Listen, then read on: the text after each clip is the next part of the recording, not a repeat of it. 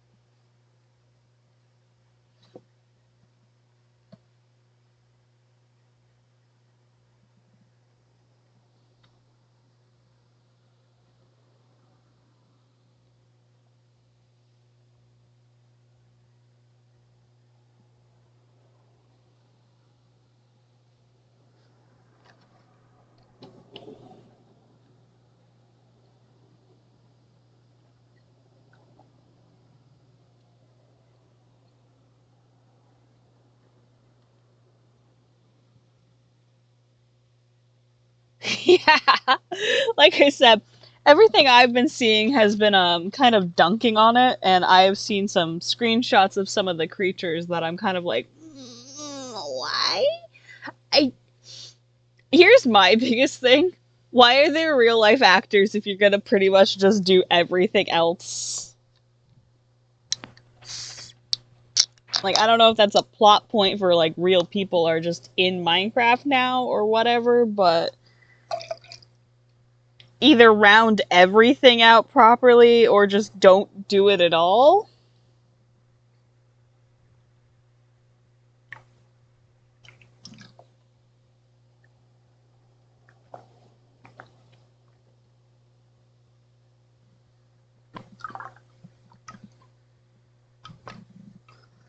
Get out of the can. I think one of the worst parts about canned bubble tea is like all the boba gets stuck in the can.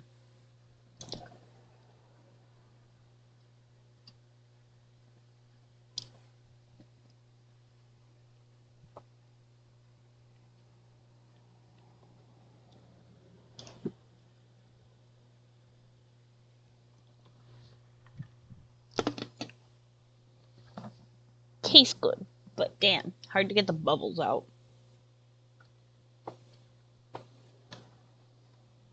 Yeah. Like, I don't think it's necessarily that like the CGI can't work considering like the game itself is like a 3D type game. But from what I've seen, it just doesn't. No. But I gotta hold my full judgment back till like I actually look at it proper or see like a proper trailer. But currently I'm kind of like very, very apprehensive.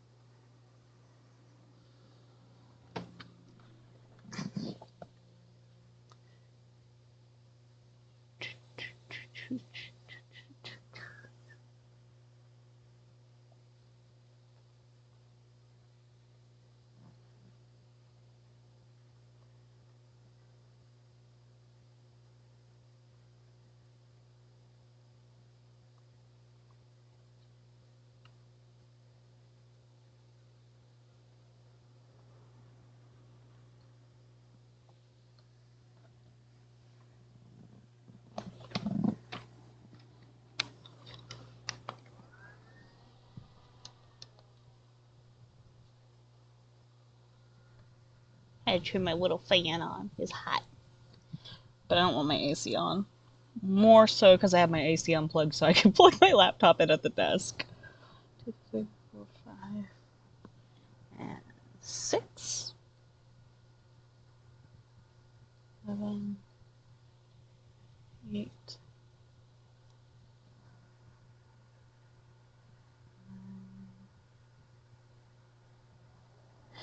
See, like, here's the thing I like would consider. It's like if there are so many like Minecraft but realistic like designs out there. Like going a bit more towards the Pokemon angle of it could have been potentially a way too. But from what I've seen, it just kind of seems like they're just like putting A into B, and it doesn't seem like there's too much forethought there.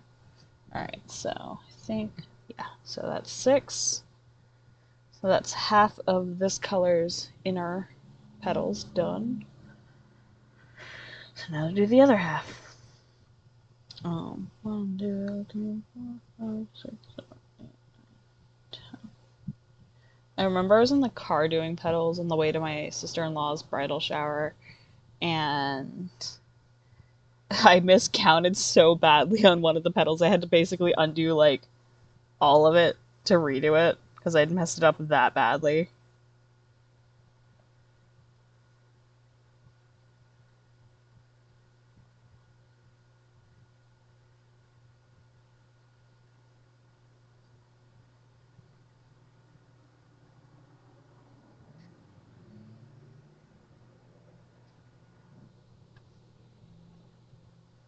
Who knows? I think it's really going to depend on how they play it. Like, are they going to play it more serious? Are they going to play it more jokey? Like, it's really going to depend on how it gets played out. Like, I genuinely enjoyed the FNAF movie. But I loved the fact they mixed the practical with the CGI, and I think that really helped. So it's just like, and I did like Detective Pikachu. Don't get me wrong. So it's just like, we'll see. That's why I said I have to hold my judgment till like more comes out and everything, and it all depends on how it gets played out. I'm not gonna rip on it just for the it's CGI instead of this. I'm gonna rip on it because I think it looks stupid right now. Like, from everything I've seen, I think it looks stupid AF. But I like Minecraft, so we'll see. Like, I genuinely enjoy Minecraft. I have been playing Minecraft since, like, 2012. So it's like, well, we'll see how this goes. But it's like, I know that some things just don't translate well. And that's fine. Not everything's gotta translate into, like, that kind of thing. Things exist in the medium they exist in for a reason. And sometimes they work well in one medium, but they're not gonna work as well in another medium. For an example, like, a video game will probably... You can hide more lore and stuff with a video game versus, like, a comic. But it doesn't necessarily mean that it'll always translate well. Like, there are some comics and stuff, like, so here's an example. I like to read, like, Junji Ito. And some of the anime adaptations don't play as well as the original manga does, and it's not necessarily a fault of, like, the anime itself. It's just some things don't read as well. Like, having the comic where you have to turn the page and everything's paced a certain way within the comic, it doesn't lend itself as well to animation because you can't get that same kind of, like, suspension and such. So 1, 2, 3. And I think it's a similar case here. It's like, you can tell a story within the world of something, but it doesn't necessarily mean it's always going to hit the same way you want it to. And I think that's probably going to be, like, a big case with this one. Like, FNAF worked well going from video game to movie because the game already had a story within it that he could build upon, kind of thing. And I think that's the same reason it also does tend to go well with the comics. Like, there is stuff there, but you can also digest it fully separate from one another. I think that's a big thing to consider too when you have these kind of 1, 2, 3, 4, 5, 6. When you have these shifts from one medium to the next, I think a real thing is how much of the base media do I need to know to be able to enjoy this thing? I think that if you're able to enjoy something without having to go and digest 24 other pieces of media, that's the best way to go about it. But if you need to have experienced the other parts to understand it, I don't see it as solid. I can't think of the proper way I want to describe what I'm trying to explain. Like, FNAF as a movie works because it's like, even if you don't go and partake in all, like, the games or the comics, you can go watch the FNAF movie and get enjoyment out of the movie's plotline and everything. And if you happen to actually do deal with, like, all the other media that involves the Five Nights at Freddy's franchise, you can get more from it. You can see little Easter eggs or stuff like that. And I think that's the best way for those kind of adaptations. Like, you can go and watch it as a standalone and not lose any of the experience. But if you do already, like, know it and are familiar with it, you can get kind of, like, experience plus. And that's why I'm kind of apprehensive towards the Minecraft thing, because I'm like, how much are you going to be leaning on the crutch of what do people know about Minecraft? But then again, Minecraft, it's a fucking block game. It's a fucking block game. but I'm a little weirdo.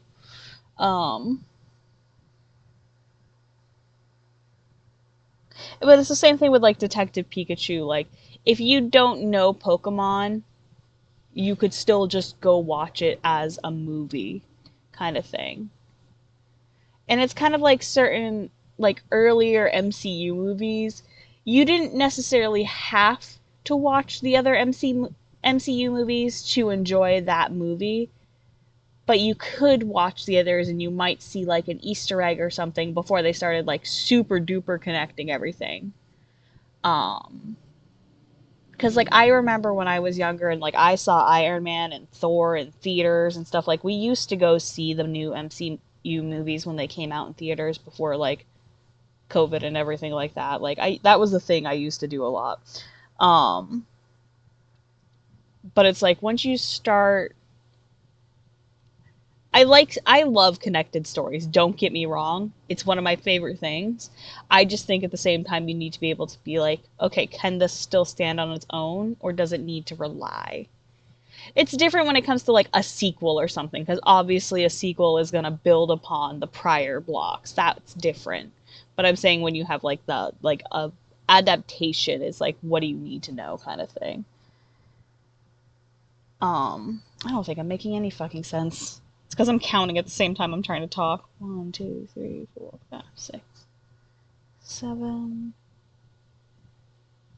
8. I don't hate CGI. 9 and 10. I think it can be used really effectively. I think the biggest problem is it's used as a crutch more often than not.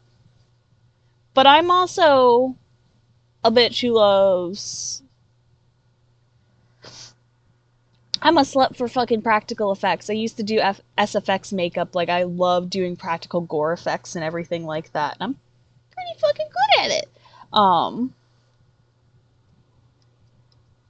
Yeah, like, that's the thing, is, like, just being able to go see a thing without having to, like, you can enjoy it without having to have watch the other ones. But if you have watched the other ones, you can get more from the story. Like, so you say Civil War is, like, your first one. There's enough, like, there that you could probably, like, get the meat of it, but it's like, if you've watched, like, Captain America itself, if you've watched, Iron Man 2, like, you get a little extra kind of thing. And that's why I still actually rewatch some of the older MCU. 1, 2, 3, 4, 5, 6. Mostly because I actually have not watched the ones I haven't fully seen, or at least I don't recall them as well, are the later ones. I think the last one I properly watched was... Are you a Bucky fan, Dan? I feel like Bucky is someone you would be watching for.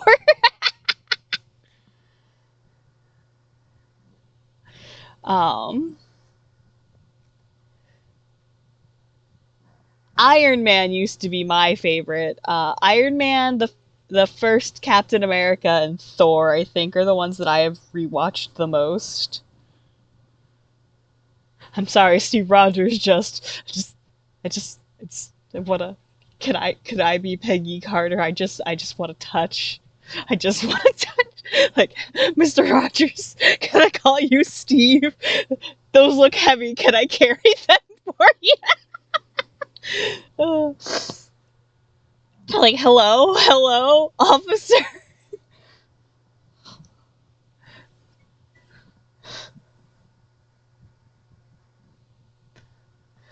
And I think one of my favorite things is I love how much of an asshole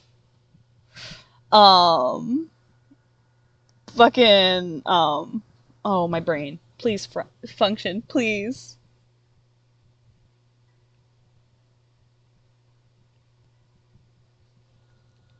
Yes, Tony. My brain was like frying and I'm like, the fuck is your name? I was like, Stark. Tony Stark. He's such a dick. I love it. Like, yeah, I think that's like you can tell with some of my writing. Is I love a character who's a fucking prick. But I also love characters who are goody two shoes. But sometimes you gotta be a fucking dick. Tony Stank. But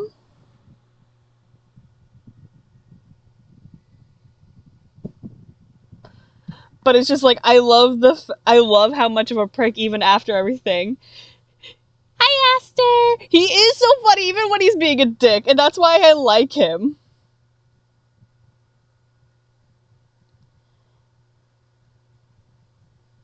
But I think that's what makes it work, is the fact that he is a prick. I don't think that Tony would work as well if he was always like goody two shoes and nice.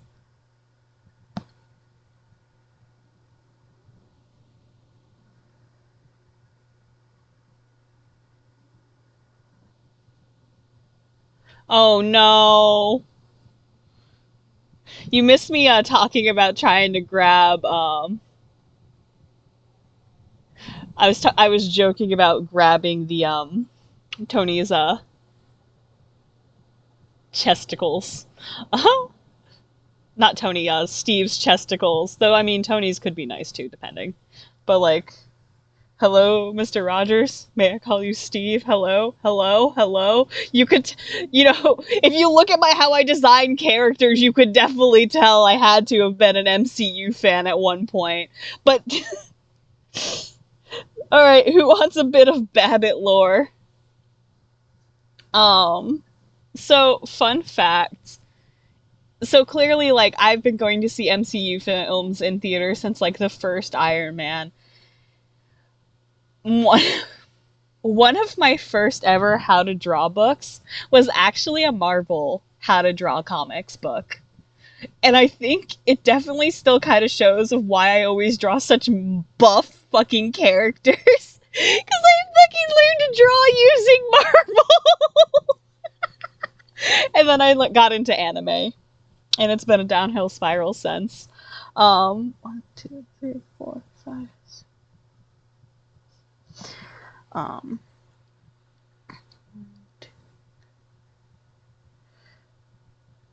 I used to have the dumbest crush on the Human Torch. And the Thing.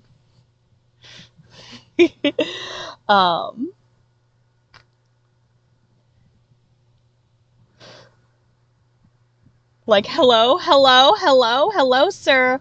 But, like, all the original, like... Hugh Jackman also... Ben has a good inside!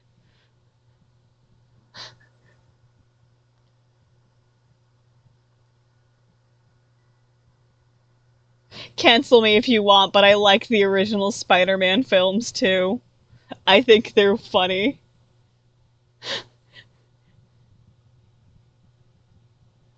Hugh Jackman, sir, please, please. Like, hello, hello, hello, Mr. Jackman. Oh, it's ad time. You guys can't hear me fucking rant about fucking characters for a second. Ad time. So I can turn pre-rolls off. But hello, hello, Mr. Jackman, hello? Jack is the, like, put the Jack in Jackman. Oh, I think it was him. I'm thinking of this one time. I believe it was Hugh Jackman on the cover of, like, Woman's Health or something like that. And he was just, like, in a nice, like, long sleeve sweater and everything. And it was just like, hello? Like, look. He put Jack off. Yeah. I knew my type young. Like, before I even, like... Because I'm pan. I always joke, like, oh, I'm gay, but that's because I think women soft. And I want women to break me in half. Like, hello? Please? But I also enjoy a good man now and then. Like... Gender non-conforming, just, I like buff people, Please break me in half. Except please don't, because I'm ace as fuck, but I would love to hold your hand. You could snap my back in half, though. That would probably feel pretty fucking good.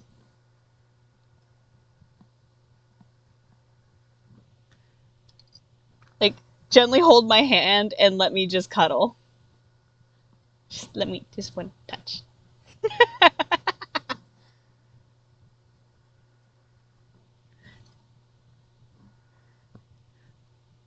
But yeah, so one of the reasons I draw so many buff boys is because I was fucking into Marvel when I was like my formative years.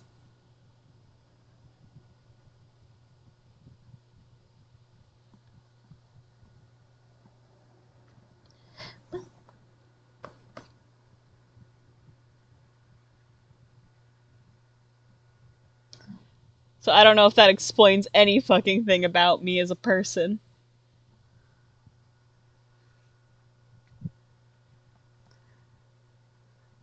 Marvel and Alice in Wonderland. That was my fucking jam.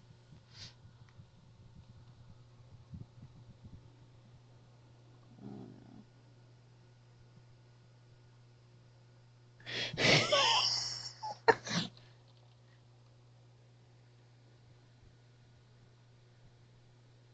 so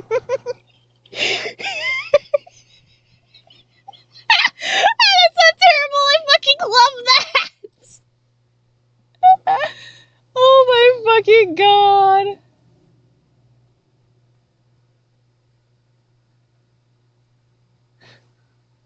My paw shall with you,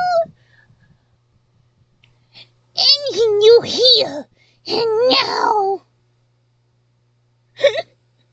Oh, I fucking love that.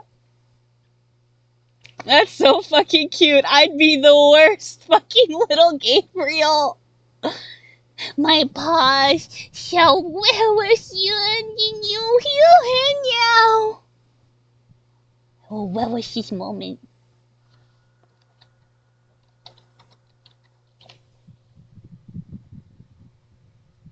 Yeah. Like, it's so funny if you actually know what I was into back during, like, the formative years of when I was getting into making art and everything.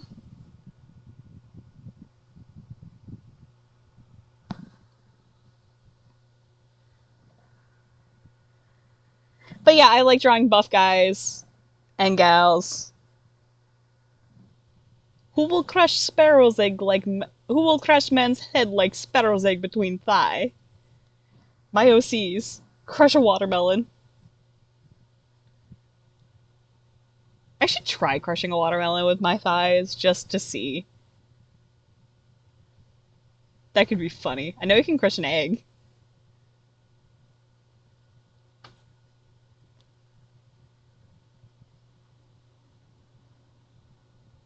It would be messy and sticky, but science. 2, 3, 4. Do you want? Speaking of science, do you want to see the? Do you want to see the prettiest fucking star paper I got? I bought I got new origami paper. Look at it. It's Galaxy. The green one's on its side, but like, Look at it. I actually have bought this set in the past, but I lost the box for it, which really sucks because I have a jar that I was working on that had this in it, so you can see some of it. But I couldn't find my box to finish the jar, so I had to order more so that I could finish it. So, but it'll go in the box with all my other origami paper so I don't lose it again. Speaking of, since I pulled this out, I might as well fold a couple stars. By the way, did you guys see that my cup says boo juice?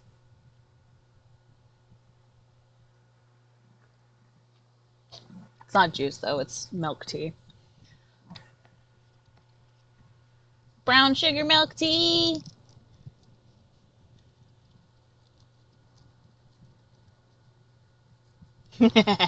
Boob juice. I mean, it is a milk tea.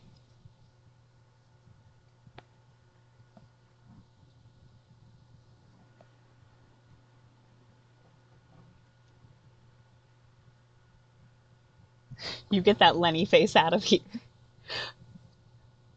Oh god, I just thought of another funny thing. Sebastian's not gonna know the newest emotes. He will unironically XD. Shaking my head, shaking my head.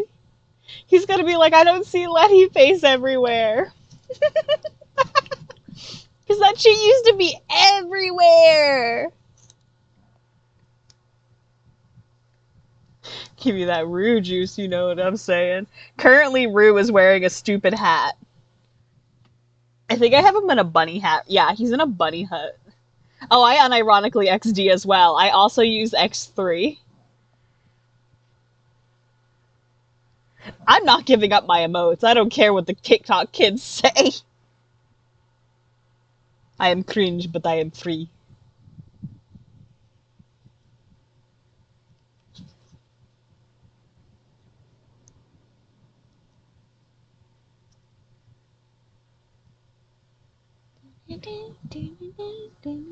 Same.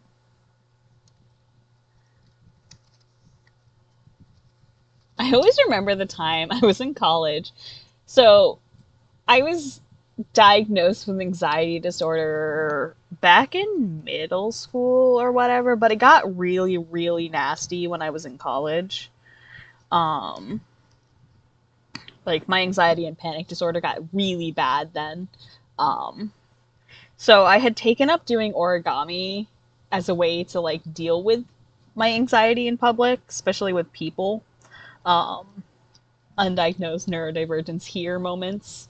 Um, and I remember I used to carry this giant container of animal crackers, but it wasn't animal crackers.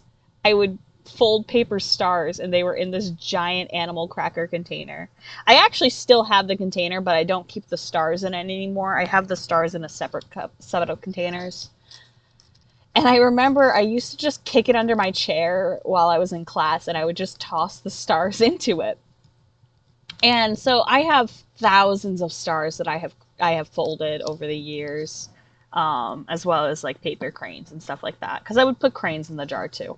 And I remember I was in typography class once, and one of the guys in my typography class came up to me while I was sitting on the counter folding stars during one of our like it was a free session, so we had already just like done our work, so we were just kind of all chilling.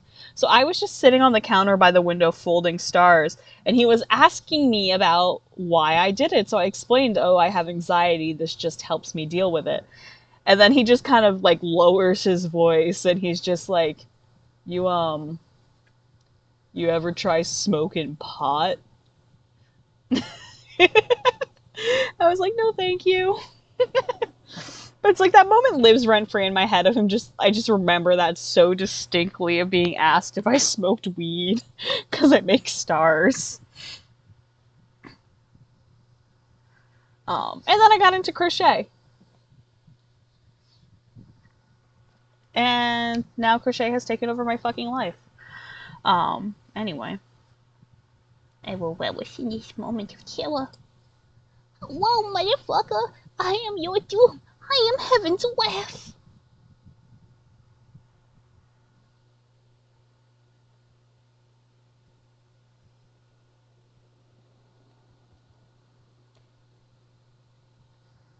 Crochet.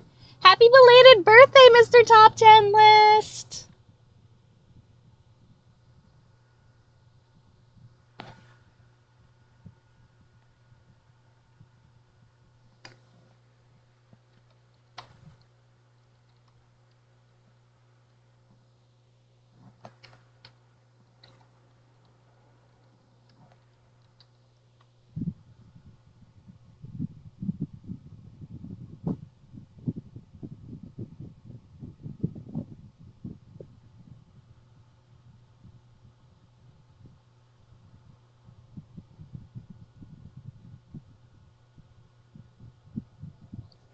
Yeah, no, but he was also trying to sell me weed.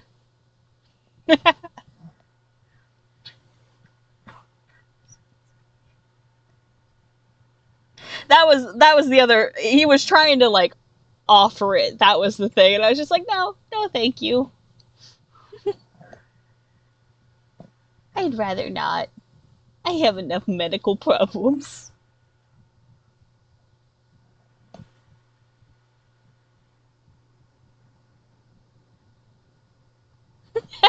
I'm having swam.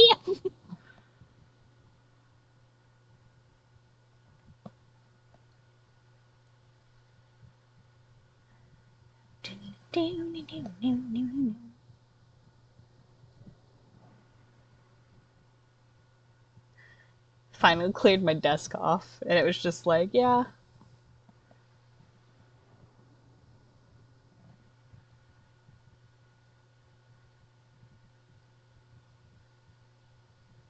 I have been staring at my desk, like, meaning to clean it off so I could do, like, a crochet stream or something for a bit. I just kept not doing it. I'm just like, nah, fam, I don't want to clean my desk off.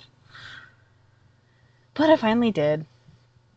Do you guys want to see something stupid cute? Have you ever heard of cats versus pickles? There are these little mystery bags that you can get, and you have the chance to get a cat little plushie or a pickle shaped plushie. And I think they're kind of stupid cute. So I have a lot of them. I also have some that sit in the back of my car. So if you look and you could see these cats just lining my back rear view window. But they have a creature of the Black Lagoon cat. He sits on my tablet's like mount. I normally sit him up there, and I just saw him when I was like looking at my desk. Look how stupid cute he is. This is my son. He's got little claws. He's got the little wrinklies, the scaling. He's so stupid cute. I do have another one right here. This one's a novel. So he's a book.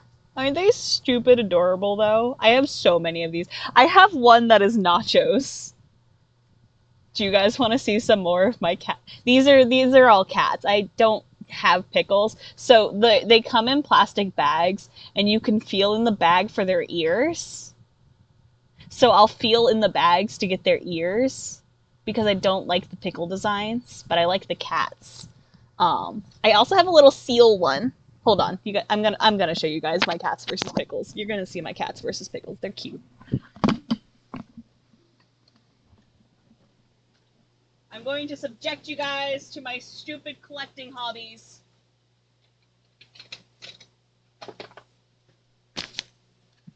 Hold on, I gotta grab the other ones. They're on the other side of the room.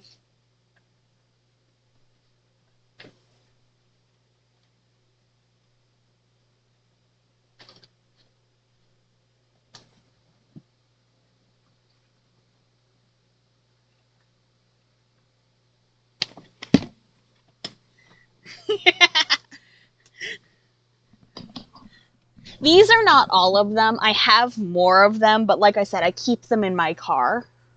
So these are called chonks. These are the XL chonks. So I have these two, which like I said, I have a nacho one, and then I have this little sunshine one. It's got a little balloon. This is Nimbus. I keep their tags so I can remember their names. This is Nacho. But this is Nimbus and Nacho. They're my chonks. This is my seal. Her name's Lucille. The cat's got one heck of a bark, but she is one of my favorites, because she's just a stupid little seal. We were like grabbing a bunch of the bags to try to find her little, to feel for the tail fin, because I really wanted the tail fin one, because she's so stupid cute. You get to go up there. We have, I think this one's name's Tapa.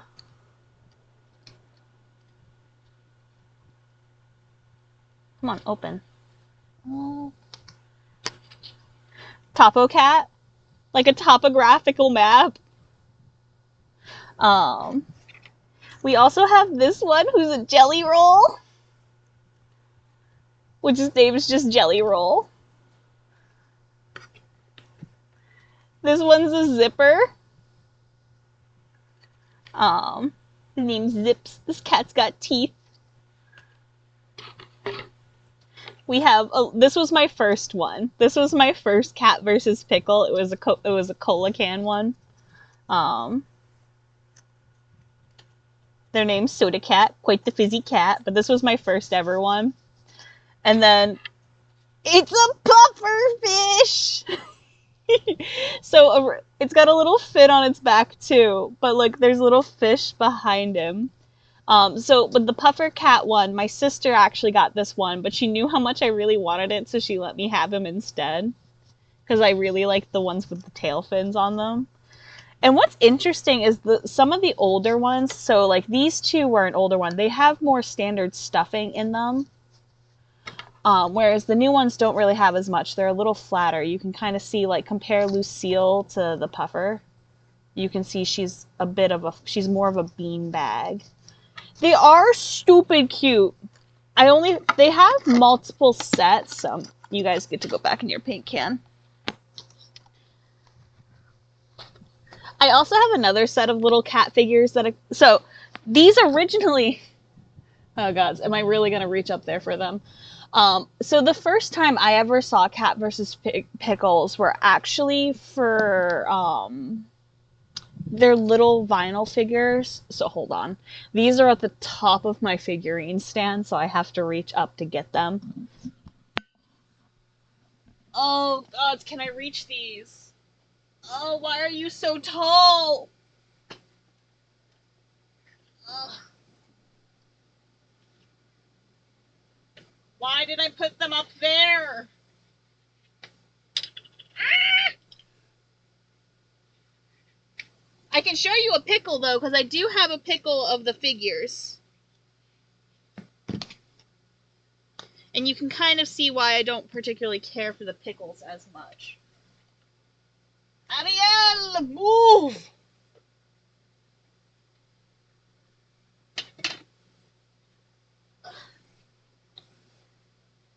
That's not a Cat versus Pickle, it was just in my way.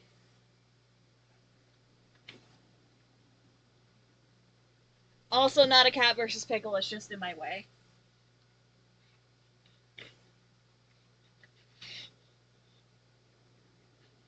Oh, you're so dusty! My voice!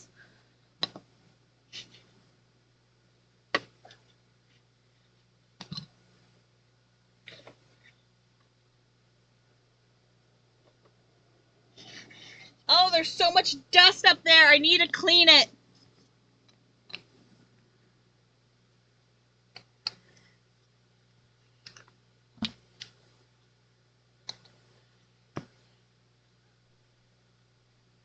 I'm gonna be stupid.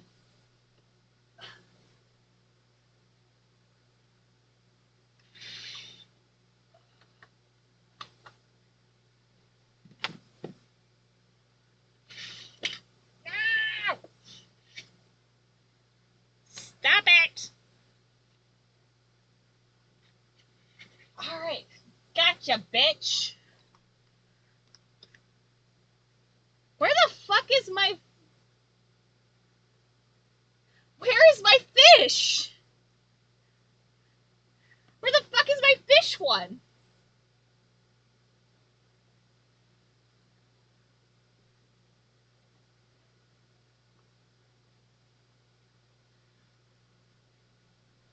Well, I don't know where that is. That makes me a little upset. I'll have to look for that later.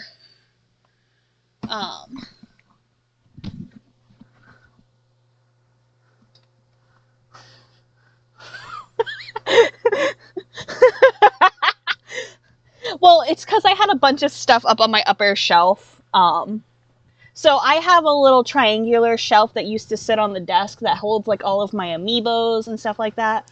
And I have some other like figures and stuff up there. So this one specifically, this is from a different type of mystery mini called, I believe they're called Amphu cats. I think she's originally a YouTuber. I don't watch her content at all. I just think the cats are stupid cute, but this was from a squishy set. I have a bunch of the vinyl figures of this set as well, so if you guys want to see more of my stupid collectibles, I will show you more of my collectibles. Like, I don't ever talk about how many collectibles I actually devil in. I love little stupid cute things. Anyhow, my first experience with Cat vs. Pickles before the plushies that I showed you was these little vinyl figurines. So these are the pickle designs. They tend to be a lot simpler, and I'm just not as big a fan of them as I am with the cats. I think the cats are just a lot cuter, and I like cats, so. But originally, I found these as little mystery vinyl figurines at GameStop.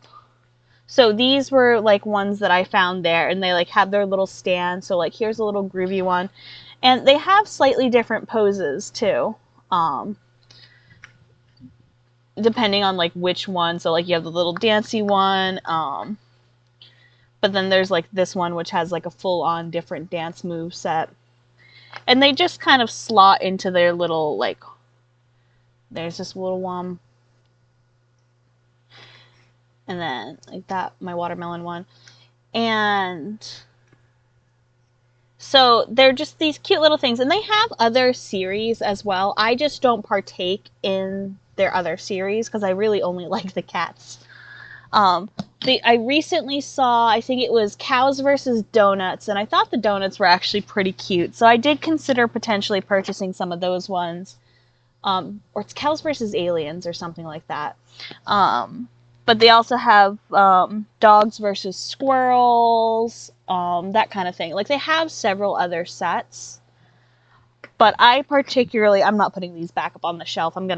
I'll figure out another place for them because that was too hard to get up onto. I'd have to take the whole shelf down to put them back up there. I don't want to. I stood on my swivel desk chair, and that is not a safe thing to do. But I just think they're really cute.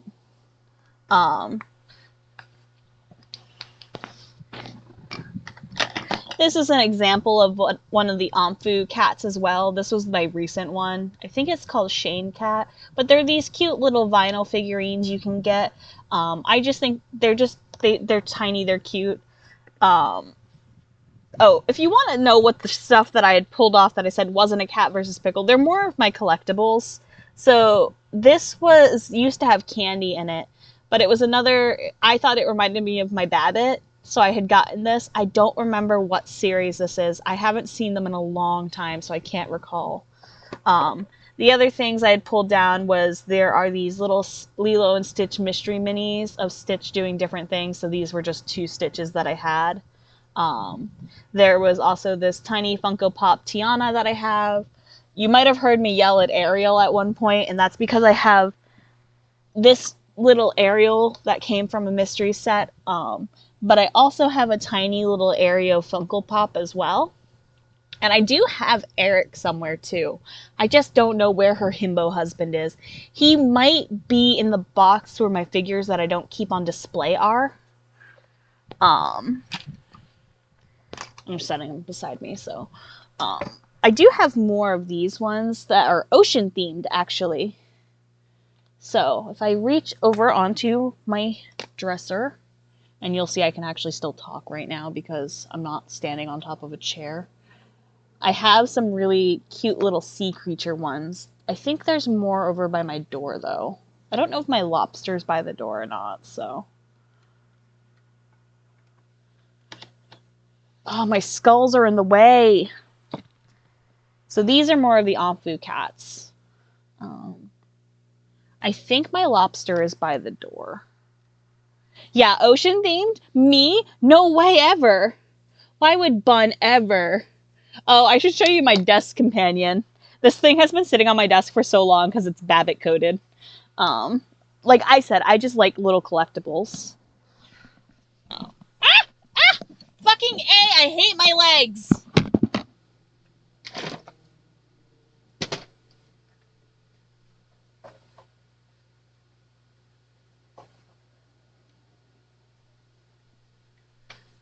I fucking fell over.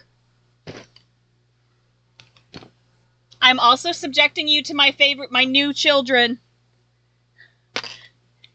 You can look at my Furbies. I'm introducing you to my children. Look at my Furby children. Look at my Furblets. Look at my babies. I want a long Furby so badly. I'm going to make a long Furby someday. I will have a long Furby. They need parental guidance. But this one has the sea theme. She has little like seashells on her eyes. This one is a space theme, and this one's just rainbow. They're my babies. Anyway, on to the Omfu cats. So these two were from a gemstone set, and they actually have plushies too. They have plushie versions of these, and I do have those. Those are also in my car, because that's how I decorate my car. It's filled with cats. But these are the ocean-themed ones, and I have pretty much the entire ocean set. I am just missing like one or two, but I got all the ones I wanted, so I didn't buy more of them. Because they're mystery minis. And I got lucky. I didn't really get any duplicates, and the duplicates I got, I went to my sister. So, it's a lobster cat. Look at him. He's a fucking lobster. I think this was like one of the first ones I had gotten, and I was just like laughing my ass off. There's also a little jellyfish. Like, look how cute she is. There's a whale shark. Like, and they got the little beans. Look, they got beans. And the beans aren't just painted on. They're slightly sculpted. There's a stingray. Like, look at this little baby. Look at the fucking tail. There's a dolphin. And the camera can't seem to focus, but it has a star pattern on its blue. It's really cute. But it's got a little snoot. Because, like, you compare it to the other cats, they don't have a snoot. And then there's an octopus cat. Like, they're so stupid cute. Like, I think they're stupid adorable. I love them.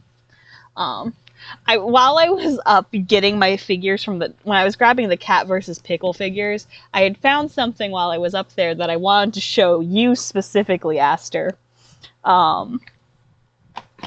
Because you know how I've been drawing Jolene as a seal? This seal specifically is what I based her on. It's this little plush seal I got back in 2012 at an anime convention. His name is Jiggy. And unfortunately, Jiggy no longer functions. But he used to laugh.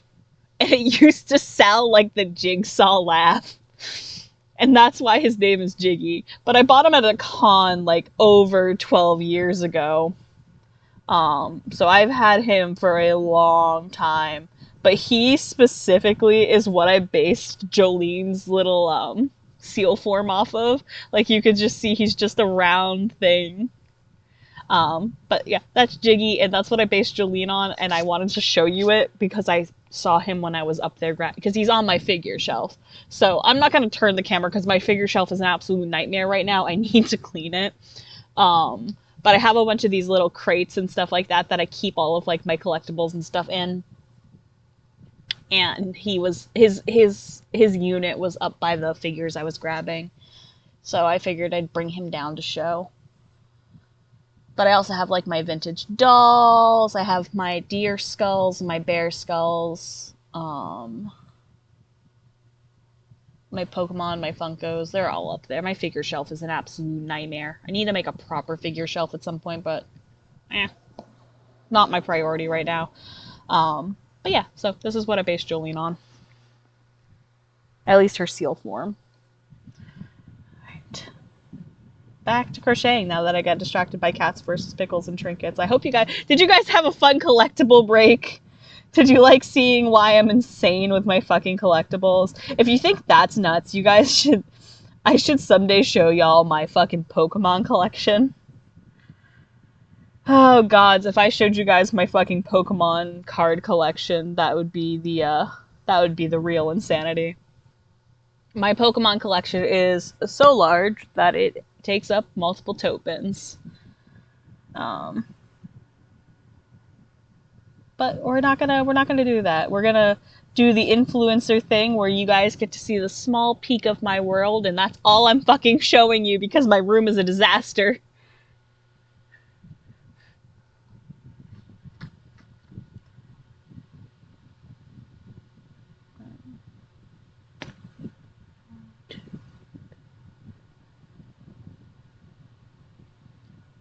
But I have to go back to making flower petals. But yeah, that was those are some of my collectibles. They're not. Oh, the camera also doesn't show it very well, but he has little frills around his eyes. He's also got yellow eyes. He's just baby. They're also just fun fidgets to play with. Oh, I have actually, do you guys want to see more? I just saw where I put some more of my Cats versus Pickles. I have more. I have more! I have more babies!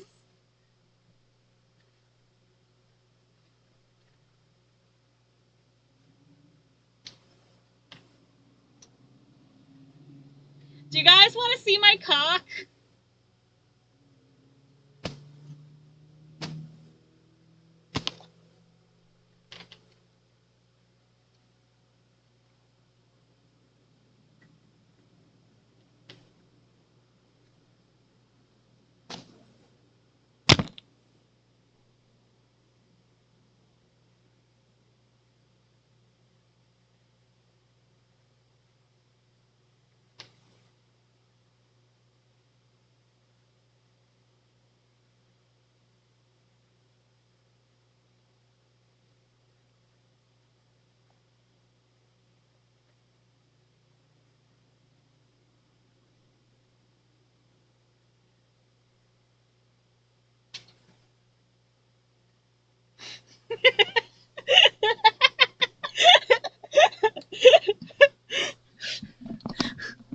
You just hear me in the distance. You want to see my cock?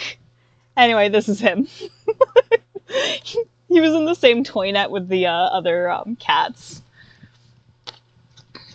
His name is Reed. He's a squishmallow. I thought the joke was funny. Do you want to see? Throws a rooster on my screen. But here's another one of my Cat versus Pickles. You should get a little love theme. Her name is Lloyd. Say anything. We also have a little ice cream.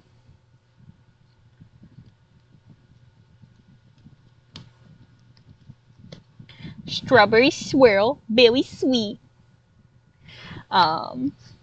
We have a bubble bath cat. Schooner, splish splash. This cat's taking a bath. It's got a little boat. It's a can of tuna fish. I think its name is Tuna. Tina Tuna. She's not your average kitten. But those are more of my Cat versus Pickles. Like I said, I have a good amount of them. I think they're just stupid cute. And thank you! I'm happy to hear. Oh,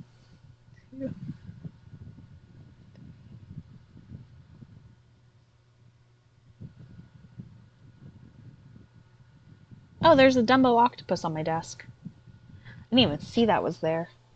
I just like looked ahead behind my cups. There's a little flapjack octopus that looks like an egg. This isn't a mystery thing. I made this. I made this. It's just a stupid little cute little. Sorry, I'm getting distracted. Hello, hi.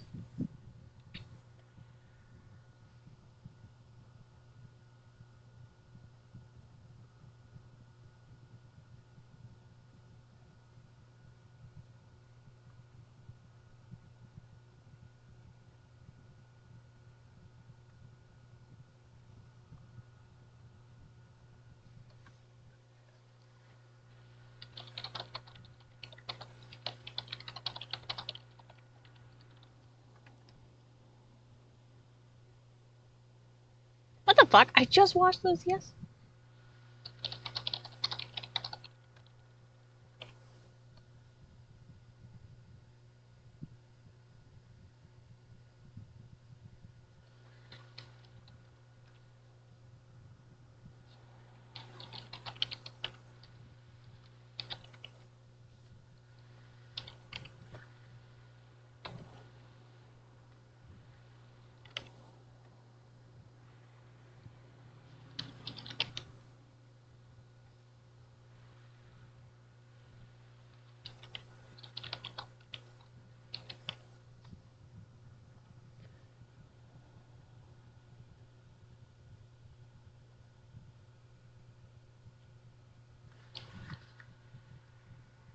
One, two, three, four, five, six.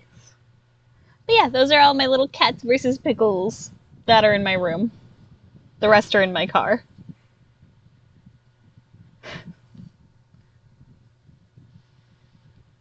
And those are just the ones I have. My sister also has some. We do have a lot of we have not a lot, but we do have occasional duplicates of these because they're mystery figs. But they're stupid cute. I won't buy a mystery figurine unless I think like all of them in the set are cute.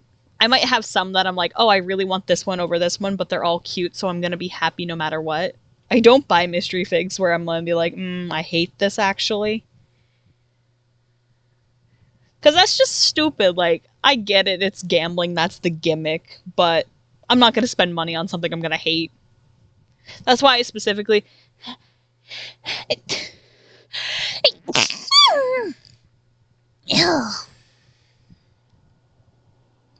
So I specifically like feel out to make sure I get the cats, not the pickles, because I don't like the pickles as much as I like the cats.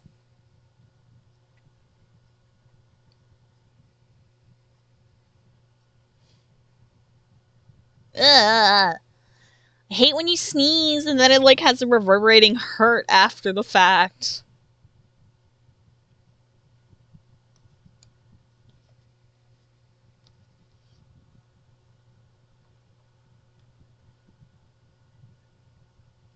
Right. Almost done with these middles. Well, smalls. Small.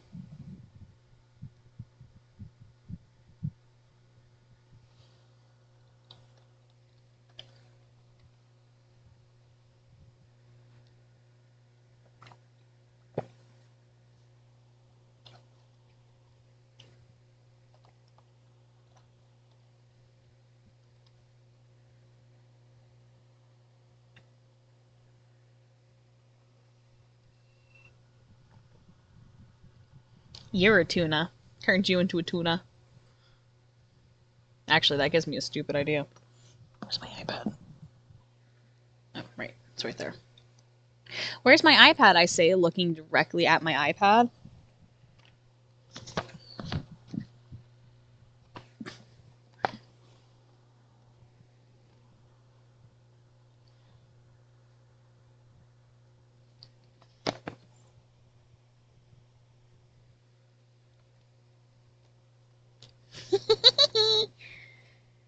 I have an idea. Tuna fish. Yeah, show me that fucker. Show me a tuna.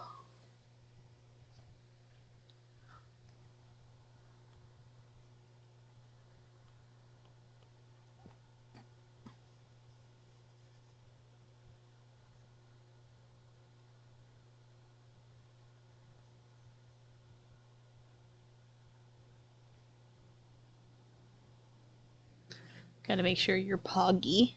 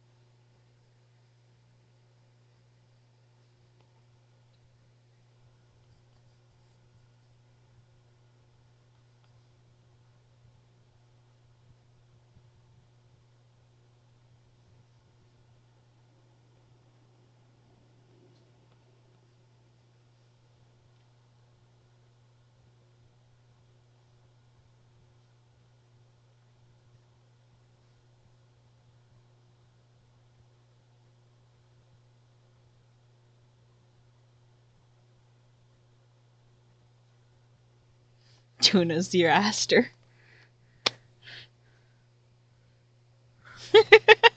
Look at you. You're a tuna fish now. Wait, hold on. I have an idea for a stupid bit.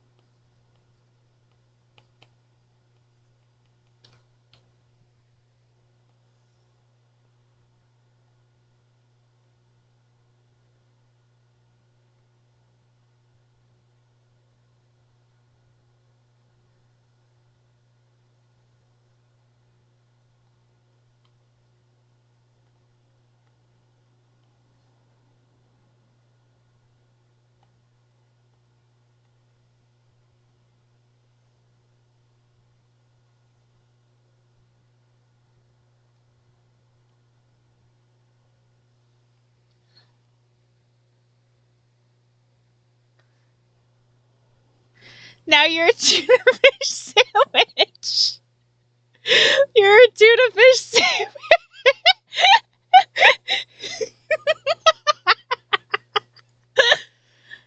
We take a moment from this fucking crafting stream for me to still shitpost on my friends.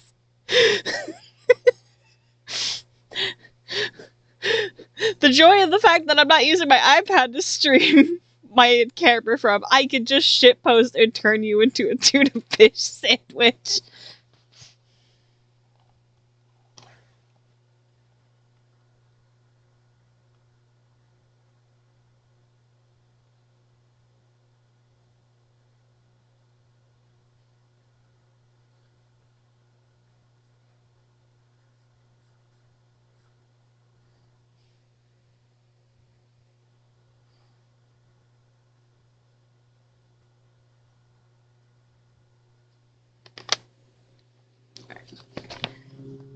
Oh yeah, I could show you. You know, I always joke. Look, this is still my background on my iPad Aster. I know I've sent screenshots showing it, but you don't need to see my fucking face. But yeah, it is in fact actually still my iPad background. Oh yeah, I was gonna show you guys. He's in a bunny hood. Rue's still wearing a bunny hood. I grabbed him when I got the cats. I was gonna show you guys him in his stupid little hood. Anyway, back to what I was doing. Meow. Meow. Meow. Meow. Meow.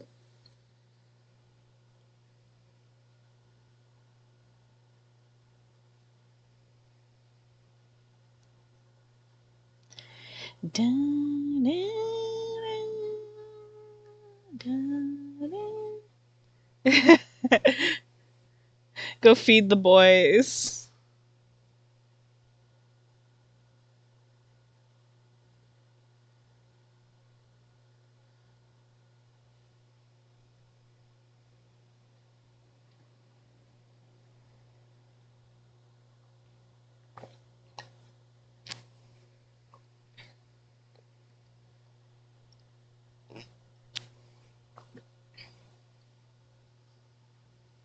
Me and being in that job that needs to have multiple drinks. Bubble tea, Coke.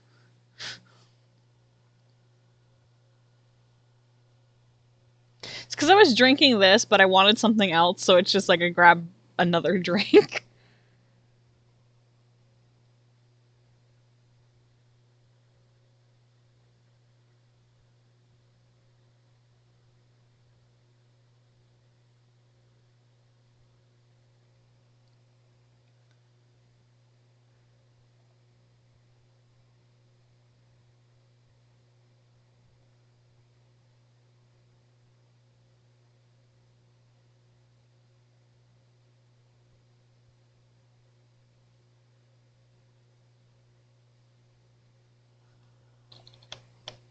Oh, poor Spoodle.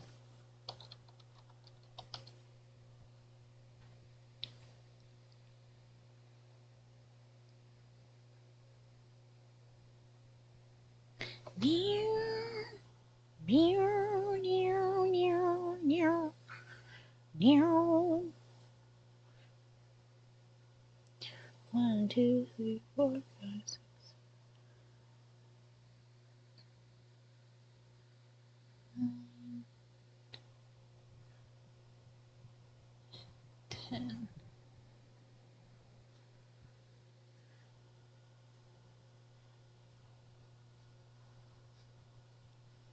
I think the funniest thing is like thinking about my collectibles and stuff, my Pokemon collection. They're literally like, my Pokemon collection is so large, it's all over my room and it's not contained to its one bin where it's supposed to be. Like, I can pretty much reach anywhere in my room and find Pokemon cards. Like, I can see a couple of tins right here. There's some cards on my bed. There's at least one Pokemon coin right there that was just sitting with my stuff on my bed. Well, on my desk, not my bed. My bed's behind me. My desk is beside me. Well, no, this is my desk. You get what I mean. 1, 2, 3, 4, 5, 6, 7, 8, 9, 10.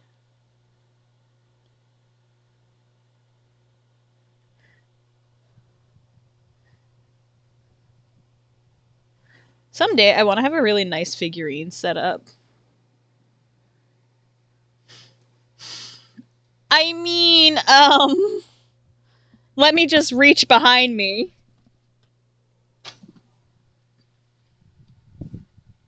I have a shit ton of Poke plushies too. Like, here's just one. This is my sleeping Eevee. But I have even more. I'm not showing it on stream. I can send a photo later. But I have so many plushies that they're spilling out of my closet, and I am quite literally considering buying a bunk bed just so I can display my Pokemon plushies and everything, my Squishmallows, just all of my plushies. I am considering buying one of those like bunk beds where the top is like a twin side bunk bed and then the bottom is just your bed. There's my FNAF plushies, my Pokemon plushies, my Squishmallows, my miscellaneous plushies, my cinema rolls, and then that's just the plushies I've purchased. You have to remember, I'm a creator who sews their own plushies and crochets their own plushies. So not only do I have so many plushies, they're spilling quite literally out of my closet. I also have all the ones I've made. There is a 3-tiered basket of crocheted plushies sitting on my window that I can look at. I can see a crocheted jellyfish from where I'm sitting. There's also my bumblebees. You have to understand how many crocheted bumblebees I have. I also have a 9-foot squid that I sewed back in high school. I have my 10-ish, 13-ish foot superior plushie that I have created. I have a crocheted lizard. My mermaid and my crocheted lizards are made. I have my 9-foot, 10-foot snatcher pillow. I have my 9-foot snuppet, my puppet. I also have a giant shark plushie in my closet. I have a giant bear plushie in my closet. I have several horse plushies in my closet. I have other plushies in my closet. I have 2 closets in my room. One of them is attached to my brother's room, so it's a shared closet. We just kind of use it for storage. But my half of it has some of my sewing supplies and then a shit ton of plushies. I have a life-size penguin plushie. I have a lot of penguin plushies because penguins used to be my favorite animal. I have so many Pokemon plushies, they had to be allocated to their own net. I have a toy net hanging above my desk that has my Gengar and Pikachu Squishmallow, as well as my Smoliv crocheted my crocheted Smoliv that I made, my crocheted Bone Stealer that I made. It also has my 2 official Roxy plushes, my U-Tunes one and my Sanchez one. I also have a crocheted toy net that is just filled with pretty much all of my Funko Five Nights at Freddy's plushies, but it's not all of them because I think Marionette is in my closet, amongst other ones. I have um, a ridiculous amount of stuffed animals.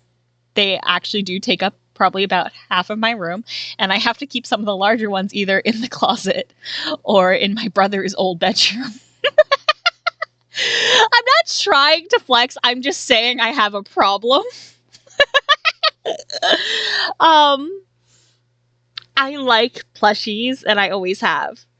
I have Mimikyu from Build-A-Bear. I also have the Pichu from Build-A-Bear, and I have Eevee from Build-A-Bear. I have a rabbit that I made at Build-A-Bear. I have some off-brand Build-A-Bears. I have Blowhigh from IKEA. I have a tentacle. I have cats. I have chickens. Shrimp. The shrimp are newer though. Fish. I have stuffed fish. I have a stuffed bat that I got at an aquarium, and I think that's one of the funniest places to find a stuffed bat. Yeah, I have a problem. I have a problem. Oh, I have a problem. Oh, there's also like Wormbert, my giant worms that I've crocheted. We also have Hank, but Hank's not done yet. I need to finish crocheting Hank. Someday I'll finish crocheting Hank. He has to get horns, and he's supposed to have tentacles on his butt, but currently he's just sitting with his ruffle. But someday I'll finish crocheting him. I have a bee. I have a stuffed bee that I made that's like huge. My queen bee.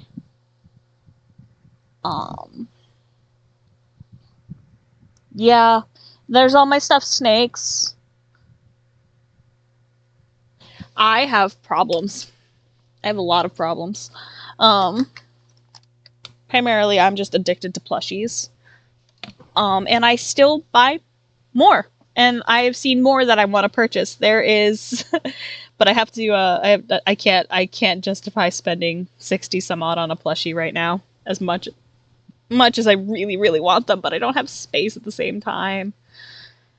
I am gonna purchase a makeshift plushie as soon as it drops, though. But that's because I'm obsessed. There's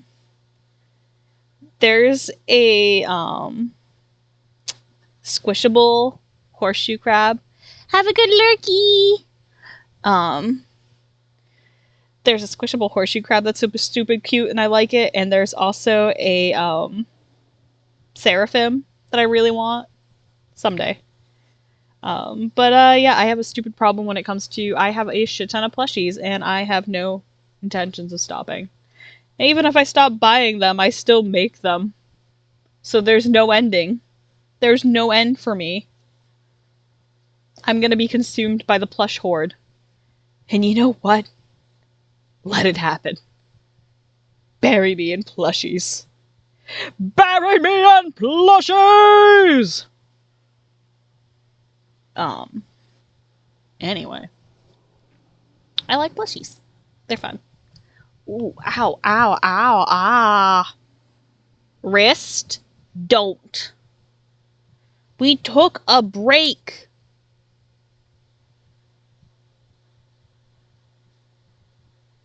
We are literally so close to being done with this set of flower petals.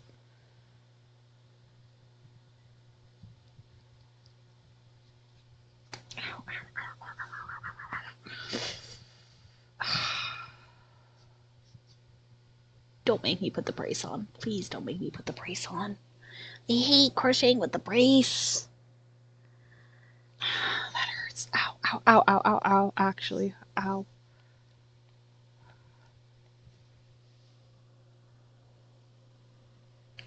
God, the camera angle always makes my wrist look...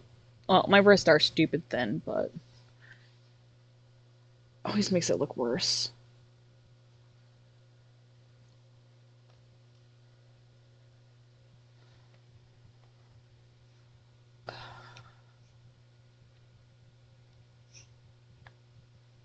Sorry, my wrist pain just started acting up, and it's just like, motherfucker, we were just resting. I'm gonna have to put the fucking brace on, I know it. Where is my brace? I just moved my brace, like, oh, there it is. It's like, I know I just had the brace on the desk. Where did it go? I don't like crocheting with my brace on, but unfortunately, it hurts. So that means I have to put my brace on. I specifically wear a thumb stabilizer type brace for doing stuff. But I want to finish these stupid fucking flowers. Well, they're not stupid fucking flowers. I'm doing this out of love. 1, 2, 3, 4, 5, 6. I'm just so nervous about not getting it done in time, so it's like I need to get cracking on these flowers. Like, I've been streaming, and I have maybe done... I think I've done 10. Yeah, I've done about 10 petals. Out of 240!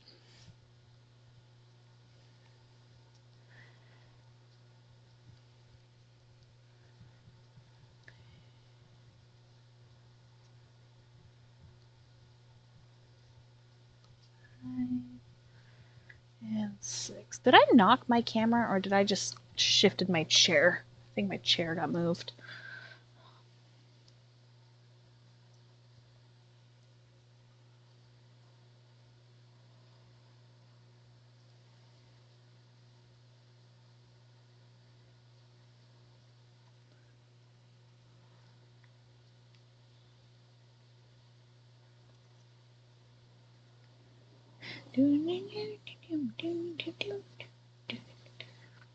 I remember I was explaining to someone once that I learned how to crochet with my brace on. It's just like, why?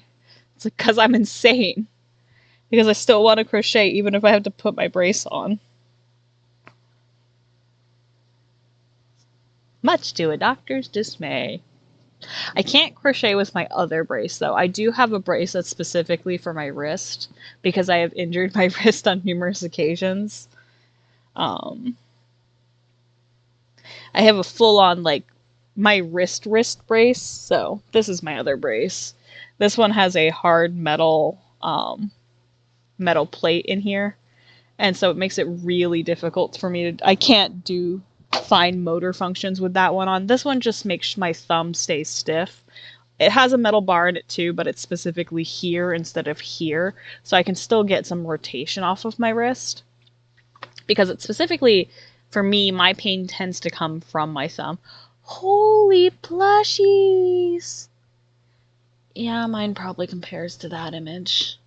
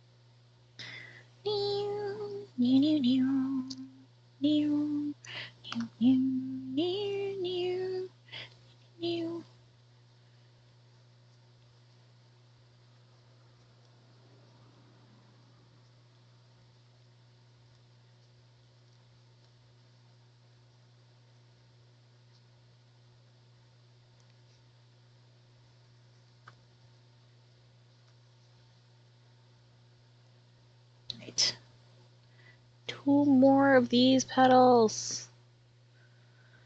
And then I'll probably make some forget-me-nots for a little bit.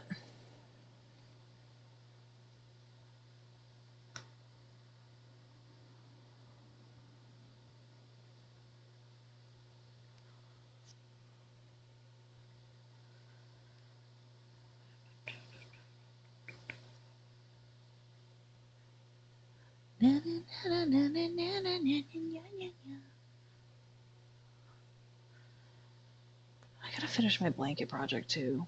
I have so many crochet projects I need to finish. I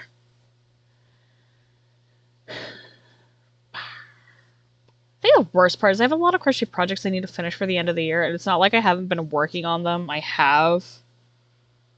1, 2, 3, 4, 5, 6, 7, 8, 9, and this is 10. Like, I have been working on them. It's just like they're so time consuming. And no one will care.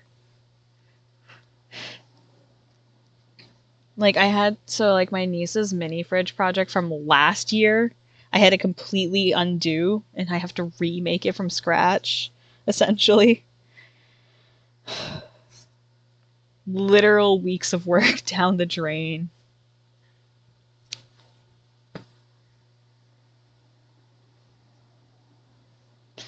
But just, it wasn't working as it's supposed to, so it's like I have to redo it.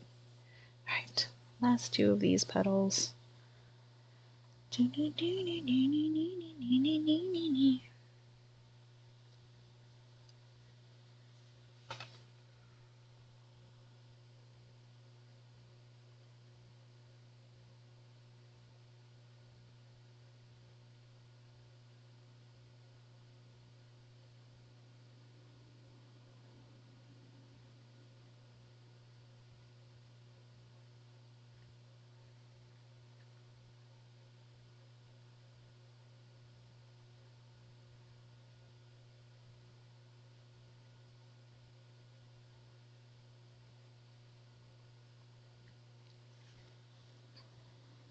Almost used all the yarn bombs that I pulled out of the skein. Hell yeah.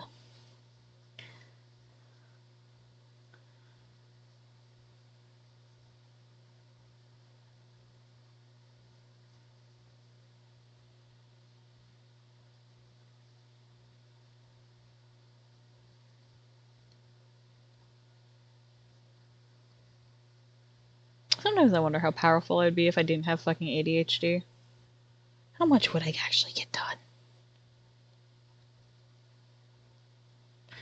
But instead I have to just kind of deal with it. And pray I can harness the sheer focus of my brain receptors. Please, please, my brain. Focus on task, please, for the sake.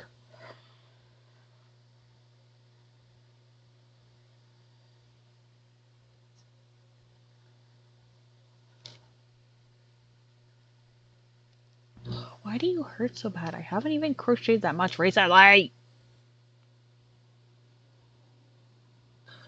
Stop hurting.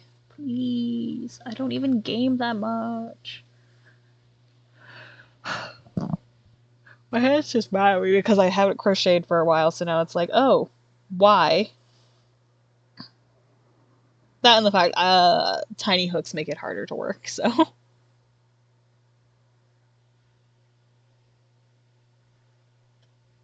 What's behind door number 1? Mop, mop, mop. Incorrect answer.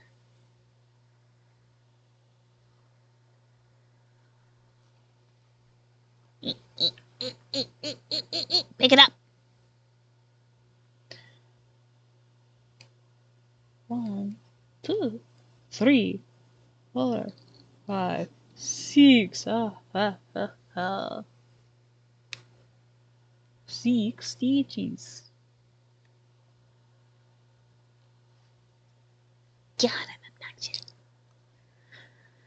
Now I was so mad I was going through my pods the other day, and I'm still so mad that I had messed up the audio of my the last Ultra Kill stream I had done, where I completely botched the audio.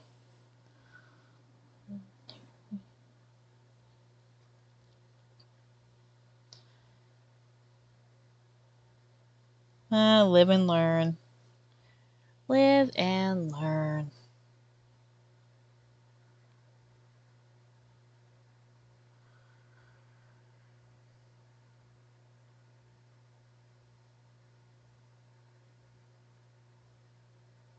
I don't want to go to work tomorrow. I gotta do capitalism tomorrow.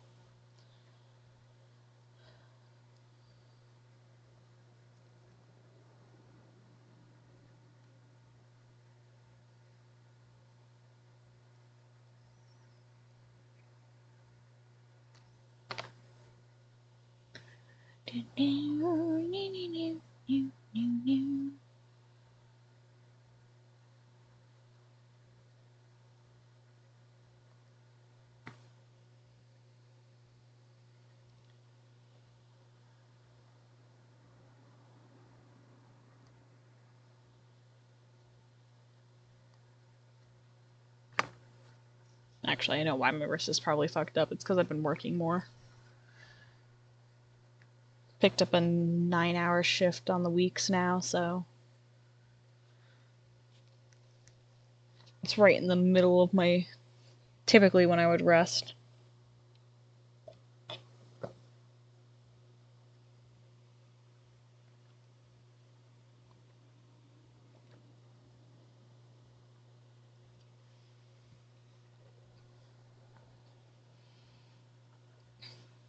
Alright, last of this size petal for this color blue. For now. Unless I decide I need to do more of it later.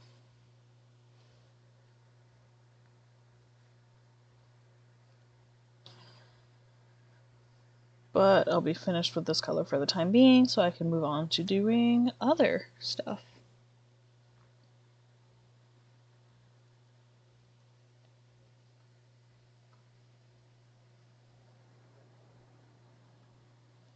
Funny enough, this is actually the hook size that I originally learned to crochet with. It's a size E hook. This is not my first crochet hook, though. My first crochet hook is a copper one. It doesn't have a handle on it like this. This is an ergonomic thing to make it easier on me.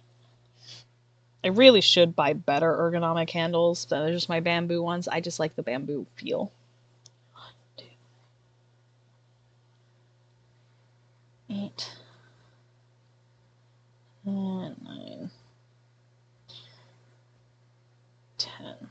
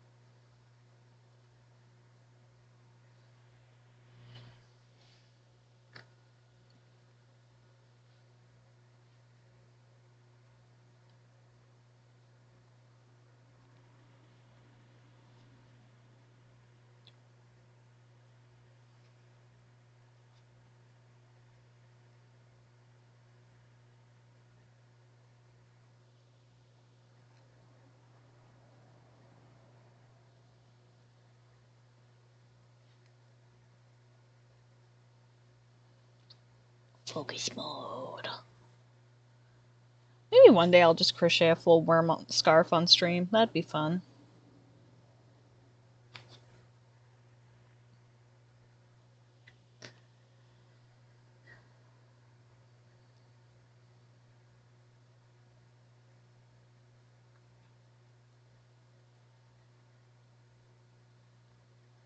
can update Etsy at some point too.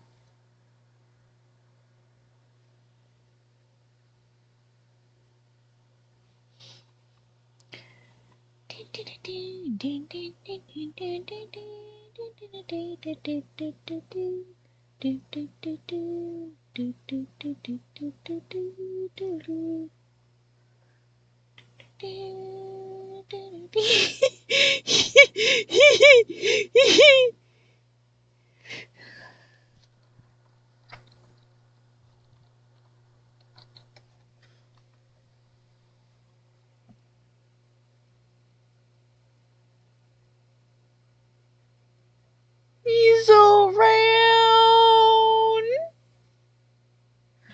Oh my god.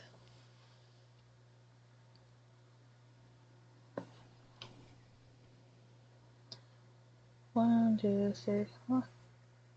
I have to say, this method of what I've been doing has sped up how fast these take. Essentially, whenever I do these small ones, I have to do 6 single crochets and then 8 half double crochet increases, and then 6 single crochets. So instead of making my brain count the half doubles because you have to do 2 in each stitch, which gets my brain fuddled, I just mark off the last 6 stitches. And then I don't have to count except for the first 6. But that's easy enough.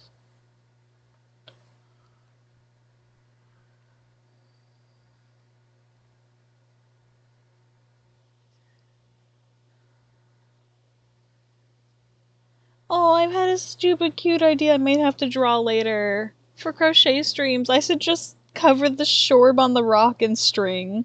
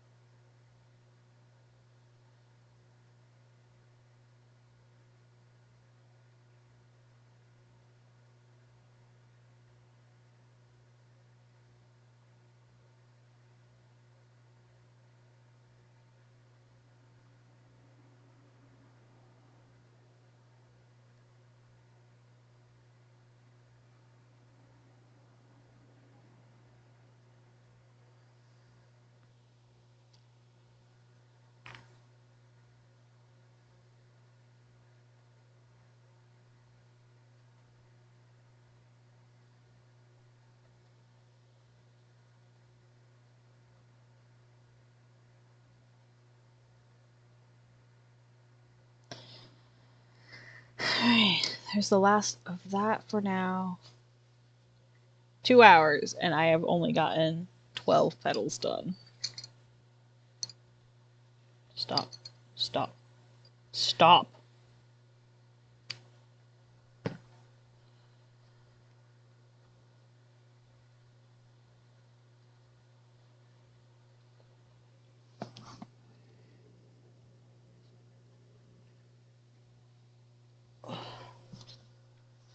Yeah, I still have a decent amount of yarn left. Cool. Alright, let's see. I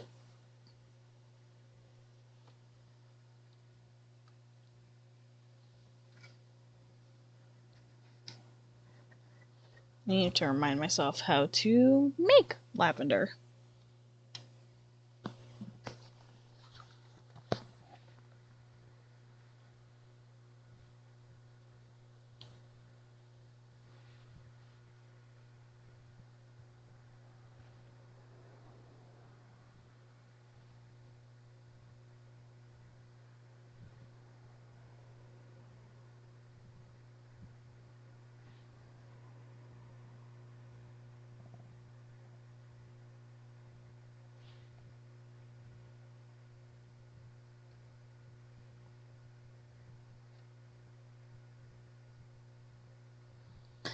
Chain 3DC.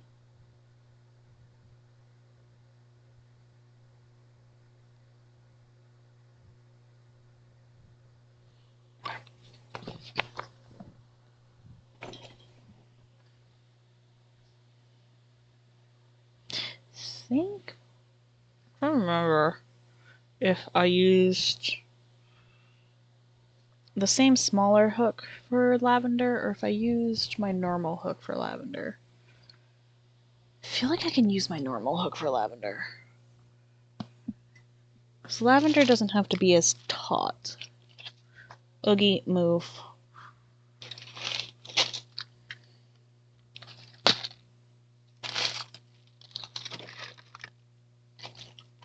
Me having to look through my craft bin for my freaking hook. Oh, those are my Figma.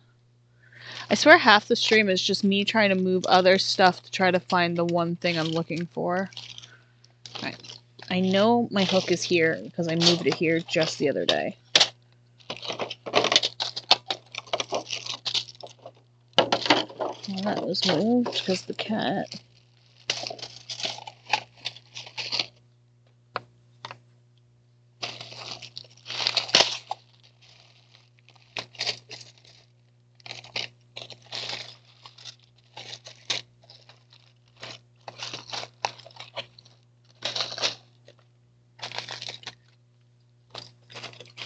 Oh, wait, it's right there. Fucking.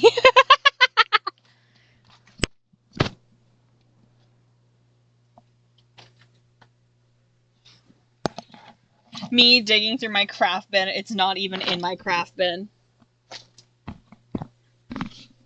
Well, I say craft bin, but it's not a craft bin. It's a 3-tiered rolling cart that I keep up my craft supplies on. It's got like most of my cords for beading. It's got like my crochet hook stuff. It's got some of the ribbons that I have for.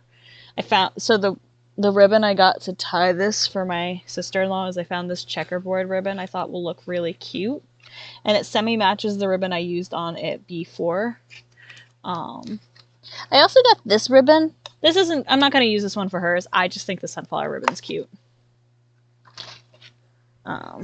But I can do the lavender with my normal hook, which will be actually easier on my hand because it's a larger sized hook.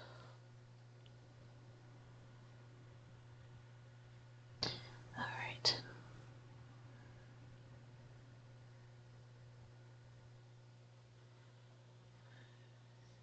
Isn't it? The joy of lavender, I don't have to count.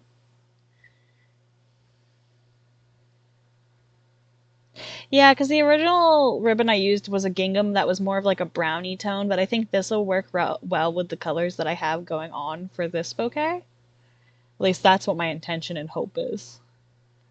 I'm also realizing I bought this other color purple to use with this bouquet, and I don't think it's going to match at all. Which is fine, I'll use it for something else. But I think it's just, I kept looking at it in the bag with the other colors of yarn, and I know what her prior bouquet was made out of, and I think the purple I bought, not this purple's fine. But I think it's just way too vibrant. It's like the color I outline Ruin.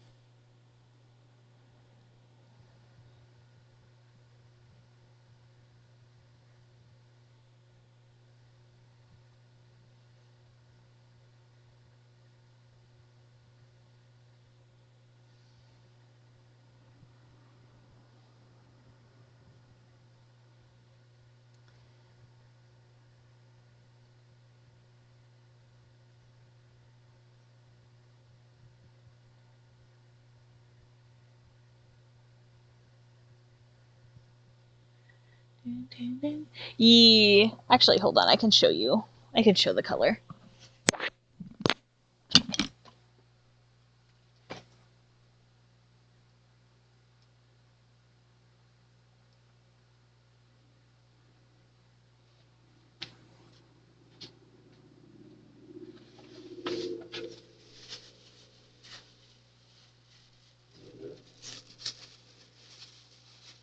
Hold on. Cat's getting into something.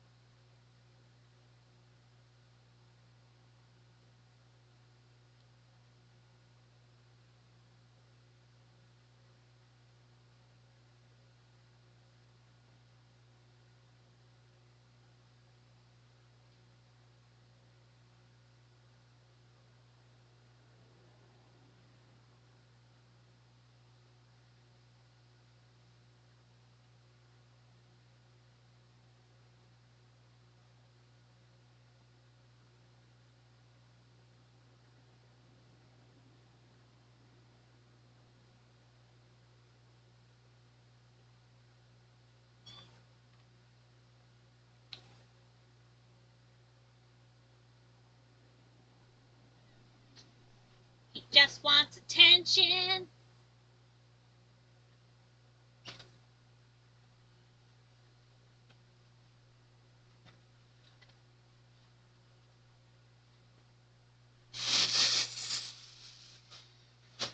Furball just wants attention. Ugh. Anyway. This was the other purple. The camera's not doing the best. I guess it is kind of close. The little, but like, what's the color? It's called Hot Orchid, but it's like, I don't know. Like when I held it up at the store to the other tones, I thought it would be okay as like a lavender shade, like for some of the lavender strands. But like, I'm also kind of just like, maybe not.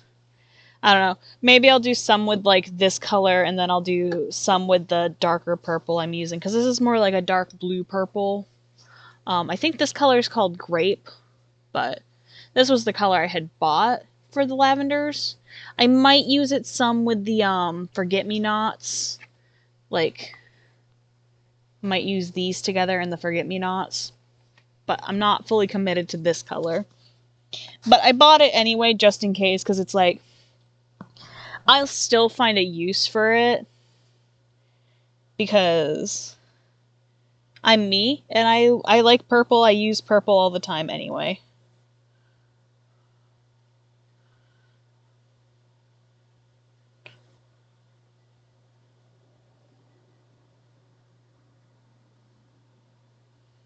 Like I use purple all the time, so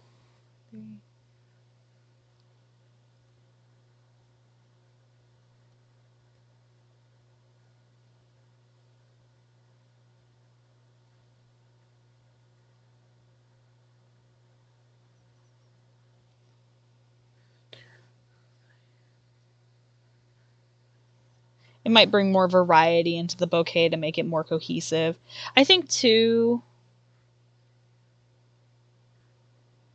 once everything's got like their green stems and everything, I think it'll help it feel more cohesive too.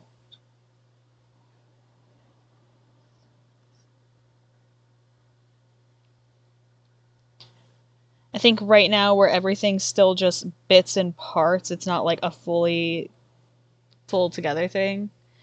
I think that's leading to a lot of it just not feeling as right because it's like, I think it's a trust the process thing.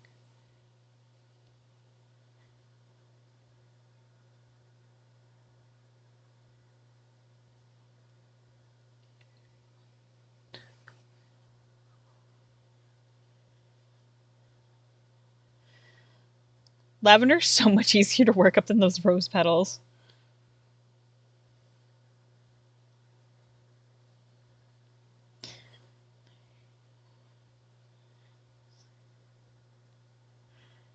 Give my wrist a break by doing just some easy lavender.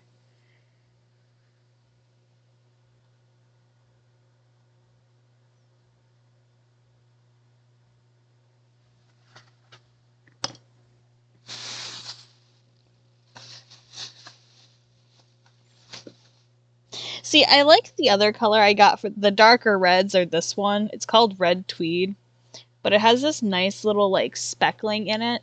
That's what the darker reds. It's just got this nice speckle tone to it that I really like. Originally, it was supposed to be like, this was supposed to like go with it, and I still might do it for some. Yeah. I like lavender.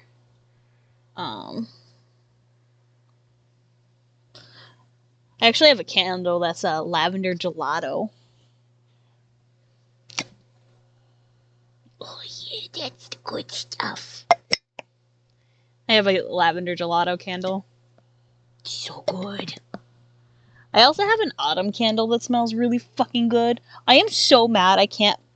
one of my favorite candle scents, I got it like on chance a while back. I only burn a candle every now and then, so it's like my candles, like I'll buy a candle like that and it'll last me years because I don't burn them that often. But one of the ones that I bought, it's called, I think it's called Cider Web. It's a Yankee Candle one, but it was discontinued a few years back, and I've yet to find something that smells like the same. I have stuff that's close, like my fall one is kind of close. This one's called Spiced Pumpkin. It's spiced pumpkin and it smells kind of similar to the cider web, but it's like it's not quite the same. Why can't you buy nice smelling candles? Is it because of the cats or is it just because Canada?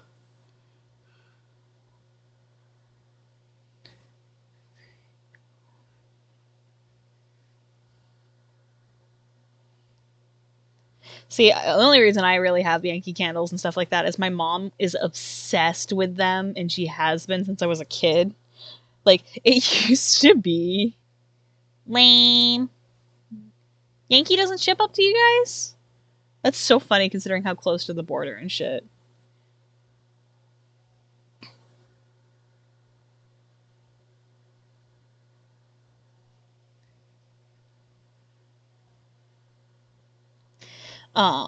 My mom is so obsessed with Yankee Candle that when I was growing up, I mean, to be fair, Yankee Candle's expensive too. Like, I think this one, my smaller one, I think this cost, close to, this was either 15 or 20 USD. And the other one, I believe, is a $30 to $40 one. But like I said, when I buy a candle, it literally lasts me for years, so. But when I was growing up, my mom used to have a Yankee Candle in every single room in the house, pretty much. There was one in each of the bathrooms. There was one in the living room. There was one in the kitchen. There was one in the dining room. There was one in her room. There was one in my room. There was one in my sister's room. My brother even had one in his room. And then there's multiples because she would change it for the holidays. So we had so many fucking candles. To this day, we only buy her candles for Christmas and stuff.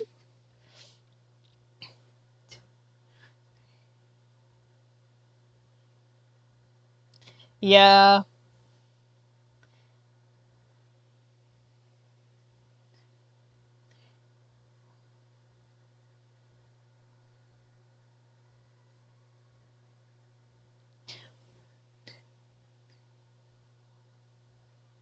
Thankfully, like, she would kind of, like, pair them together, so it's like, it was normally, like, fruit scents, or it was, like, holiday scents.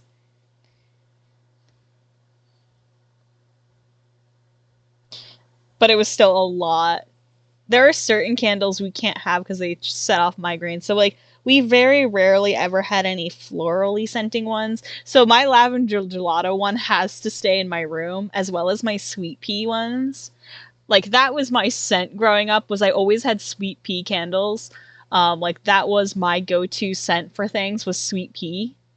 Like, sweet pea, I had sweet pea body wash, I had sweet pea candles, like, that was my scent. That and Japanese cherry blossom, but I still use Japanese cherry blossom. I don't really use sweet pea anymore. Honey is a current one that I also really, really like, honey scents. So I had a lot of, like, but my mom can't stand floral scents. Neither can my dad or my sister. It gives them headaches. So anytime I want to burn something that's florally, I kind of have to do it in my room. I have one candle somewhere in my room. It's called Garden by the Sea. It's very florally. I also can't burn it for too long or I get a headache, but it smells so good. I also have to, like, close my door and open a window if I want to burn incense because no one else likes the smoky smell. But I love it. My incense bottle is also so fucking pretty. I've had this incense bottle since high school, so it's burned many an incense. 3, 4.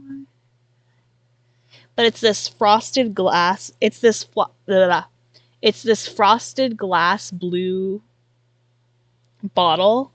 2.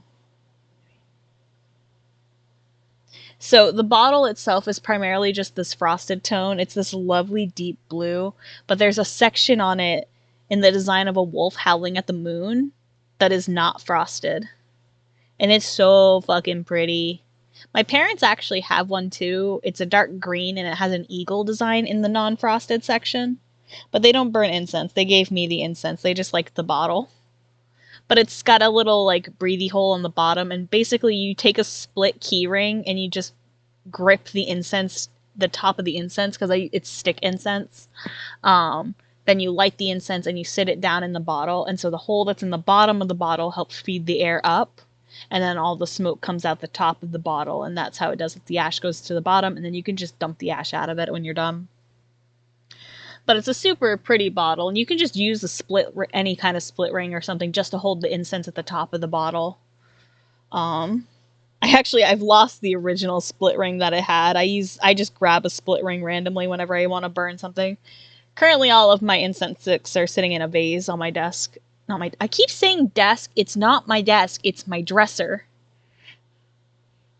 I don't know why every time I go to refer to my dresser, I say desk. Because it's not. It's my dresser.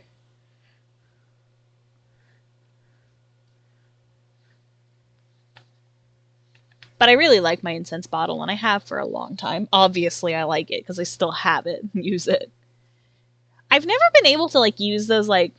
There are other for stick incense. I do have one somewhere. I just don't use it. Where you have like the rock tray, and then you like stick the incense in it, and it like goes diagonally up, and it falls down as it burns. I've never been able to like enjoy those ones as much. So it's like my bottle one I find works the best for me, so that's why I use it. I think I got it from, funny enough, I believe I bought it from a ski store.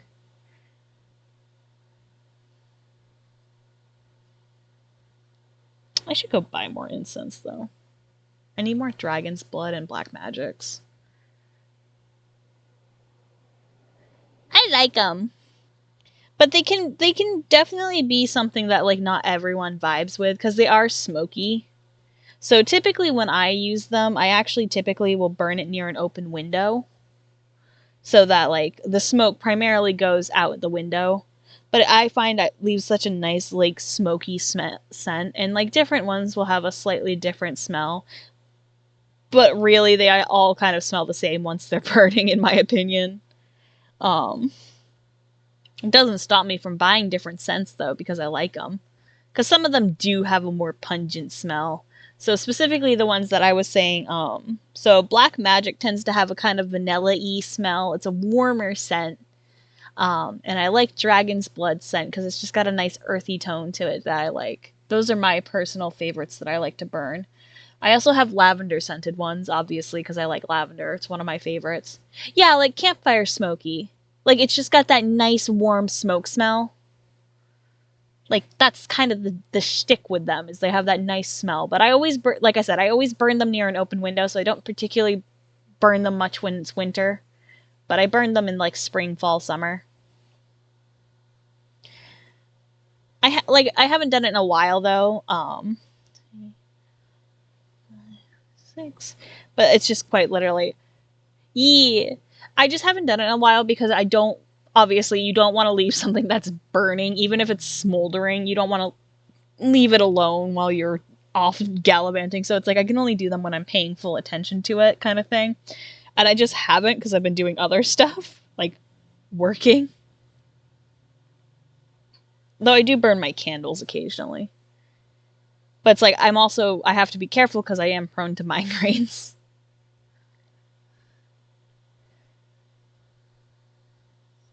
And I find you can't, like, you can blow a candle out if it gets too heady, but you can't really blow an incense out because it's smoldering.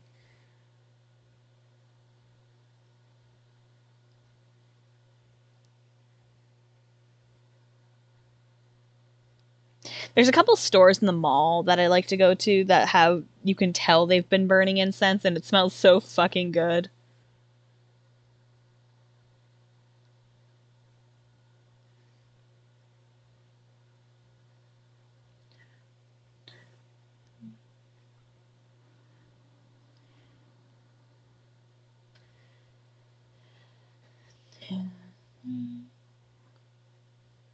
Yeah, switching to doing the lavender for a little bit is definitely better on my wrist. I think my hand was not happy with all the because these are much tighter crocheted compared to what I'm currently doing, and that always makes my wrist hurt more.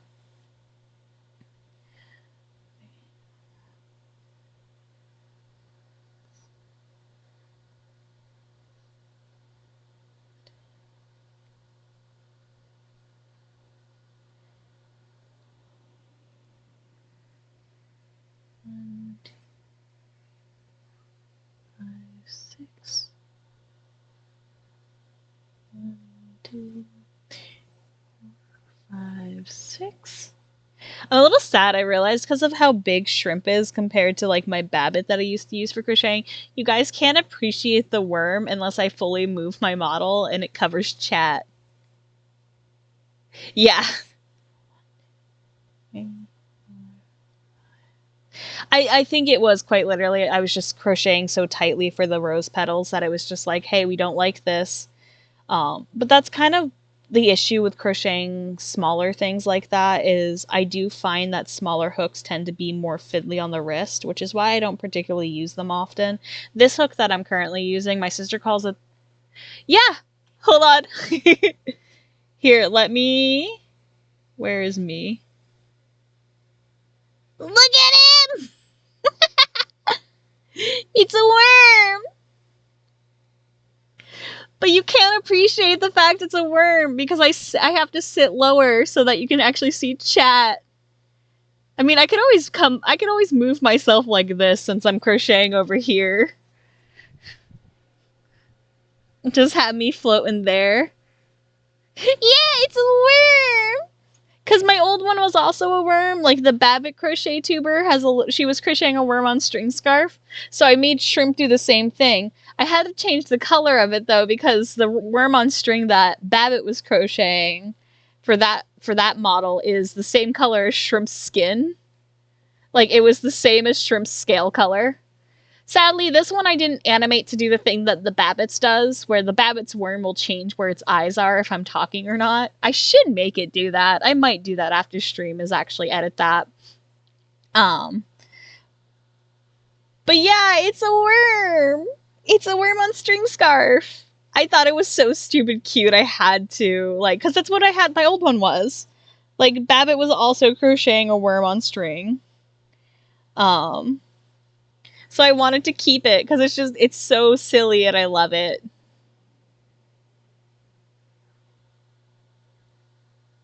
So I'll probably, maybe after stream, I'll do that. Depending on when I get done the stream, maybe we play a little bit of the, we can play the Weeful or Pressure. You know, see some things. We'll see. I gotta update shit though if we play Lethal.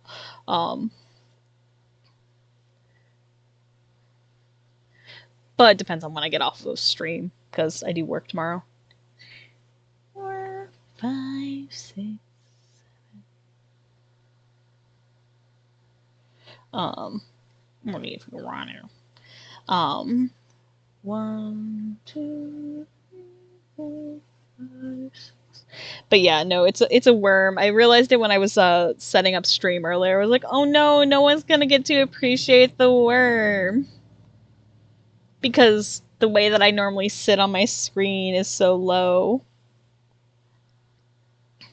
Because shrimp's a lot bigger than like Babbit or shrimp or the shrimp. 3.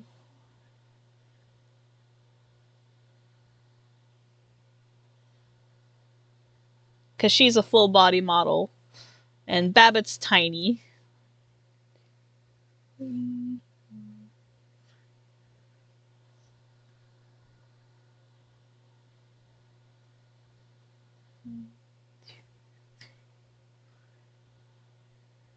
I should do a version of Shrimp wearing just an oversized sweater or something. That'd be funny.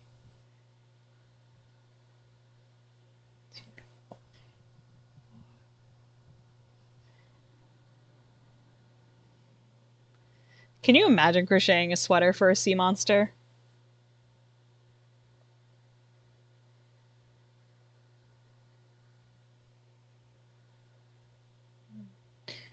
Three, 4, 5, 6. 1, 2,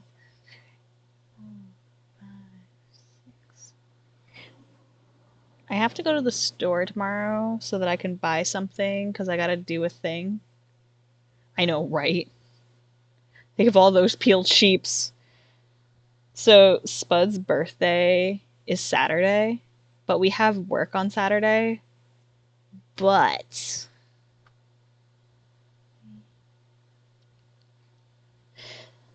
I don't have to go to work till later in the evening, whereas she does. So I'm kind of wondering if I'll be able to sneakily. I'm thinking to try to be sneaky while I'm at where I'm at work, or like while she's at work, and I might after work tomorrow I might buy some cake mix, and while she's at work on Friday before I go to work, because I got to drop her off first and then I have to go home. And I'm thinking while she's at work, I might bake the cakes and then I'm going to go put them in my fridge upstairs where she can't see them or know they're there. And then decorate them on Saturday after I drop her off at work and then bring it in with me to work. I don't know. I might try that. It's not going to be the best because I'm not really good at baking or cake decorating. But it's worth a shot. I know what kind of cake she likes, and I know what kind of frosting she likes.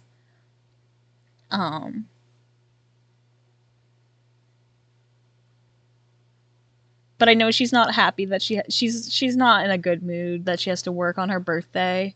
More so because it's a Saturday, and Saturdays have been really rough on her lately, and she's just not having a good time. So I thought it'd be nice to try to make her a birthday cake and bring it in. But it's like the struggle comes. I want it to be a full surprise, and she also wants to make something for our dad because they share a birthday. Spud and my dad share a birthday. Squishiest birthday present ever. Here's a newborn. Surprise!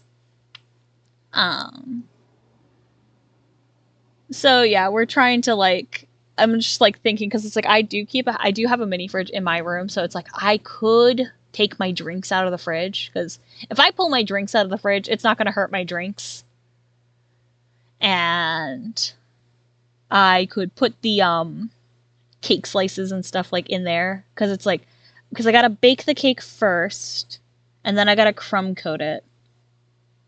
And the struggle comes from trying to hide it from her because tonight's her last closing shift, so it would have been easier to do that kind of stuff tonight, but I didn't think of it ahead of time. Actually, do we have boxed cake mix? I don't know. I don't think we have the stuff to make the frosting though. But the thought is that I could do that and then I'd hand wash all the dishes so she doesn't necessarily know what I was up to. And then just bring her in a cake. It's not the perfectest of plans, but I want to do something for her. Because I know she's not gonna, yeah. Like, who wants to work on their birthday? More so a busy Saturday. 1, 2,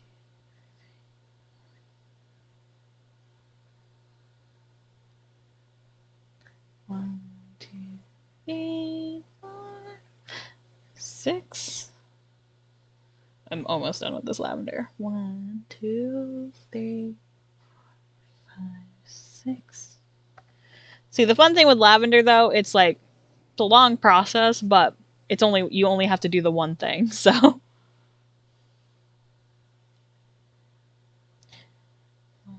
2, 3, 4, 5.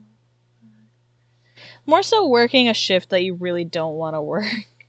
Because the problem is she ends up like, it's kind of a double shift for her. Because she works the day shift on Saturday, and so she's working both in the dish area as well as like prepping. And I know she's got she gets tired because it's like she wants the other prep cook to work faster.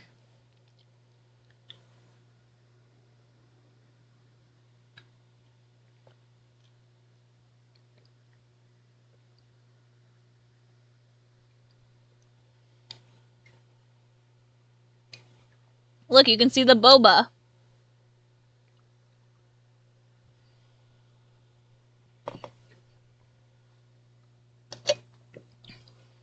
Oh, that's gone. I just ate all the boba at one go.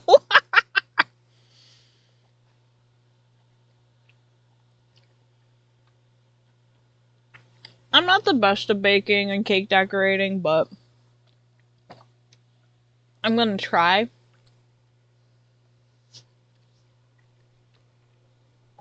Bubba, these nuts. Hey, Sebastian, you should lick my powers.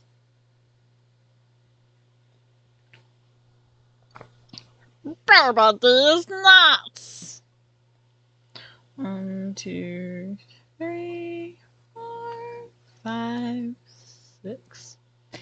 Yeah.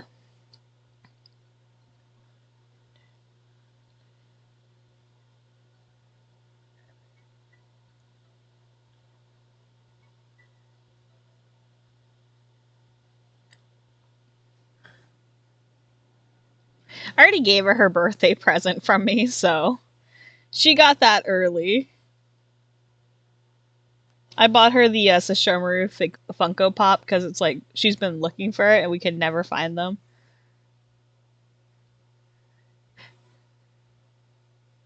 Ligaments! Ligaments these balls!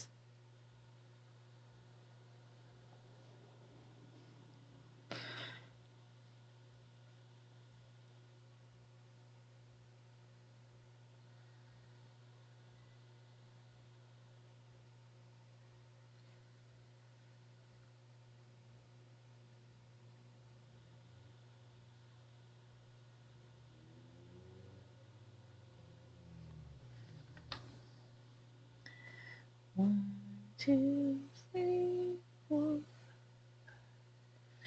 I cannot wait to purchase a Sebastian plushie. 1, 2. Oh, I have a lot of messages. Who messaged me? Oh, multiple people. Okay, I feel less bad missing on things.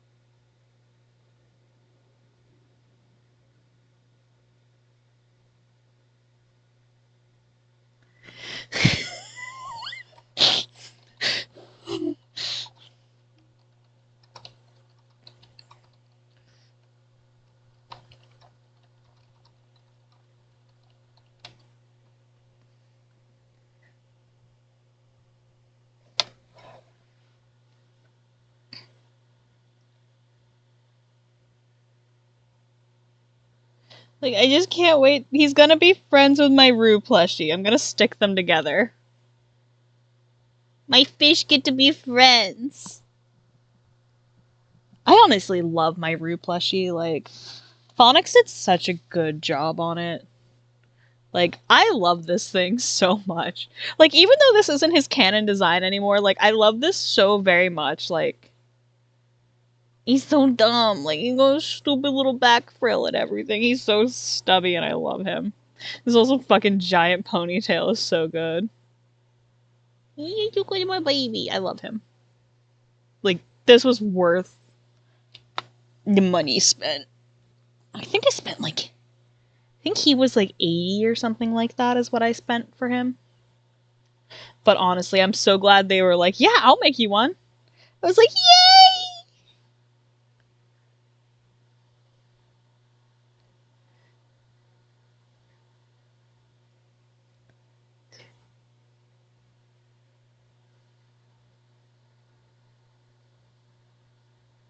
Oh, hey, that was the end of the lavender. Cool.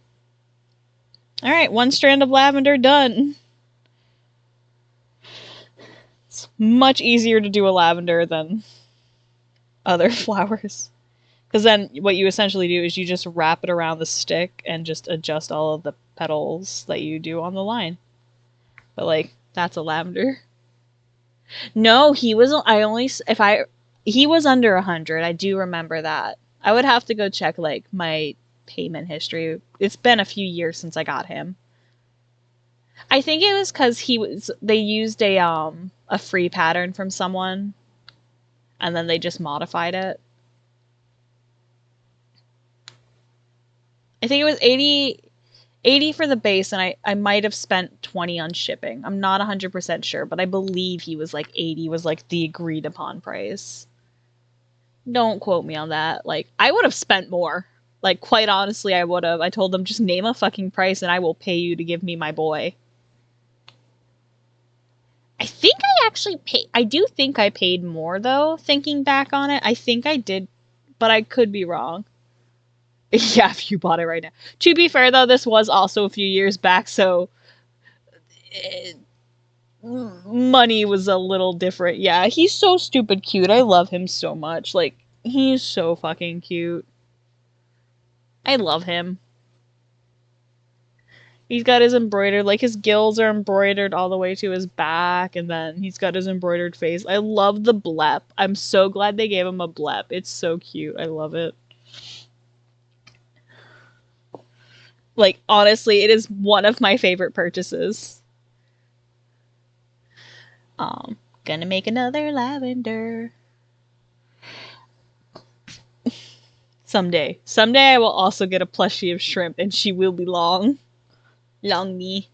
Or Shorb. I really want a Shorb plushie. Actually, I have this one plushie that I got off of, I believe, Makeshift. Is Makeshift or something similar? It's from an artist I really like, but it's this tubby axolotl, and it's like, I want a Shorb like this.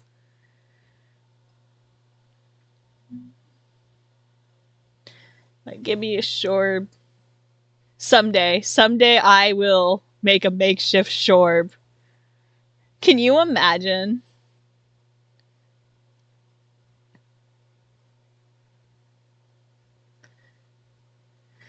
Like, if I ever get the chance, I have 2 plushies particularly I really would love to have made professionally, like, not just my hand sewing. I would love Shorb and Babbitt to kick around. Like, I have a little Babbitt that I've crocheted, but, like, I would love having, like, a little professionally made Babbitt to kick around and throw at things. But imagine a Shorb you could hold.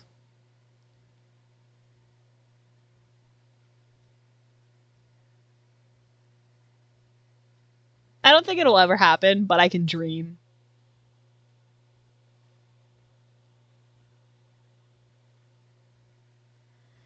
Dun, dun, dun.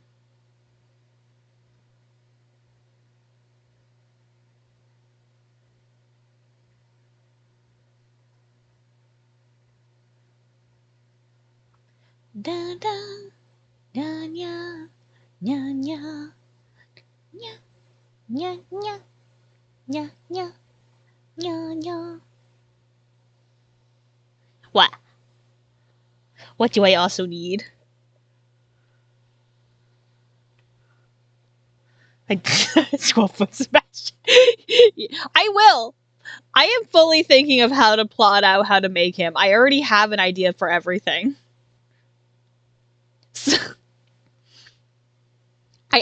So here's the thing. I still have my patterns from when I made Snatcher and from when I made my Superior.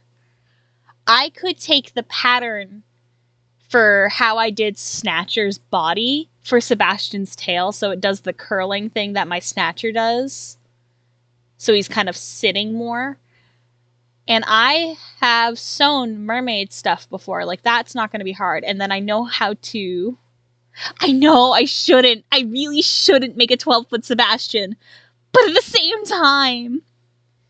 The temptation is so strong. And I know how to do it. Because I have the hand patterns from Snuppet still. Because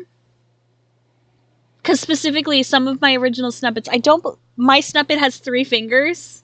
Because I gave him the 3-fingered claw, because that's what my preference is for drawing Snatcher. So it's like, I still have the patterns from him, I have the patterns from my original Snillo, I have the patterns from my Superior, which can all be used together to make the Sebastian. But I'm also a seamstress in the fact that I know how to make clothing. So it's like, I can use the pattern from Prince. Because I have my Prince cosplay pattern. I can easily turn that pattern into his coat.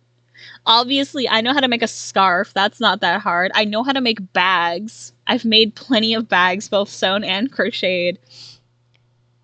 And I've made Homestuck dolls and stuff with similar hairstyles to him. So I know how to do it. And if I really, really wanted to, I could be even more cringe. I had this thought the other day. I could potentially use a wig on him. If I make him correctly, I could make a wig or buy a wig and then use that. And then I also have an idea of how to make his light bulb actually light up. Like, I've actually thought about it. It's like, does the world need this? No. Is there a high likelihood that I'll probably make it anyway? Yeah. So yeah, I have very much put too much thought into it. Oh, hello, ad. Yeah, I guess it is because it's 3 hours.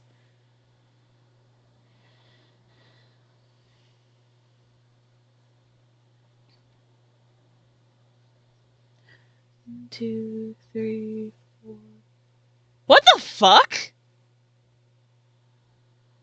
Really? I thought they were like a coffee shop.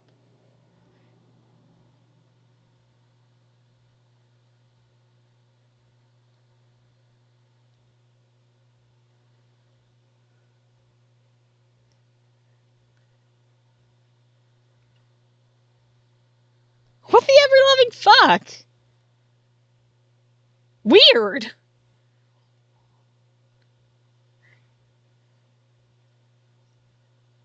That is such an odd thing to have.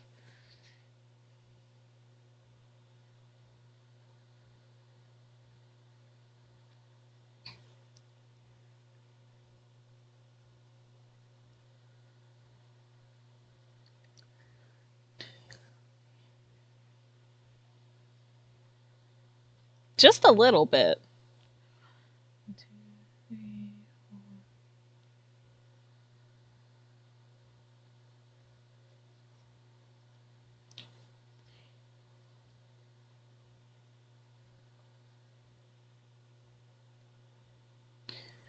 Okay.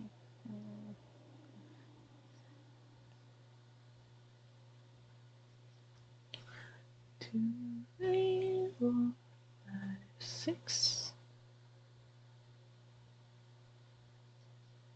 1, 2, 3. It's such a weird idea of a coffee shop having pizza. I mean, I guess expand where you gotta expand, but why?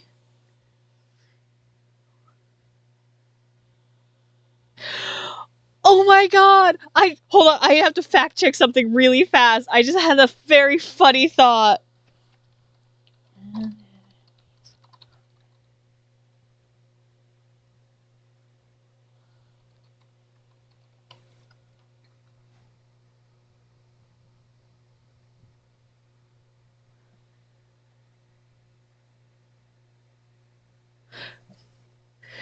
I have had the funniest realization. Dude, Sebastian's not gonna know that Pizza Hut is pretty much non-existent in most places now. It was 2016.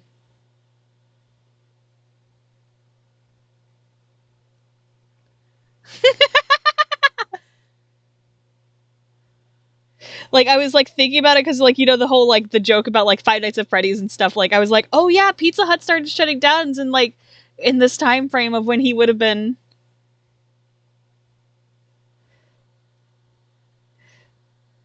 Oh, yeah, no, there's no Pizza Huts where I live anymore. They're all gone. We still have the buildings, but they're gone.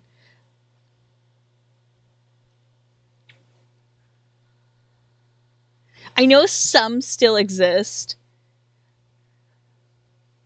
Okay, so what I mean is, are you not aware of how much Pizza Hut has declined in the past years, Aster?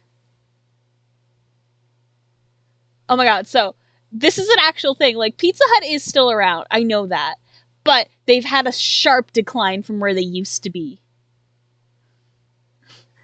So, it used to always be like Domino's versus Pizza Hut. Like, it was a huge thing. Like, no one out pizzas the Hut. Like, there used to be ads everywhere and everything like that. Like, they used to be really, really, really, really, really, really big. But there was a period, and I looked up the date. It was around 2016, apparently, is when this started happening. Locations started shutting down and everything like that. And they've slowly kind of dwindled. So it's like they're still around, but they're not nearly as prominent as they used to be.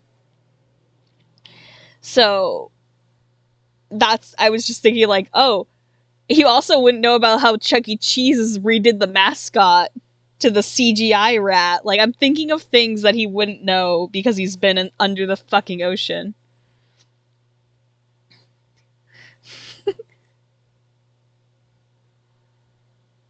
I liked the taste of Pizza Hut food. I like the taste of their food, but I don't think I've ever eaten at a Pizza Hut and not gotten excruciatingly sick after facts. I almost always get really sick after eating Pizza Hut. I get sick eating Domino's too, but not as much as I used to get with, like, Pizza Hut. But I do have to say, I really miss Pizza Hut specifically. Yeah, I am allergic to tomatoes. But this was before we knew I was allergic to tomatoes.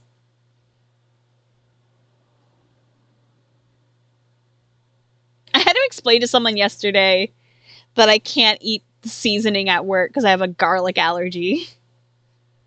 Okay, so let me clarify the tomato thing. I can eat them.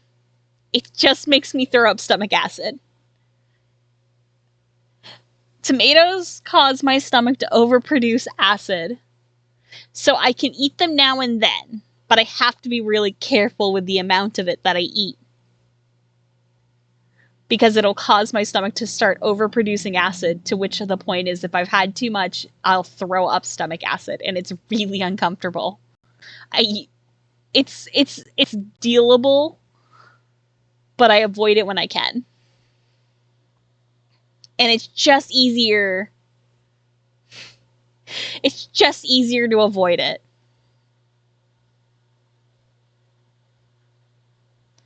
Garlic is the problem. That's the one I have a really bad reaction to. That's the one that could actually kill me. But it's like specifically garlic. It's technically not an allergy. It's an intolerance, according to my doctor. I'm intolerant to tomatoes and peppers. I have an intolerance, but I call it an allergy because no one fucking understands me when I say I have an intolerance. There's also the fun of the fact that some people are like, oh, you're not really. I've seen you eat X, Y, Z. And it's like, great. But I know my own body. Yeah, I still eat garlic bread. I'm not supposed to, though. It makes my mouth swell. It makes my breathing hard. That's why I have to be really careful. Well, so... it's not I'm allergic to garlic. I'm not allergic to garlic itself. I'm allergic to garlic oil. If you mix garlic and oil, that's when I have issues. It's garlic oil that's my problem. If I wanted to eat a raw clove of garlic, I could eat a raw clove of garlic without an issue. The problem is most all cooking has oil of some form in it that you would have to mix with garlic. And that's when it becomes garlic oil, and that's when I have issues. Like minced garlic and oil is specifically one of the worst ones for my mouth, but I can, like, granulated garlic on a steak or something can sometimes be okay as long as it's very lightly seasoned. Because then it doesn't tend to react with the oil as much. But I have to be careful with it, and it can still set it off. Yeah, so it's specifically like garlic oil in foods and stuff like that. That's why I have to be careful. So it's such a specific thing. Like, that's the thing. It's like, I can talk about it. It's like, it's so specific case by case of how it sets off my mouth that it's just easier to just say I'm allergic to garlic and avoid it when I can. If I accidentally ingest it, it's not gonna right away cause too much of an issue.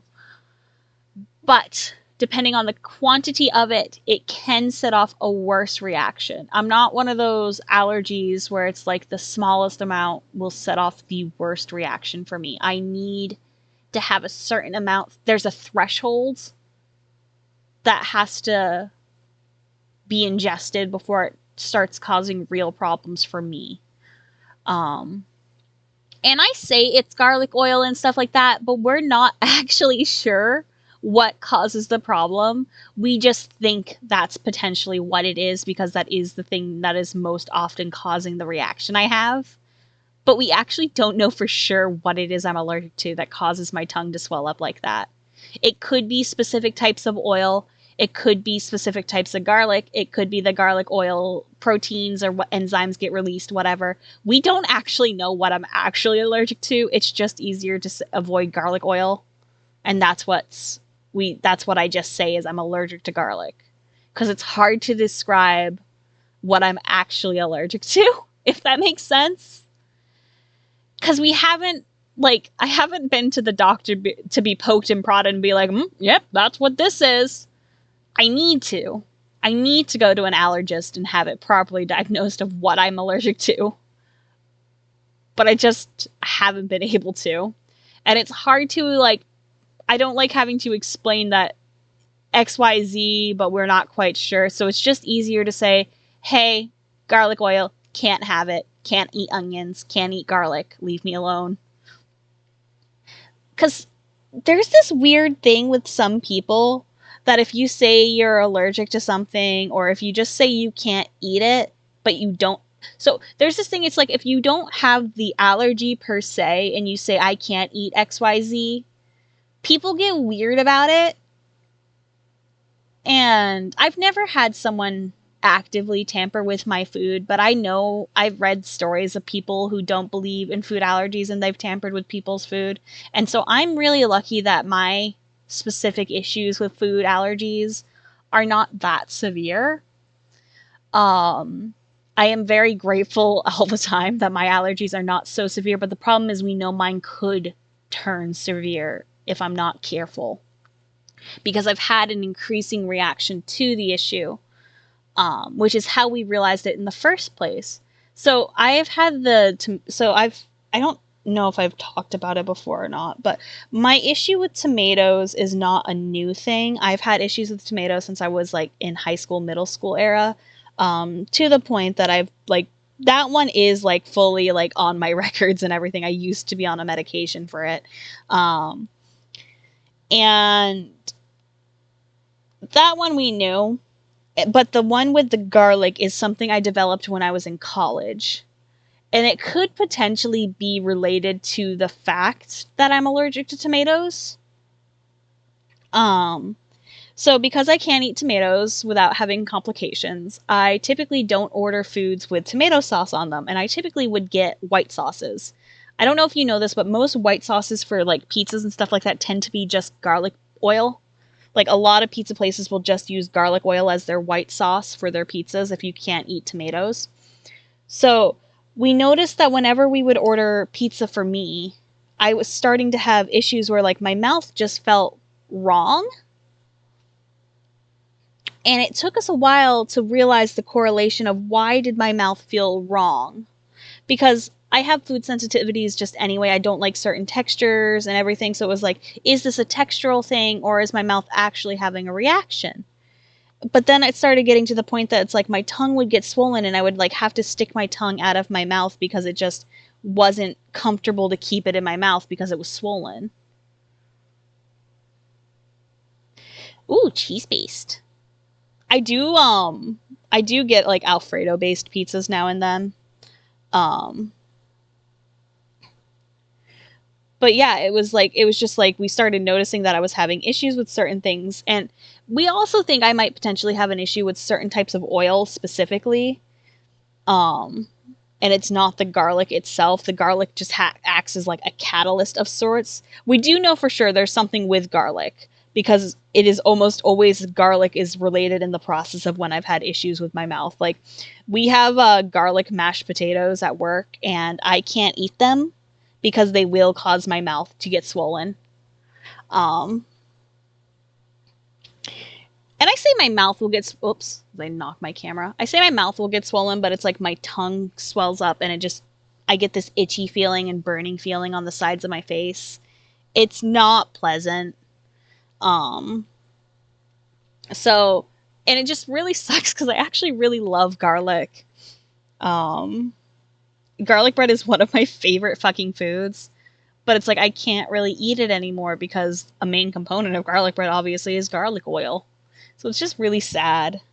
I can still eat like cheesy bread or whatever, but it's like I can't have garlic. So it's like, it's not like a life-threatening peanut allergy or anything like that, but it's like if I am pretty sure that if I did consume too much garlic oil, I probably would end up have to go to the ER. And I've had it happen before where someone accidentally put straight up garlic oil on my food, and I had a really bad reaction where I was really struggling to breathe. He felt so bad. He had messed up the order. It was at work, but...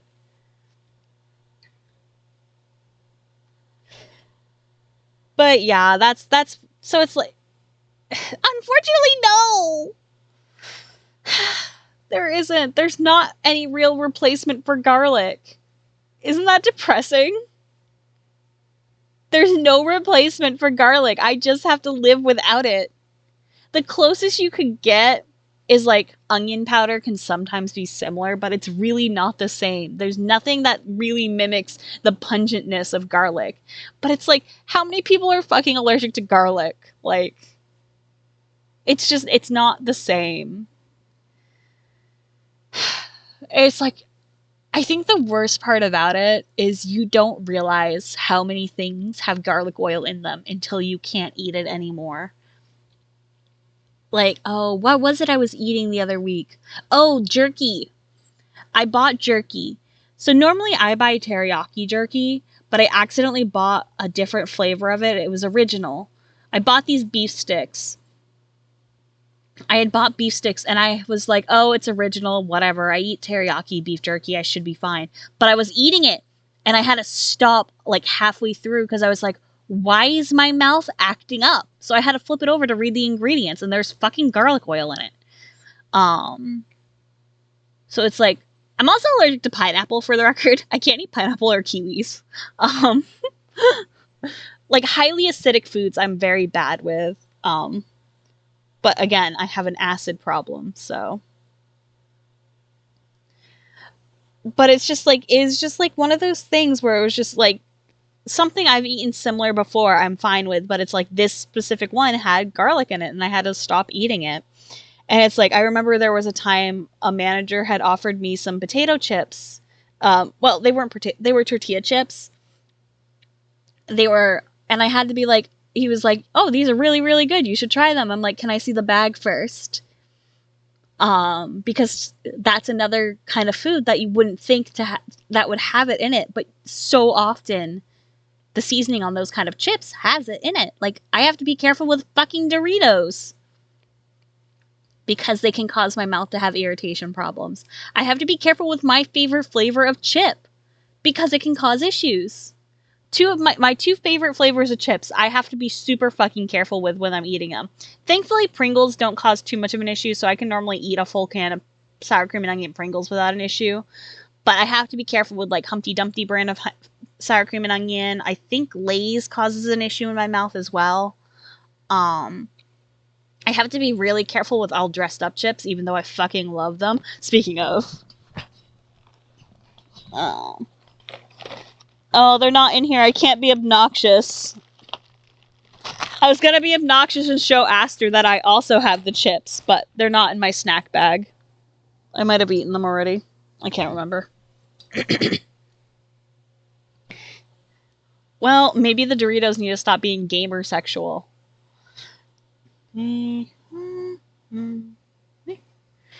But yeah, it's like you really wouldn't think of how many things have garlic oil in them until you can't have it and you have to actually read ingredients. And it's one of the other reasons I don't particularly like to eat out. Like I like fast food and everything like that, like who doesn't? But I can't eat out at restaurants very often unless I'm careful or I plan ahead to like be like, oh, I'm probably gonna have a reaction from eating this. Hell yeah, it's the Dorito! But it's like I have to be so careful, and my mom. It's like to the point that my mom has to like, if I go out to eat with like my mom or something, she'll have to be like, well, if anything, I'm right here and call an ambulance. Like if there's an incident, because it's like, and I work in a kitchen, so it's like I know how hard it is to avoid that. Like, here's a fun fact. Most people wouldn't realize that most seasoning mixes are not just salt and pepper. It's salt, pepper, and garlic. Most seasoning, bar seasoning mixes for like meats and stuff, it has garlic in the salt pepper mix.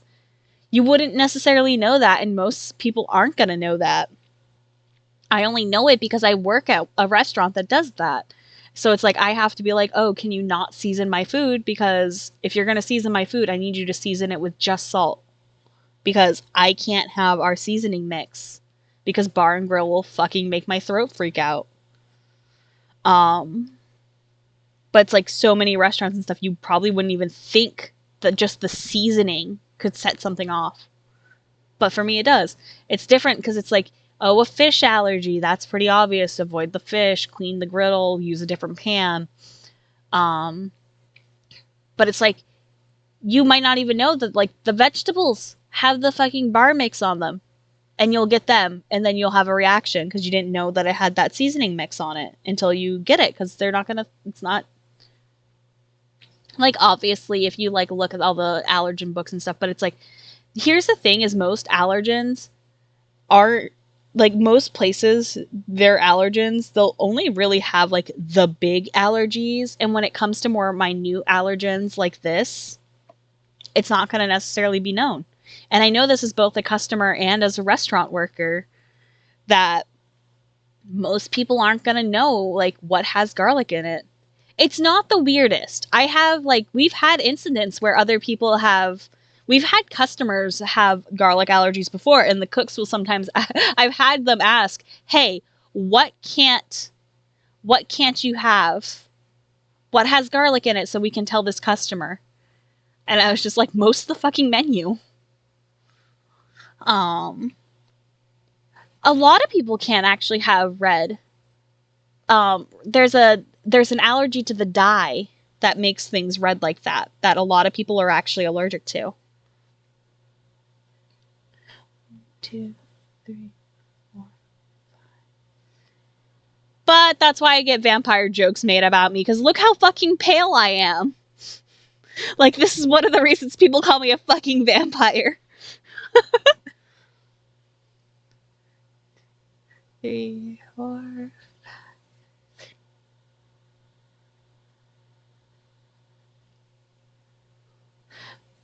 But you add in the fact that I collect animal skulls, I'm pale as shit, and I can't eat garlic, and I like night shift.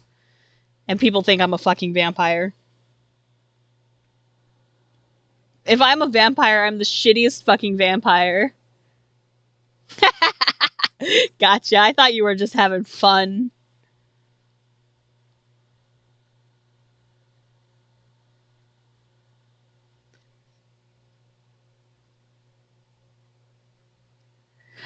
I don't even have actual fangs. Do you want a fun fact? My canines are baby teeth. So my front teeth look so big because my canines are small. Because I have baby teeth. Celebration juggle of vampirism. Alucard will celebrate with the juggling of the knives. I'm like 30 and I still have baby teeth. And I know they're baby teeth because I still have the adult teeth in my gums. It's one of the funniest fucking things. I always love when I'm laughing while I'm talking and I sound like I'm gonna cry, but I'm just laughing.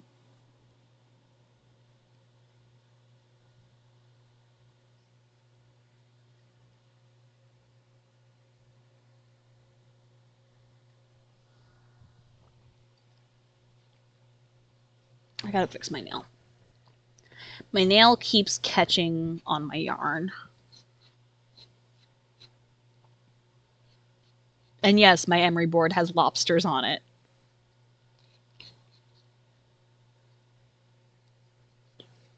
Because I'm a fucking weirdo. I actually have 2 emery boards. One has stars on it. I was born without wisdom teeth. That's why I'm so dumb. I'll never have to have wisdom teeth surgery.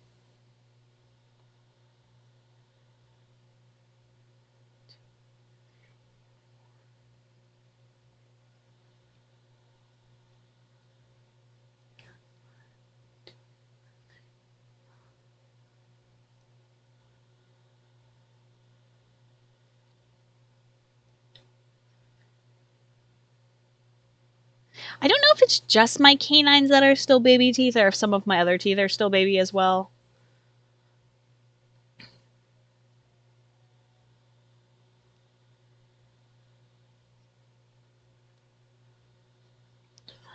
Two, three.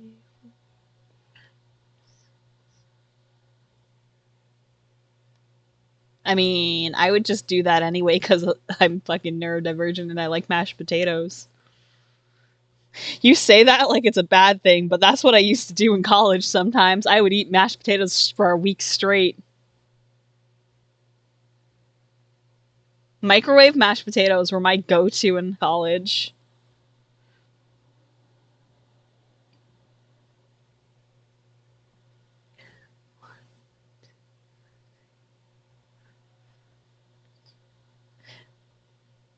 I'm a fucking... Look, dude, I ate... Before my sister started packing dinners for me for work, I straight up had been eating the same meal multiple days a week for over a year. Like, I will straight up eat the same meal for like a month or so.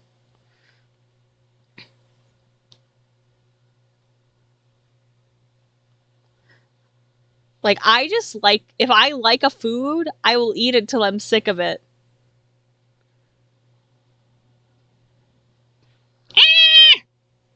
Drop my yarn! Oh, I twisted wrong! Ow! Ah, fuck my hip. My hip has been acting up because of the fucking weather and it hurts.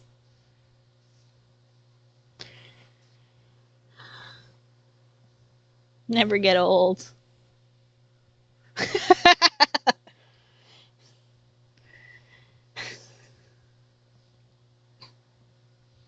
have to laugh at my own suffering, that's why.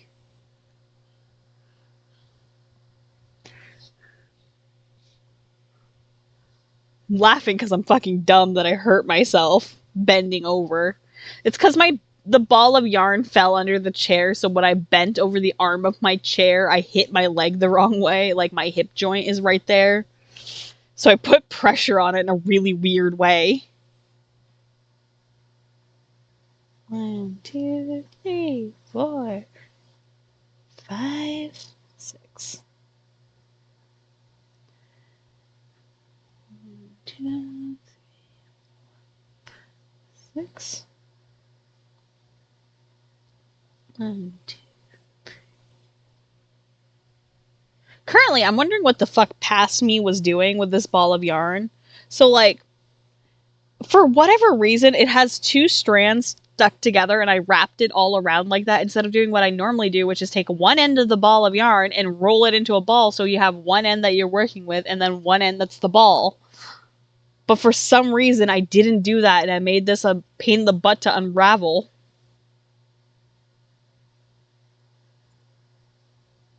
And it's like, pass bun. The fuck?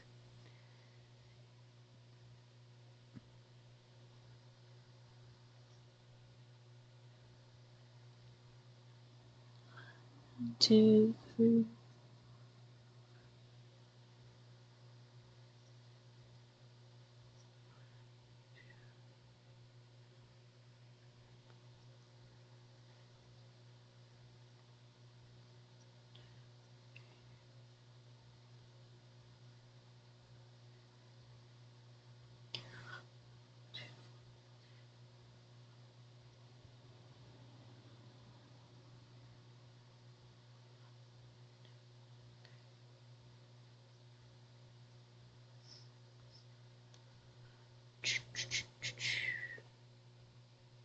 Oh man, that is pretty crazy. Oh, speaking of polywhirls, I got the polywag. I love that my desk has so much random stuff on it. I can just reach and pull something random out. So this polywag was originally made as a commission for someone, but unfortunately my drink spilt, so his tail is slightly dyed red on the end, so I ended up remaking him from scratch for that person instead, so now I just have this little lopsided boy. He was one of my earlier crocheted Pokemon.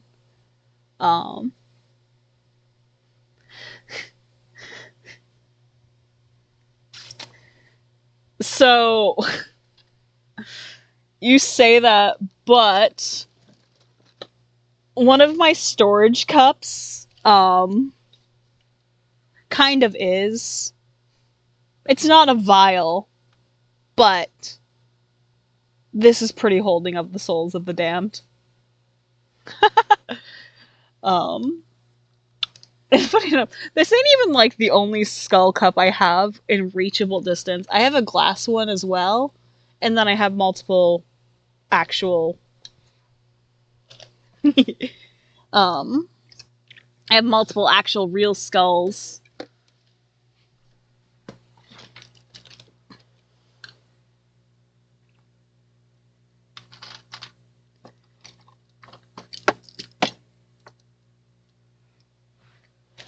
See, I have this one too. And multiple. I mean, if you want to talk Souls of the Damned, I guess the Dice Chalice counts as Souls of the Damned. Oh, hey, a Yu-Gi-Oh card. A very beat-up Yu-Gi-Oh card.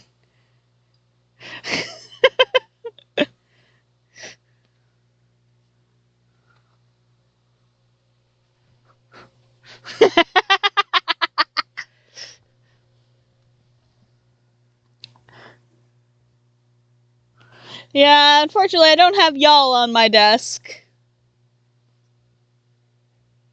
I do have Pokemon cards. I have some unopened Pokemon card decks.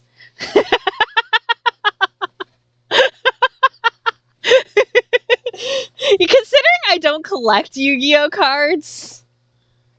Are you all opened? No, you are not. Want to open Pokemon cards with me? I have a box of I have a Mimikyu box set that I keep on my desk that I haven't fully opened. Some Palladian fights. We'll open some Pokemon cards. Pull you out, but you're palm-sized. I mean, my little purple cat's kind of like you. A little bit grouchy and tiny.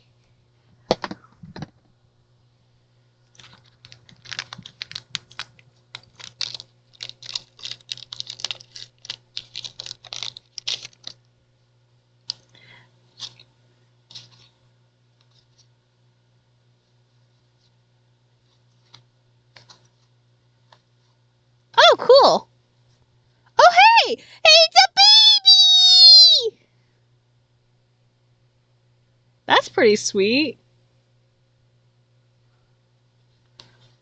This makes me happy because this is from my Mimikyu box set and I got a holo Mimikyu. But I love full card illustrated ones. They're like some of my favorite. But I love the fact that we got the Pommy and the Pomwat. But was there a Pomno in here too or no? Maybe not, I think. Nah. But that's pretty cute.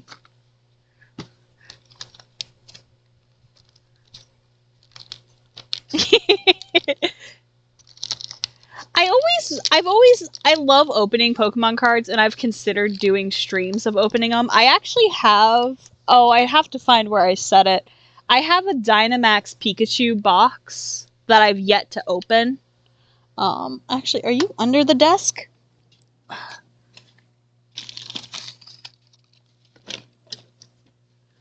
Can't tell if you're down here or not. No, I think those are just box sets. Those are my championship decks. Oh! I do have, I have these as well. I have Trick or Trade booster packs that I've still not opened. Like, I have a bunch of decks that I have, like, I have a handful of cards and stuff I haven't opened yet, because I wanted to do opening streams, and then I never did, because I couldn't get my camera situated. Because I didn't want to do, like, an opening stream and then have the camera be really fucking shitty. But I also just get really impatient, and I just want to open my cards when I buy them. I open most of my cards when I'm in the car. So I'll go to the store, and I'll go to the car, and I'll open my cards before I go home. And I actually have more packs in the Palladian Fates deck that I have, that box that I had pulled out. I think I have a Mewtwo themed, well, it's a booster pack, but I think I have that somewhere too. I think that one might be in my actual Pokemon box though. But I believe I think I have at least one or two, like, the bigger deck boxes that I haven't opened yet. But it's just, like, I just never knew if it would be something people would actually be interested in, so I just kind of don't. Because it's not really what my content is. It's just something I enjoy. Like, obviously, I showed you my cats versus pickles and stuff. I am a collector. I like collecting things. And Pokemon cards, by far, are one of the first things I ever collected. Like, I still have my original Pokemon deck from the 90s, early 2000s. I still have my OG Pokemon cards. I have a Dark Charizard from some of the earlier runs of the Pokemon cards. It is one of my treasured cards. I also have a Lugia from some of the earliest packs. I remember, it's like every time I talk about my cards, I've had people go, oh, I wonder how much they'd sell for. And I'm like, please don't sell my cards.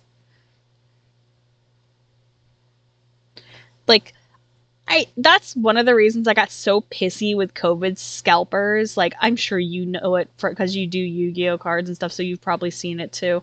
Where, like, during COVID, post-COVID, like, people would just buy every card pack there were, and it's just like, bruh. You're ruining this for those of us who are, like, just in the hobby for the sake of the hobby. Because it's like, sure, there are, like, cards that I think would be really fun to have, but I'm not going to go out of my way to purchase them. Part of the joy of Pokemon card collecting for me is just the randomness of it and opening the cards to find it out. I do know how to play the TCG. I just don't. I think I still have my battle deck somewhere from when I did play TCG for a period of time.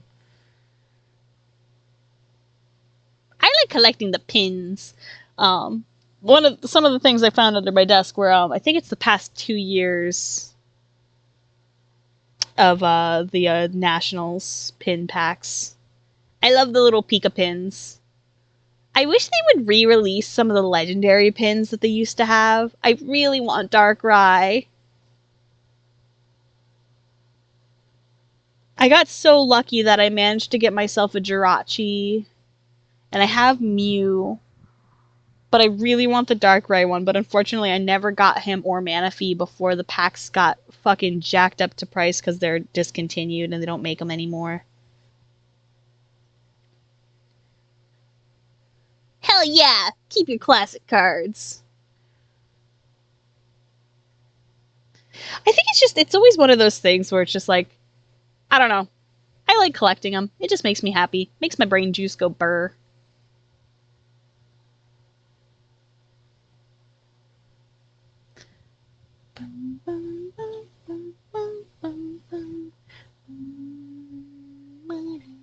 Maybe someday I'll do a stream where I just show off my Pokemon card collection while I sort it or something. Because I need to sort a bunch of the newer packs that I've gotten. Like, a lot of my current packs aren't sorted at all.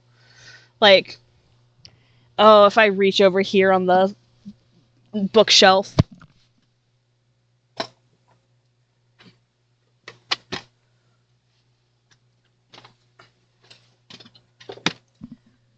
Like, these aren't sorted. You can just see I just have the cards and the packs in here. These aren't sorted at all. Like, none of these are sorted by their, like, properly. They're just, I just have them. By the way, these tins are so, I love the square stackable tins they did for a period. Like, by far, these were some of the, this was one of the best tin designs I think they've had. There was another tin design they used to have when I was younger. My dad actually still has one. He uses it to keep like nuts and bolts in. But they used to have them. They were kind of thinner. And they were like a little bit wider than a card is. But they were tall, like 2 card packs tall. And they have a hinged top. Those were really cool ones. But the stackable ones I really like. More so compared to like your standard tin. Like, I love tins. Also, here's me pulling out a bunch of... This is what I mean when I said that I have Pokemon cards all over my room, though. Quite literally.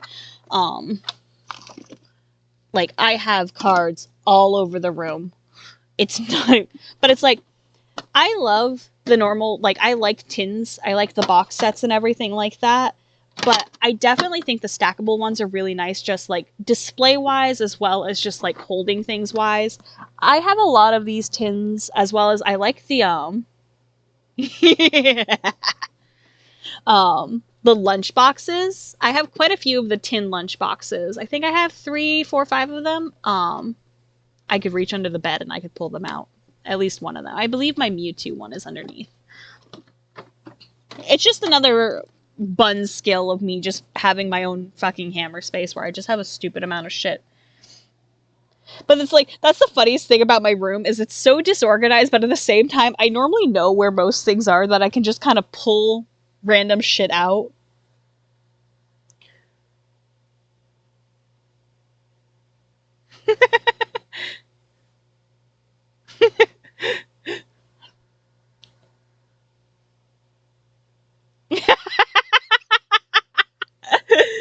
Yeah.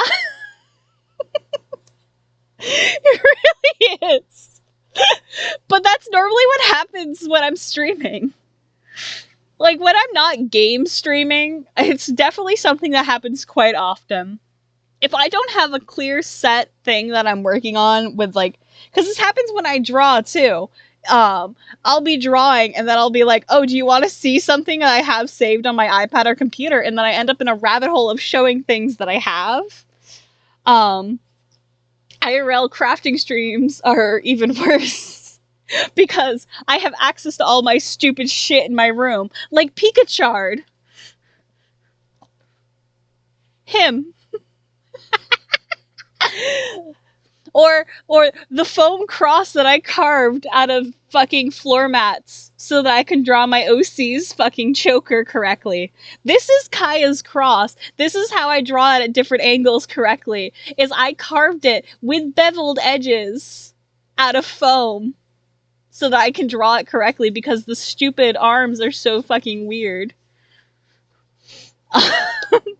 They hit my camera again. I have so many items. I am, like, so... Here, I will do it again. Do you want to see something random from the 90s? Have my Tamagotchi collection.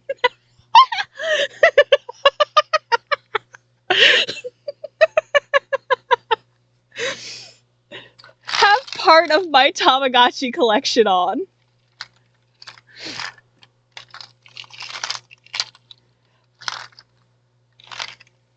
I keep them on a giant worn purple carabiner, and they hang off of my my button presses.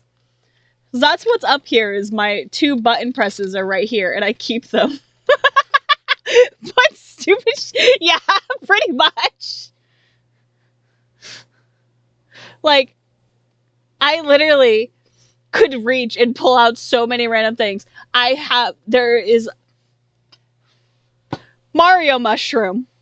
It's a trinket box. It used to have candy in it.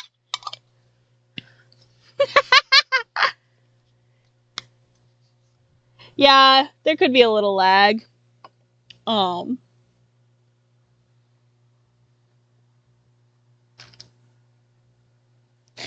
here's another random thing. Remember the whole I can reach anywhere and find something Pokemon related.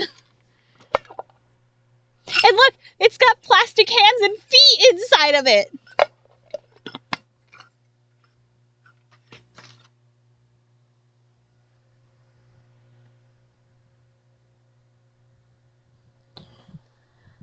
Me just looking to see what random shit I have that I could be just stupidly and pull it out and just be like, look, thing! They're they're the detachable hands and feet for Bodycon and Bodychan. It's because you can change their limbs. So I keep them in there because they're so small I don't want to misplace them.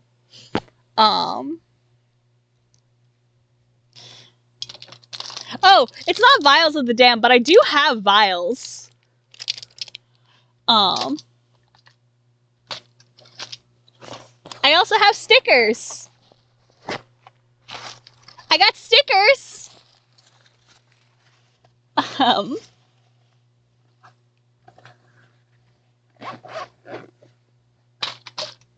To be honest, the stickers is not that random. That's just from my fucking crafting section. Like I said, my crafting card is right here. Oh, I have a light bulb full of stars. These stars actually, this star paper that's in here actually it's glow in the dark. So here's something funny about this jar. So you can see that it only goes up to like here. If I flip it around, it suddenly fills so much more because of the way the jar's volume is shaped. It's so fucking funny to watch how it shifts. But it's in they're glow stars in a light bulb shaped jar. I thought it was so fucking funny. And look, here's the glow paper. This is not weird. I have origami paper all over my room. Most of my origami paper is in my, I have a box that has I have a box with a bumblebee design on it that I keep most of my origami paper in. But someday that'll be finished, just like this jar. So this is one of my jar of stars. But you'll see this one's already full. Oh, I have a framed photo of a chicken with a crocheted hat on. See? I made that hat. This was my old manager's chicken. She took a photo and I printed it off and framed it. So I just have a framed photo of a chicken with a hat on it. Anyway. Yeah, so I have, like, that's the thing about, like I said, I'm ADHD as fuck. So that's what IRL streams are terrible because I have so much stuff. Like, I keep just random things around my room that it's so easy for me to just reach and pull something completely obtuse out because my ADHD will look and it'll be like, oh, hey, look, a thing. Do you guys want to see the thing? And then I will show you the thing, whether you want to or not.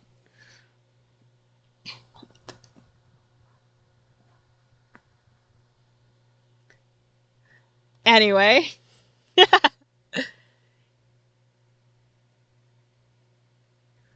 I mean, heck, I haven't even like shown you random manga. I have some of my manga collections on the desk that I could easily just reach for and grab. I have gay dinosaur stickers. I have my beads. My markers are here and everything. Like, it's obtuse. I have so much random fucking shit.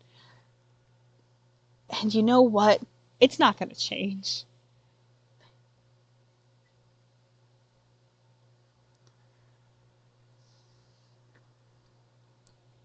I mean, heck, if I ever get my room properly organized, you guys are gonna get to see all of my plushies.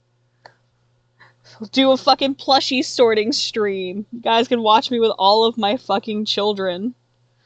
I have a Barbie in a wheelchair. I have a crocheted Misty as a mermaid. I have duct tape. I have like 5 rolls of duct tape in my room. I have multiple pumpkins. I have Halloween buckets. Perlers. Fabric. Just random bags. More Pokemon cards. I could see at least 3 other tins of Pokemon cards. A jar full of pennies and a $2 bill. My entire Yu Yu Hakusho Blu-ray collection. My camera. Like, I have so much shit. It's so funny. My room. Hold the fuck.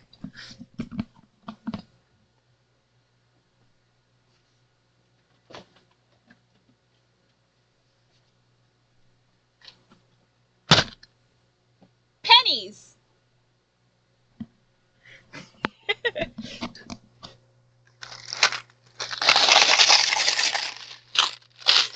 So you know the skull cup I showed you earlier?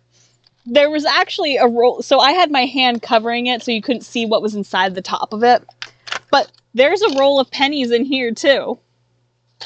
I also have 2 rolls of dimes that are just in here. Because they're the same pennies I've had since I was a kid. Because I keep coins. I like coins.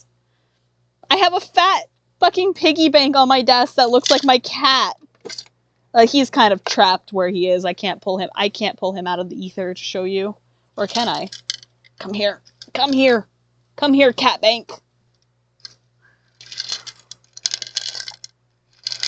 My mom bought me this. I also have one of those coin banks. That's a little... I'm sure you've seen them.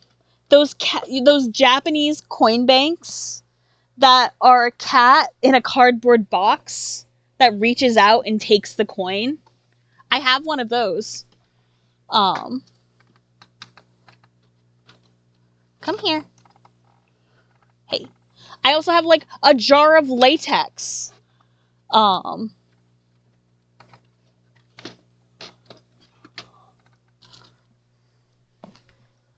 I have one of these ones.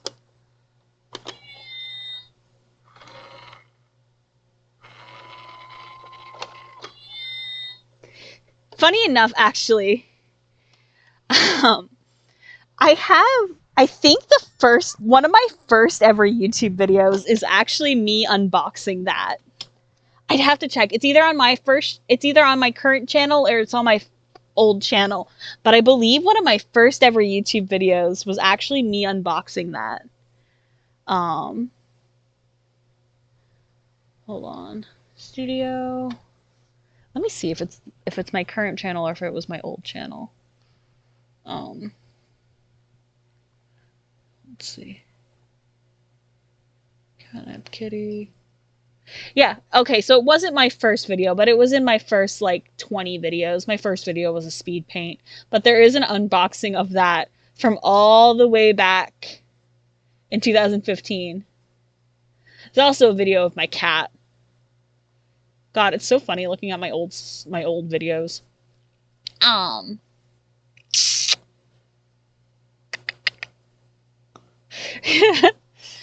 But yeah, no, that's kind of just what I do, is I just have stuff, but it's like that's just always how I've been. I just tend to have random shit everywhere, and it's just like I'm obnoxious. That's what makes cleaning my room so hard. That's why it's like I struggle to clean my room, is because while I'm cleaning my room, I'll find random things and I'm like, oh, I want to play with this. Oh, I want to read this book. Oh, hey, here's an old sketchbook I want to flip through. Like, fuck, man, if I reach over here, come here. Oh, look, there's a sketchbook. I can't tell if this is a finished one or not. It is. It's not a finished one. But like, look, this is from when I wasn't drawing noses on my characters. Like, I could just reach and I can find little sketchbooks and shit. Like, that's just how my room is. Heck, if I reach further on the desk, I can find another sketchbook. I have so many sketchbooks. Oh, hey, look, bookbinding supplies.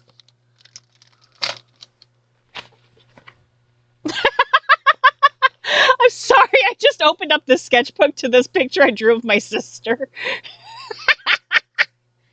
Look at this big brain potato. Oh, that's fucking hilarious. There's a cute picture of a... I know, my crochet.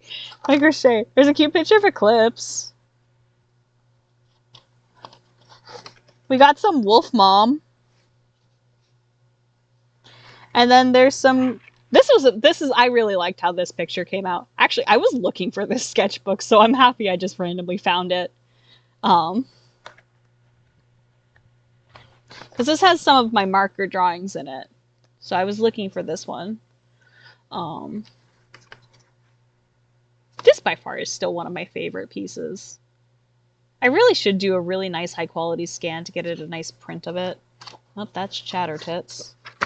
Yeah, so that was the last one. I was looking for this sketchbook because this is my marker sketchbook. But I couldn't find it. So hey, look, my ADHD worked out for me. I was looking for that. Bro, yeah, Crochet! Chatter Tits. I've shown you Chatter Tits before. She's got mouth on her boobs. 2, 3. She has tongues for her hair and mouths on her boo-boos. 5, 6. And I named her Chatter Tits.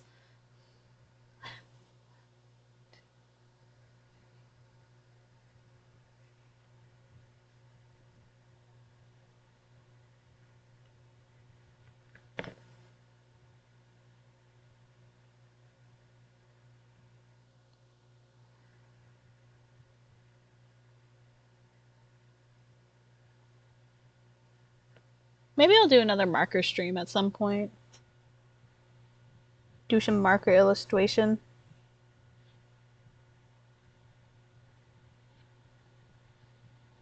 For funsies and flavor.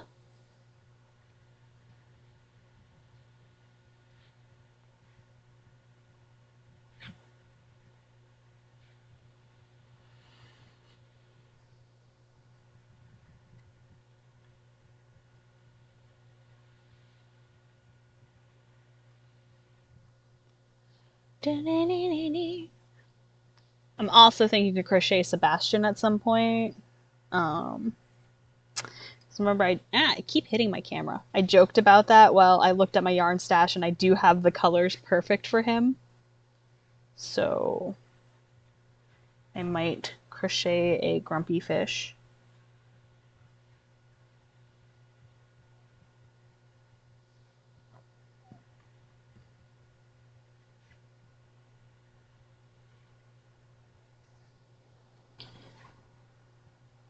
That would be a fun ADH stream, is me trying to make the pattern for a grouchy fish man. I do also have a really cute crochet kit that I want to do on stream at some point. I'm not reaching it. It's all the way on the bed, and I don't feel like... Sebastian! Sebastian! I just said I have the colors for Sebastian.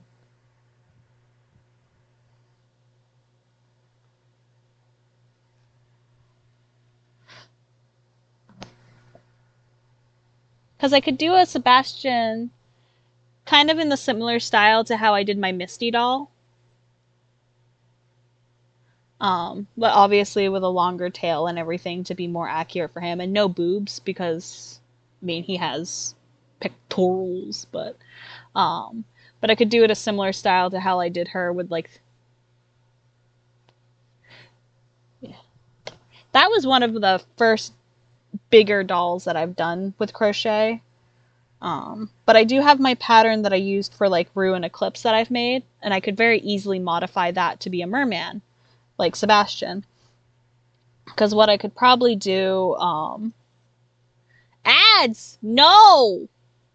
Leave me alone, I'm talking. Why? Why?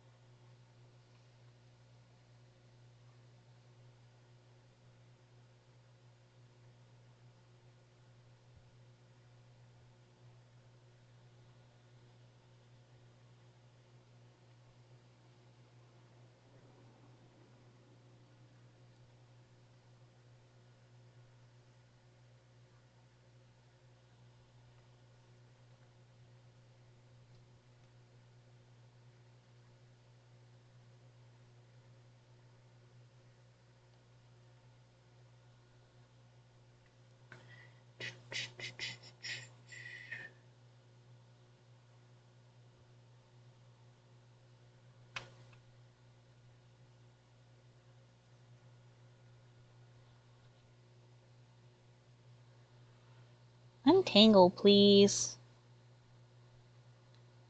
It's all knotted. Oh my god, yes! Fat Seb and Seal! Jolene! They can be chonks together.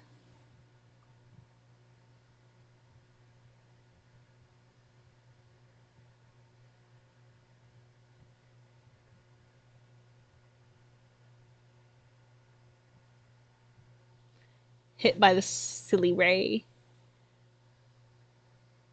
Most entertaining part of stream is me trying to untie knots in my yarn. Why is there so many knots when I'm like nearly done with this specific flower? Like, come on, man.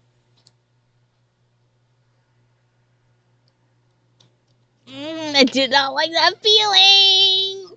Ugh. I accidentally scraped my nail across my nail, and that makes me feel weird. Much dislike.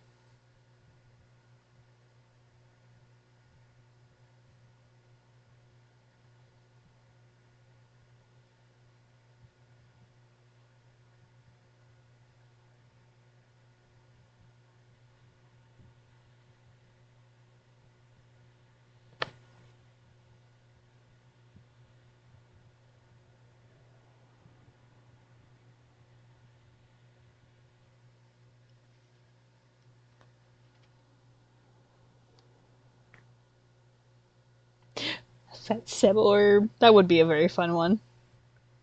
Could be done.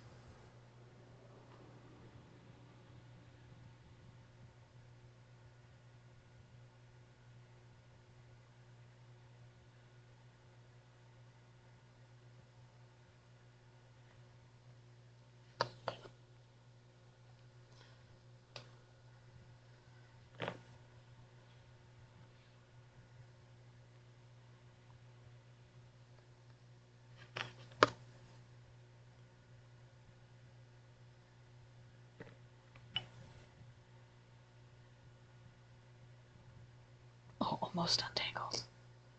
So close.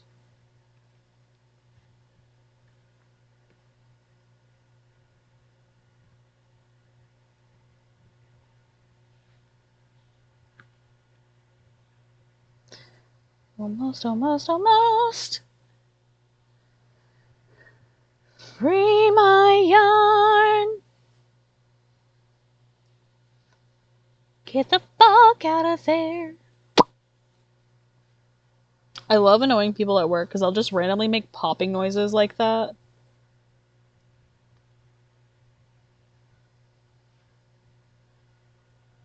There we go. Thank you. Alright, now I can finish this. 3, 4, 5, 6. You should 3D model Fat Sebastian.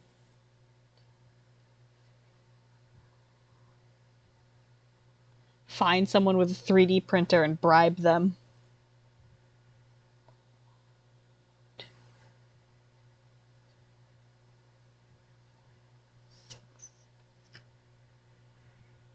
And there. Second lavender. I was gonna call this Leviathan. Second lavender done.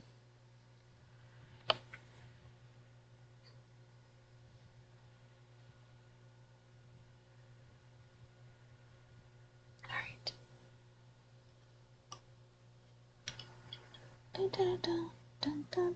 Alright, I gotta fix this ball of yarn because it's pissing me off.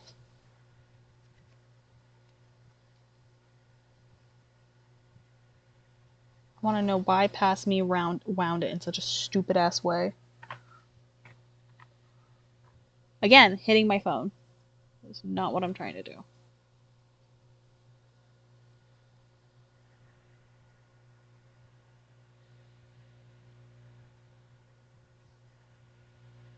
It's doable.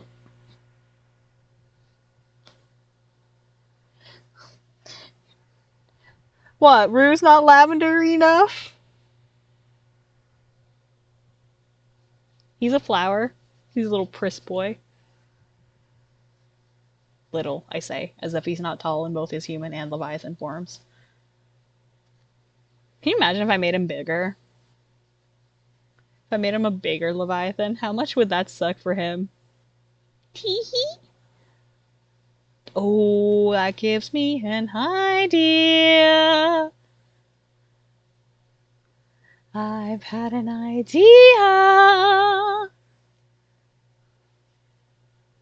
I'm gonna hurt the man in TLC.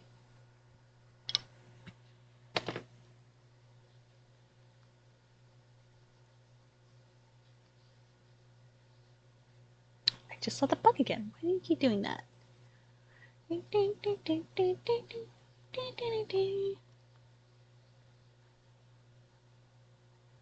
wasn't gonna make his human form taller. I was thinking to like make his Leviathan form big again. He already hits his head on door frames.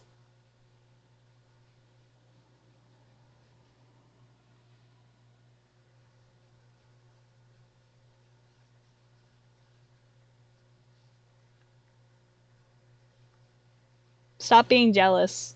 I'll make Aster in the fic short. Oh, just writing him hitting his head.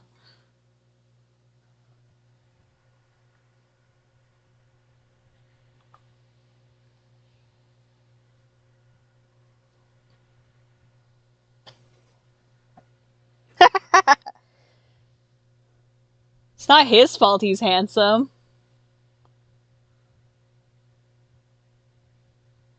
He's just drawn that way.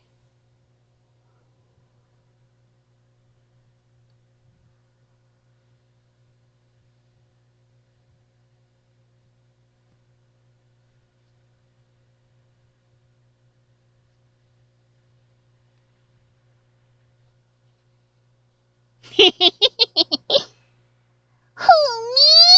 No, I'm an innocent little rabbit. I'm just a silly little sea critter. I do no sinning and evils here. Well, I'm furious. Oh, my.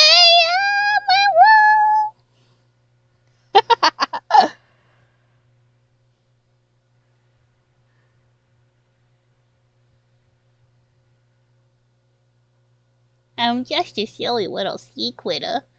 who crash landed from outer space.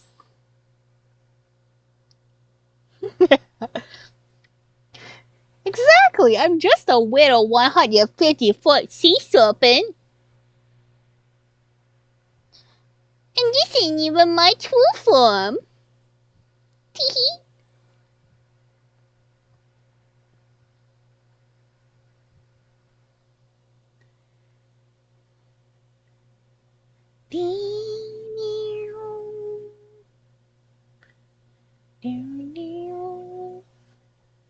I'm already in jail. I'm already in the jail. I want to beat the past version of myself so badly for what the fuck they were doing with this ball of yarn. This is a nightmare. Why did you tangle it like this? You guys can't see it because I have to like be over the floor because it's so fucking... It's all twisted together, so I'm sitting here untwisting it.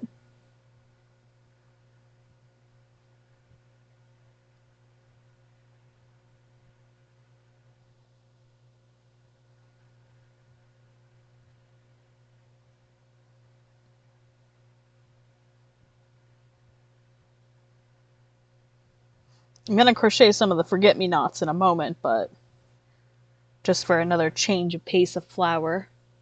I probably was I'll deal with this later. Or it was the haphazardness of I'm tired.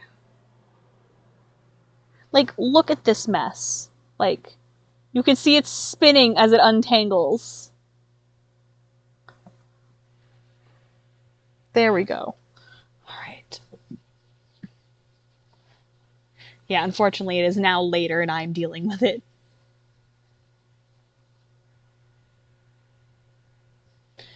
Dun, dun. I have 24 days to finish this bouquet.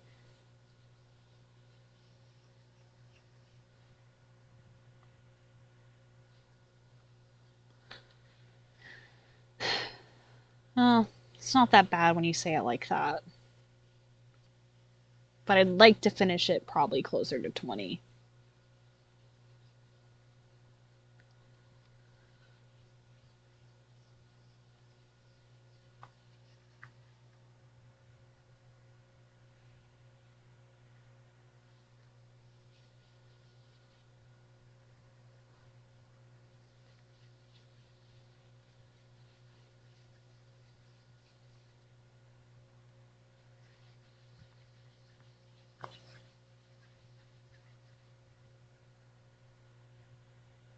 There we go. That is now untangled. Woo! Right. Ah, you're tangled in my shit! Tamagotchi, no! Don't betray me! The Tamagotchis have betrayed me! All I do is love, and you've hurt me. Can you tell I am tired?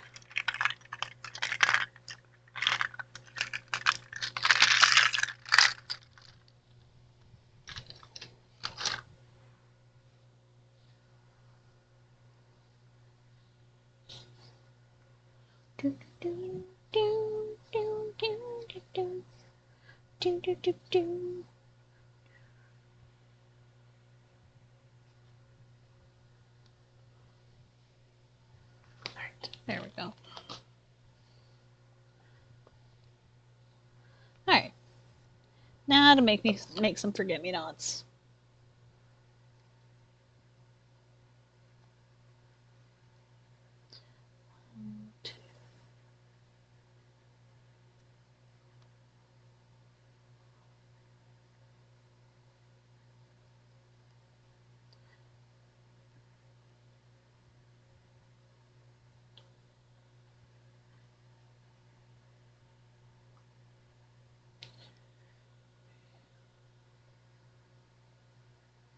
I think the trickiest thing about forget-me-not flowers is they're just kind of fiddly to hold on to.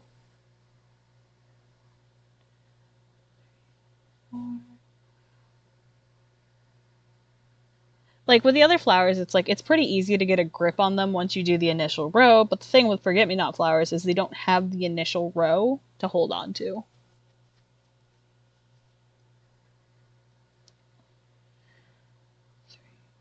because they're a 1-row flower. Because it's 4 chains, 2 trebles, 4 chains, slip knot, repeat for as many petals. So in the case that I like to do 5. I think it looks nice.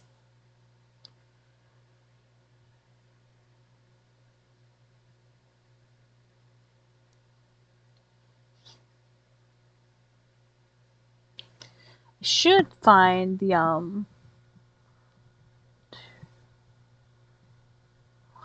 slate blue I used for her original bouquet, because I think if I do that mixed with this blue, which is a powdered blue, I think that'll look really nice. It's just the slightest bit of color variation within the forget-me-nots.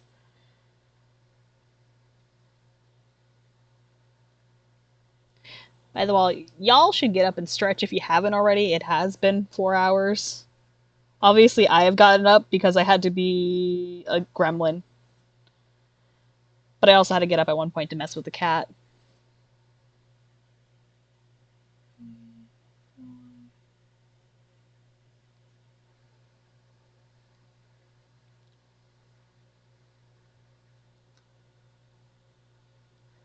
My camera's like not even catching where I am crocheting because it must have hit it at some point. It's like I'm crocheting in the same spot I've been. Why am I off frame?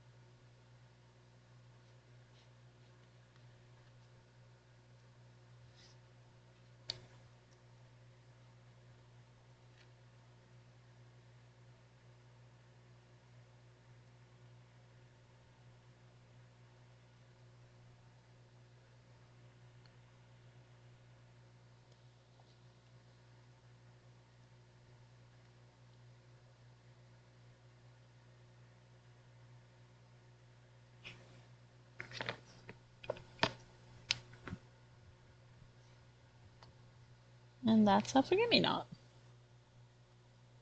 Yeah, camera just wanted to look at the box of flowers. It does not care about like the actual making of the flowers. It's a really cute box though. It got pumpkins on it. You should see the other box I got. I'm keeping my where'd I shove it? I have another box I bought at the same time I bought that box. There it is.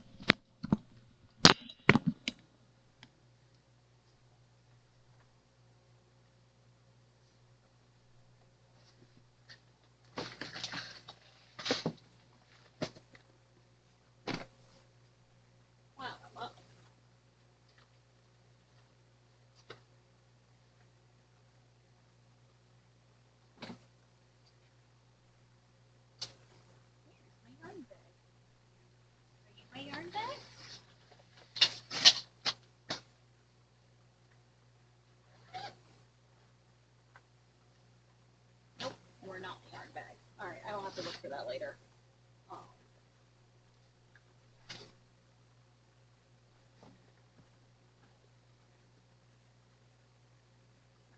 My yarn bag? No, I think our yarn.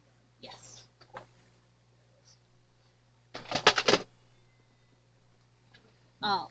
But I also got this one. This fun little sunflowery one.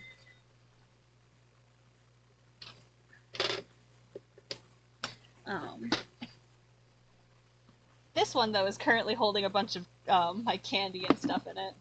But it's this really cute sunflower box with metal handles. But I got it at the same time as my pumpkin one. But this was the other blue I was talking about that I think will look nice with this, just because it's like this is slightly brighter, so I think having these two together will be really nice color variation. I realized you can't hear me as well because I had the mic on the table. Anyway, I was trying to say is I got the other box at the same time, but it's currently holding all my candy. And then this is the color I was talking about that I made her prior bouquets forget-me-nots out of. that I think I'll use to just to tie the two bouquets together again, is to make some of the flowers out of this color instead. Because I think it goes well because it's like you have the brighter, they're similar enough that they'll look good together, but it'll add just like that nice color variation. Oh, this is a better Sebi blue. Oh, now do I think I have more of it too. I was gonna use a brighter blue, but this is a better Sebi blue. You're right. It's got that nice desaturated tone. It's also fucking soft. I also have to BRB for a second. So I will BRB a moment. Get up and stretch. Do what you gotta do.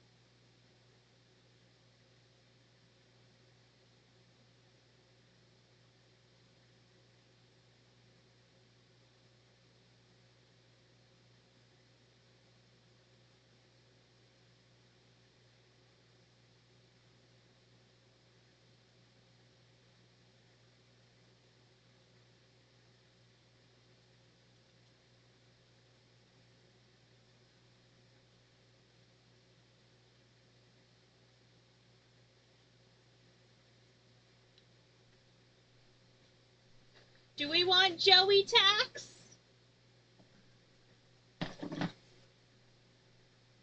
Do we want to see the boy?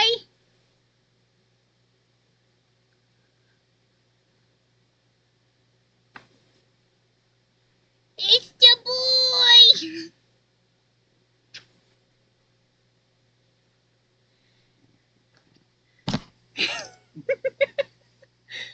Yeah, you've never been on the desk before. We got Joey!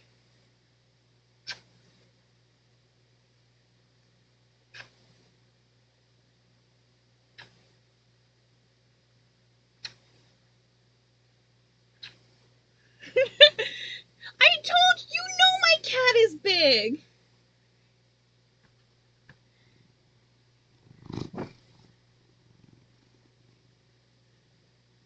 It's not like I exaggerate how large my cat is. Ugh. Come here, tubby boy. Oh, there's my man. There's my man.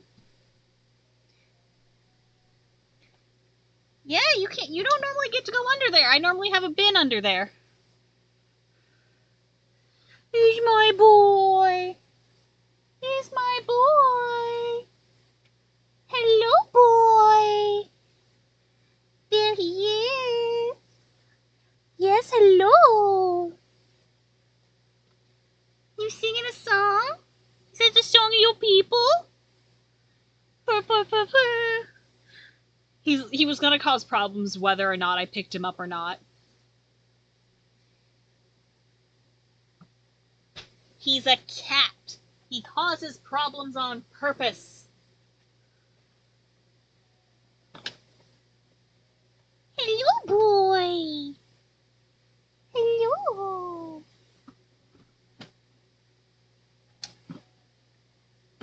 Mr. Man, my boy. No, he'd cause problems on purpose anyway, because he was about to cause problems when I left to go downstairs for a moment. No, he's just... Ow, my knee! Ah, fuck. Fucking shot of my greasy ass hair. Except it's not greasy, it just looks like a mess.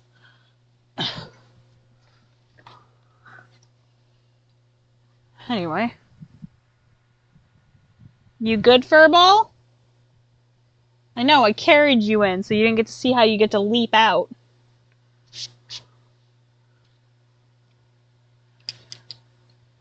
See, I have a blue that's kind of closer to this color, but it's shiny.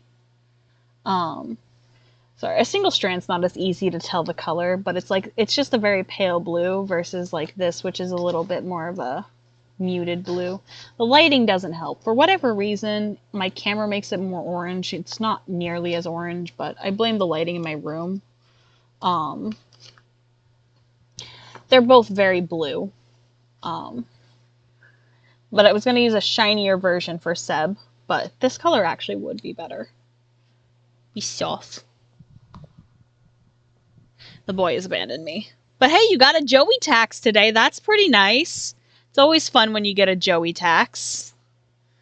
I would have shown him when he was misbehaving earlier, but he zipped before I could grab him.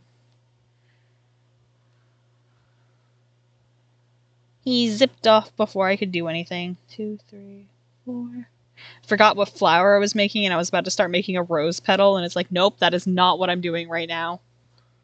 Oops. I gotta fix the camera. Because I moved it to see the cat, because he's too big for where I have it. I only have this like a foot above where I'm working.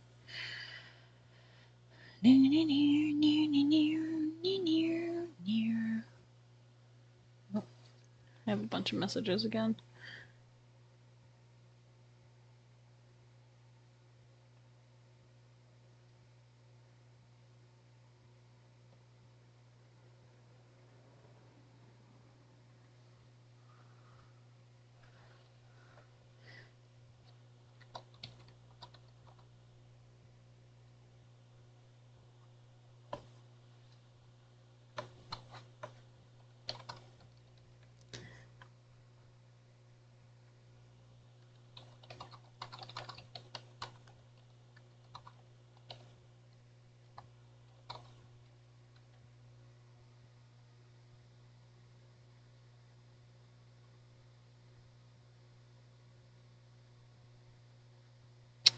I know exactly how you could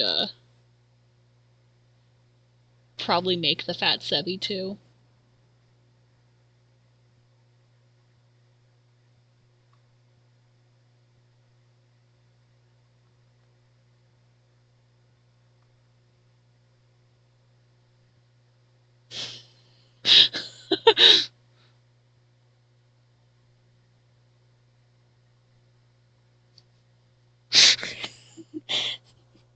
I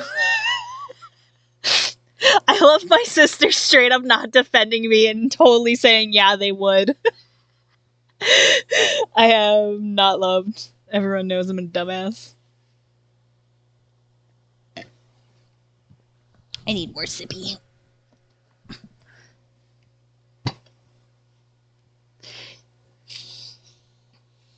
I just saw the Babbit with the bomb-shaped nibble knob. The suspiciously bomb-shaped thing. And I love my sister being like, if you coated it in garlic butter, they probably would. She's right. And I'm mad about it.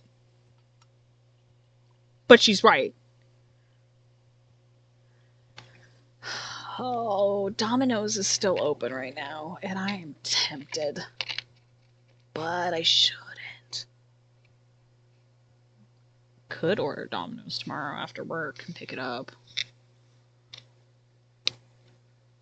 Probably be smarter. Go do my errands and then pick up Domino's. I've wanted pizza since like last week. And it's just like, I like to get there, God, my voice always, I swear to God, my voice always cracks out like 4 hours into my streams. Uh, they have a, yeah, the Pizza Hut discussion. The, I'm trying to think. It's like personal pan, but it's not. But it's like, it essentially doesn't have like the edge crust of a pizza. I don't like crust. I don't like crust on my pizza per se, so I tend to like peel it off. But the thing too is they also tend to have garlic on that crust, so I typically order the pan one so it goes right up to the edge and it's like more cheesy and it has this really satisfying crunch on the end because of the melted cheese. Yeah, tomorrow night Pizza Hut. Not Pizza Hut. We don't. Our Pizza Hut is a dilapidated building that is rotting.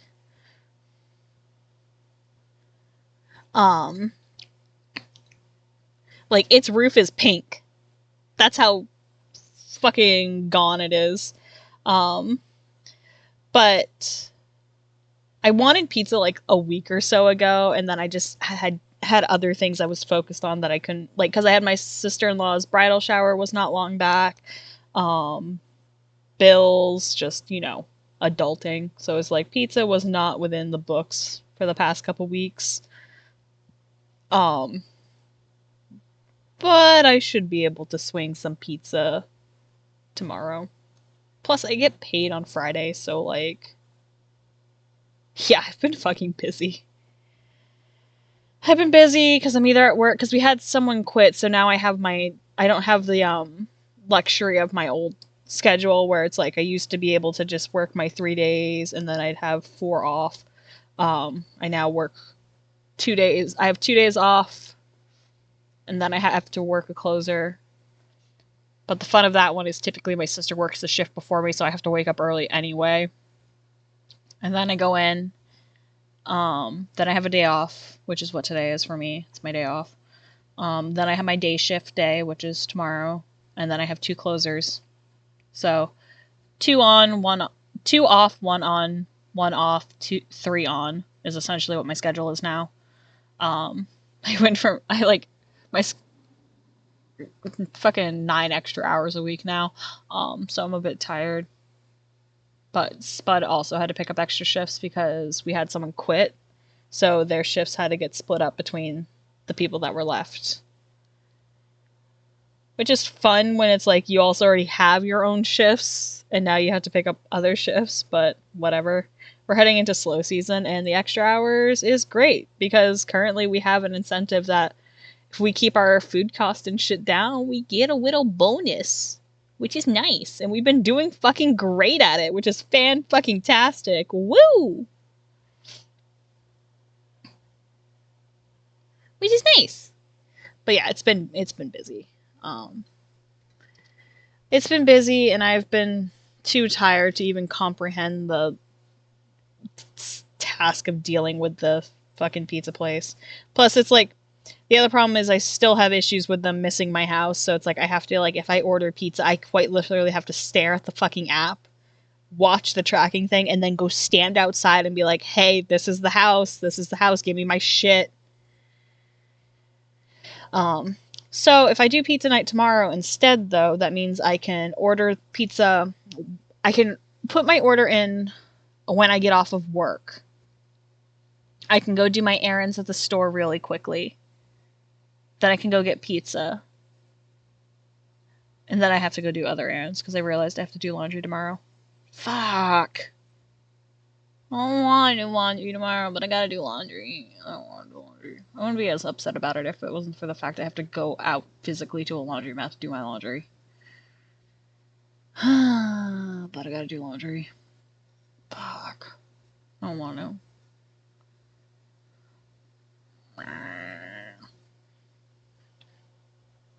Alas. Clothing.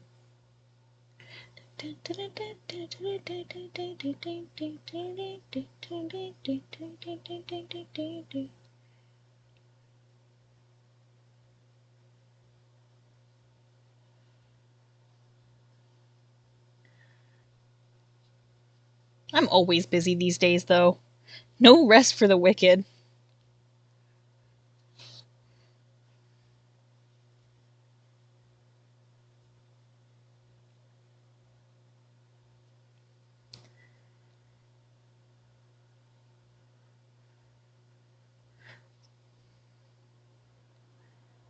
Plus, I'm trying to, like, keep up with streaming and stuff like that. I'm trying to not have long...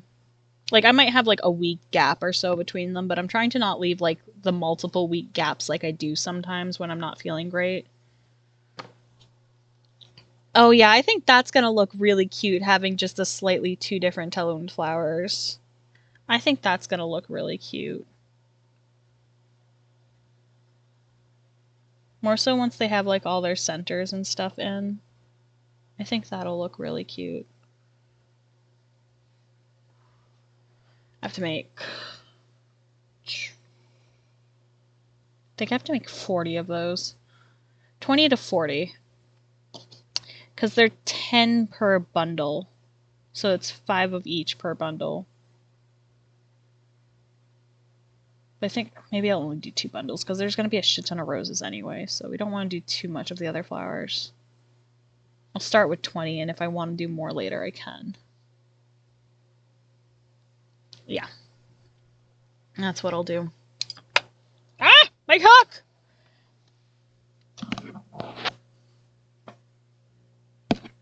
What's gonna be fun is after stream, I have to fucking clean my room. Hit the camera again. Damn it. I had to clean my room again because I was fucking grabbing random shit, so my room's a fucking mess now. Because I'm a nut job.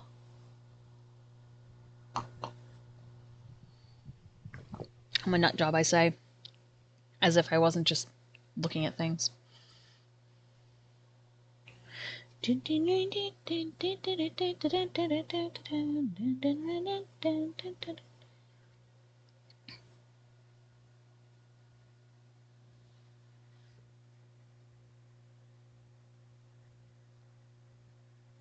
Oh, my books fell over. Fun.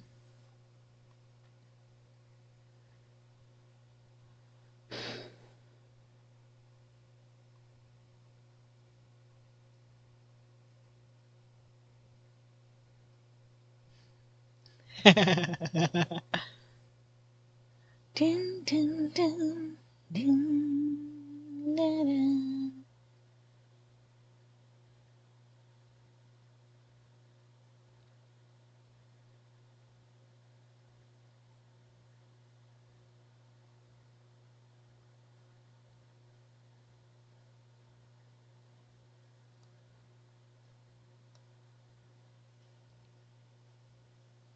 Oh man, I've already been streaming for almost 5 hours. Damn. I don't really know if I've even gotten anything done. I guess I did. I got, like, the centers for the blues done, and I got a couple lavenders done. I guess I have gotten some stuff done. That's the real reason I streamed, was to just kind of make myself do my work. Yeah, I've been streaming for almost 5 hours. I just, like, looked down at my time. I've been streaming for 4. I did. I made 2, actually. Made 2 lavenders. I can actually pull out what I've made today.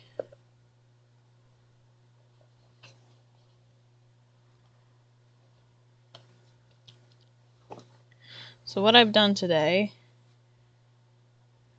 is all of these blue petals, plus I did 2 strings of lavender, and then those 2 flowers plus the one I'm working on. So I guess that's a decent amount. It just doesn't feel like it because it's like 5 hours, so I expect more, but it's like I know crochet takes forever. Like, the thing to remember is each of these fucking petals takes me 10 minutes, and it just drives me nuts that they take me so long to do. And these are the smallest of the petals for these roses. Like, if I reach behind, I think, yeah. So, come here.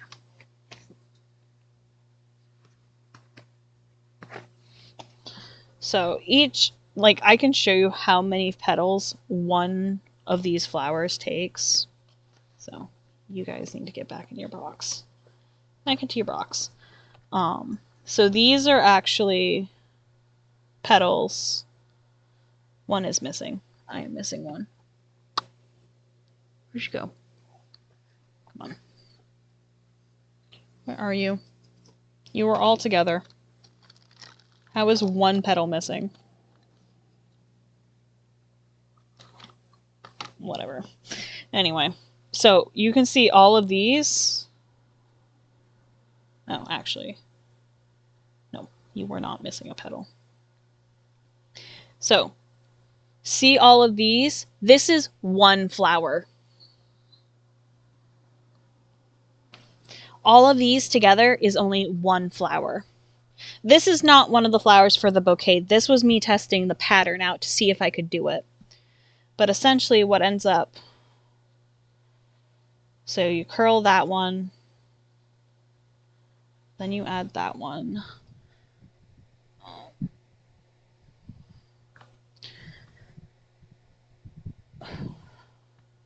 I'm just going to pin it together so you can get the idea.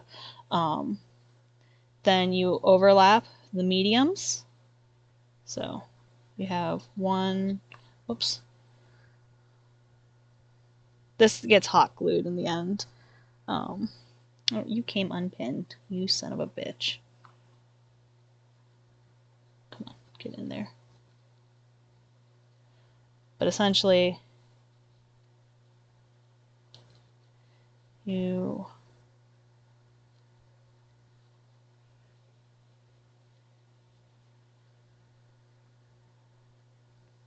it'd be easier if it actually stuck itself together. I know. Dude, the fact is I'm actually using a smaller hook to make the petals smaller. And it's like, sure, can I just like...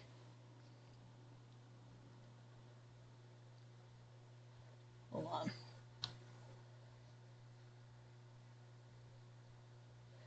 So, that would be like a bud. Then...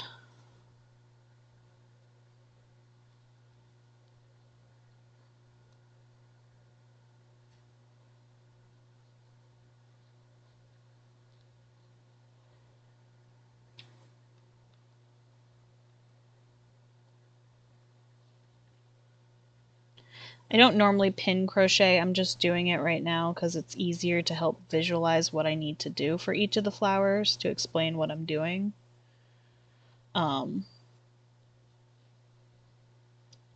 But it'll also show you a bit more of what I'm going for. So some of the flowers I might leave them like this with just the 5 inner petals, and I think that makes a nice little budding flower. Like some of them might get left like that. However, what the real effect is gonna be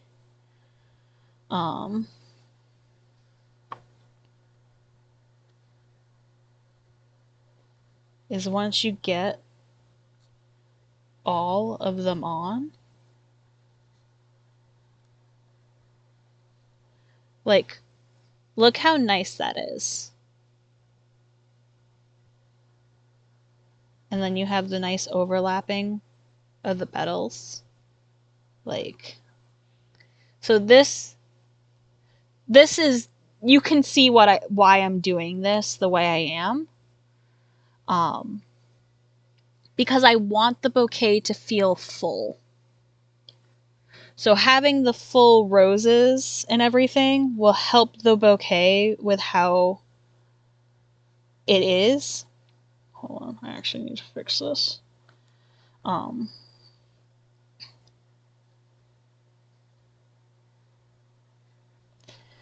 So by having so many petals, this is not my original pattern for the record too. I got this pattern off of YouTube. I believe the username is Unithread, but I could be wrong. I've looked at so many patterns, you have to understand.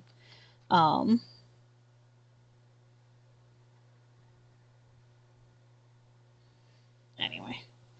But you can see it has this nice little overlapping thing to it, like all the petals. Let me just, yeah. So you just have to like futz with it, and you can kind of rearrange them lightly around, but you'll see how it just makes this really nice blossom. And obviously you can like kind of fold the petals down a little bit too to really emphasize like how the thing lays out. Like you can mess with it a little bit.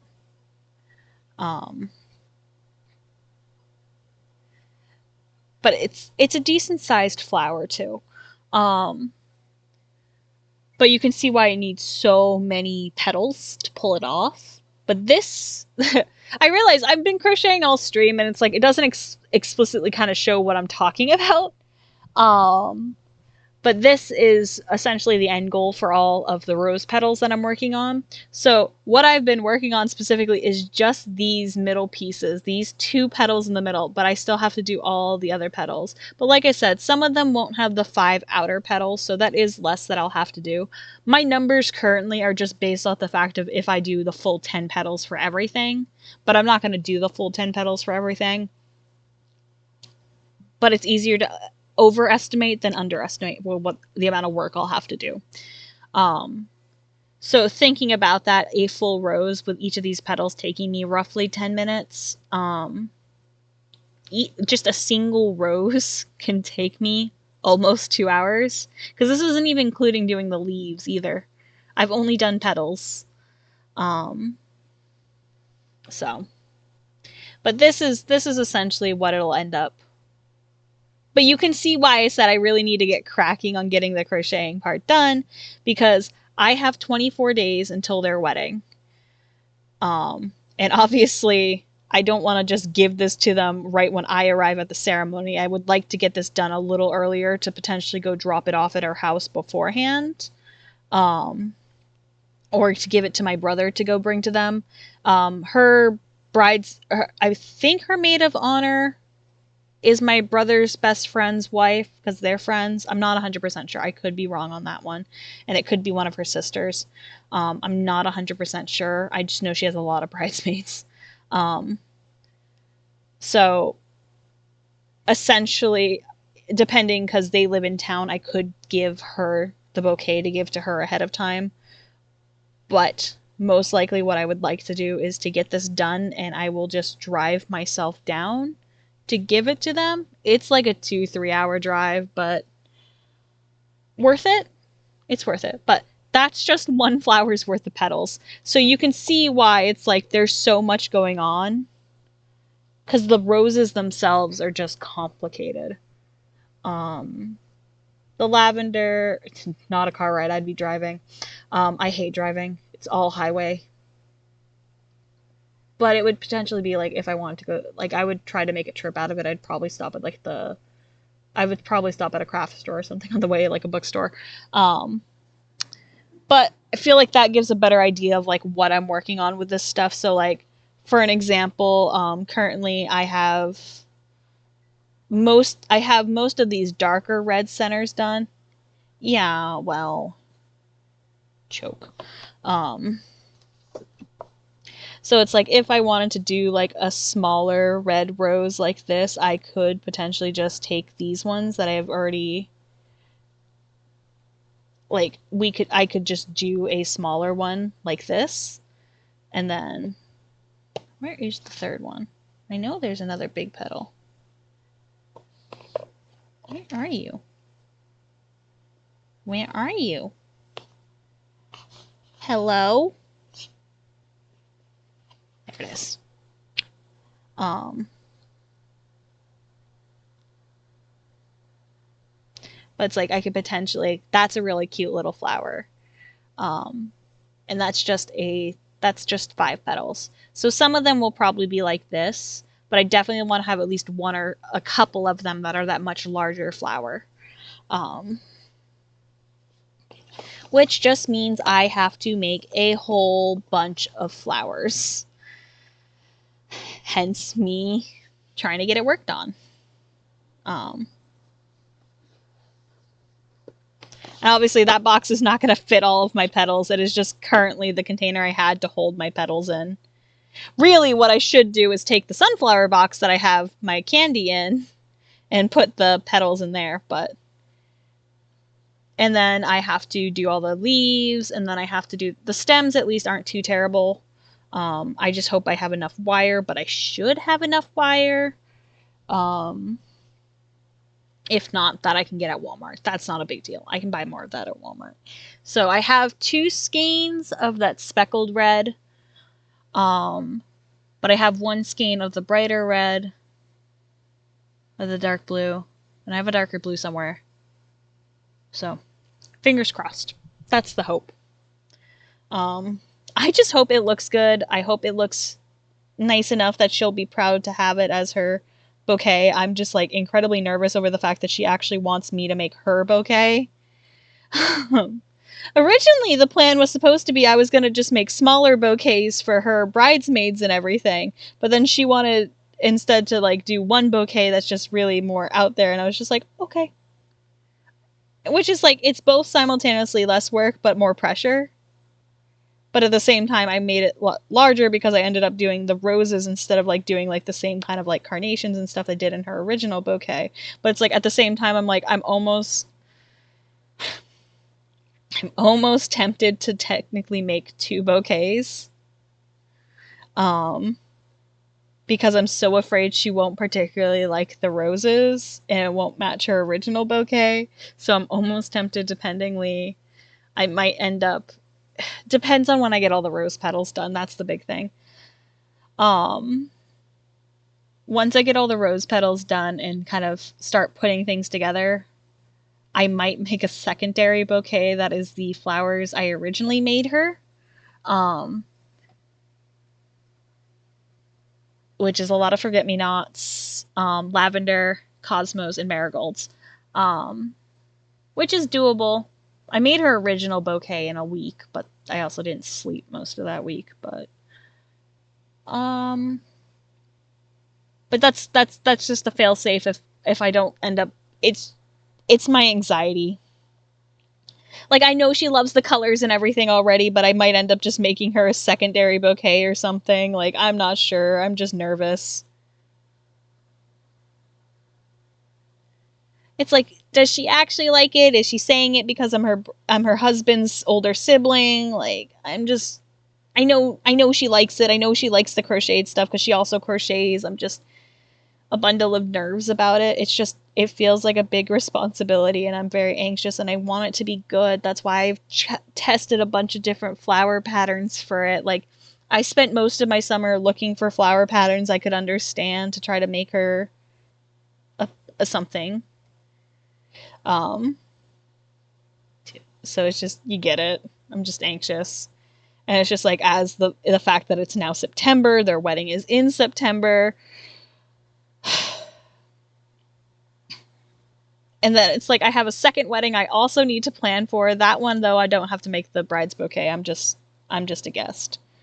That's Gin's wedding, but I have to travel for Gin's wedding. So it's like, I also have to take time off from work. And it's like, am I going to get the proper time off to drive down? Because that's a 10-hour drive one way. And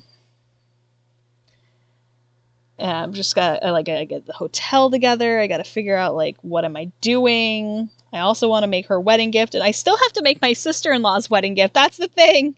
This is not her wedding gift. I also have to make her wedding gift.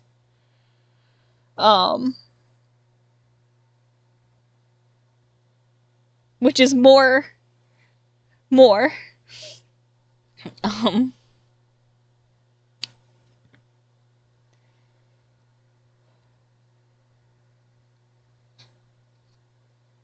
So yeah, I have quite a bit. I've got to figure out what I'm doing and everything. Yeah, I'm trying to just do it one at a time. That's why the bouquet is the more important part. Yeah, that's what I'm doing. The bouquet is the important part. And the thing too is, my friend's wedding gift, I can do that after I've finished my sister-in-law's stuff.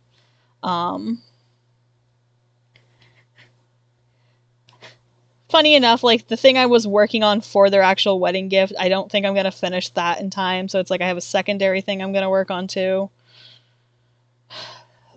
Because I started making them a blanket last year. but I haven't been able to finish it because it's a really, corner to corner crochet is really confusing. So I'm really struggling with it. Stomach, shut the fuck up.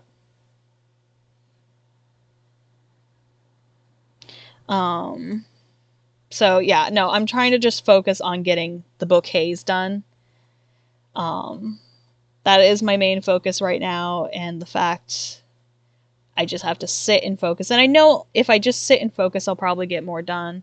I'm going to work on this again tomorrow too. Like, that's the thing. I'm going to try to keep working on it now that I've gotten, because the thing is, like, getting the momentum to start going with it kind of thing, can sometimes be a challenge, especially with bigger projects. But now that I'm like getting through it, it's a little bit easier. And then I'm trying to just do it in the most effective way.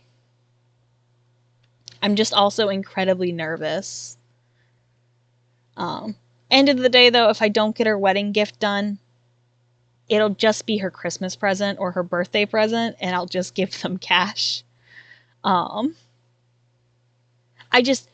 know some people would say, oh, you could consider the bouquet a wedding gift, and I'm like, I could, but I'm not going to.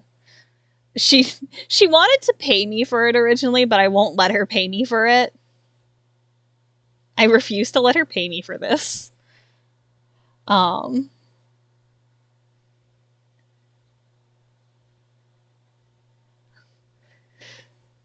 Because she and my brother did offer at first. I'm like, no, absolutely not.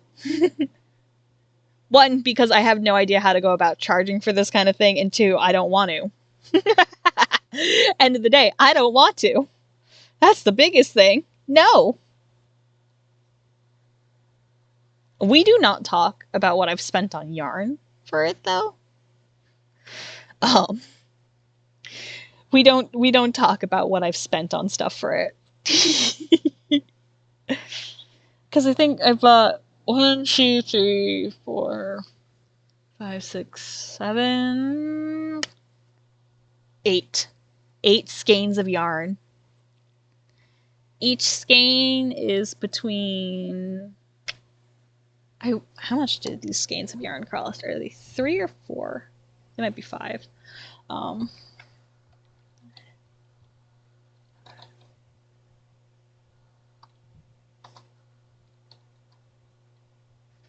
Let's see, how much do you cost? $5. So each skein is $5 roughly. And if I used about 8, so that's like 40-ish. But I haven't used a full skein on it, except for the red. The dark red, I've used almost a full skein. This is what remains of my first skein of that dark red, and I'm not done making the petals. This was a pretty full skein when I started, but part of it was used on my test flowers too.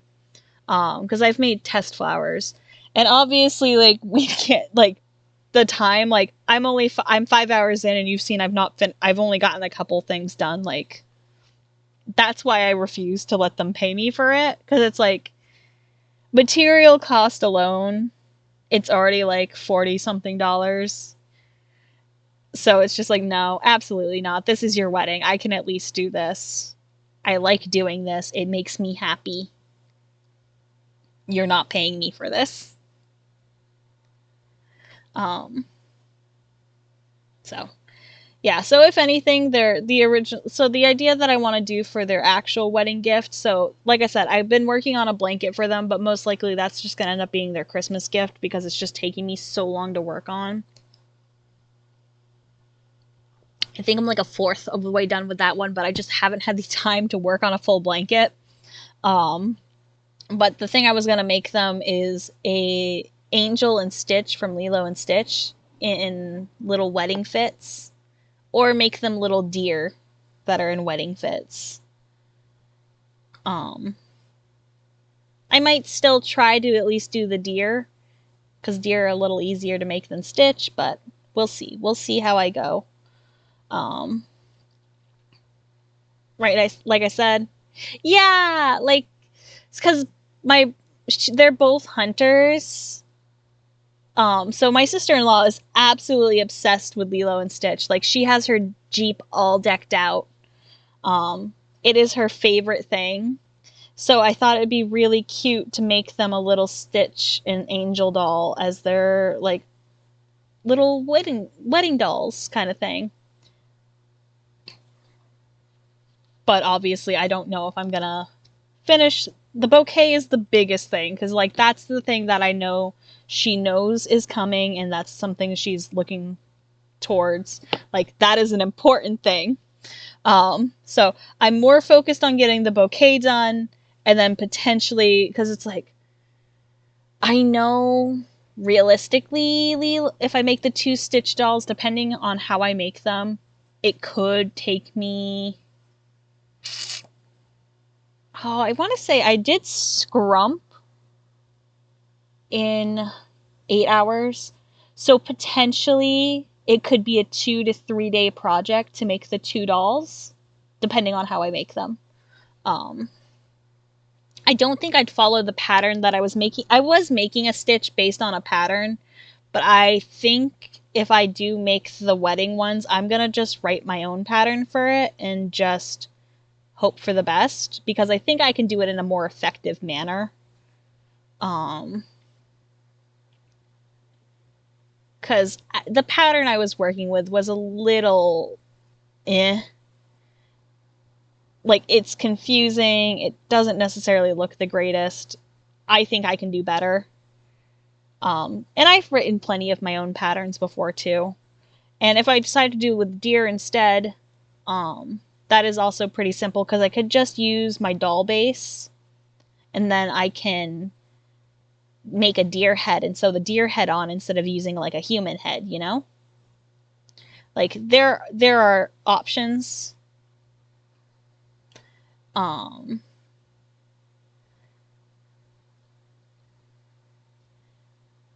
It's just a matter of like getting there.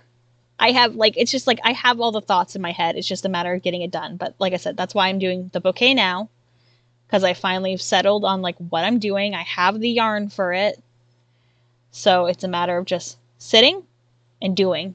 That's why I actually cleaned my desk off today, because it's like, nope, I need to work on my sister-in-law's bouquet. I need to get this done. Because as I said, I'd rather get this done sooner than later, because the sooner this is done, I can potentially hand it off to my brother and my sister-in-law, and then I can focus on the wedding gifts instead. Because the moment this bouquet is done, that means I have the brain space and hand space to work on the other parts. And if push comes to shove, they'll get a card with cash in it. Because who's going to say no to cold hard cash? They have a child. So that's my game plan. Finish the bouquet. If I finish the bouquet in time, I will make them a set of wedding dolls. And if I can't make them wedding dolls, I will give them money. I mean, I'm going to probably give them money anyway.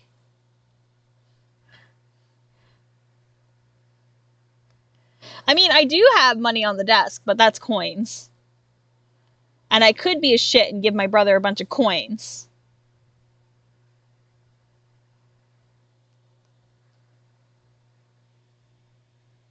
Funny enough, though, actually most of the stuff is from the right side of my desk.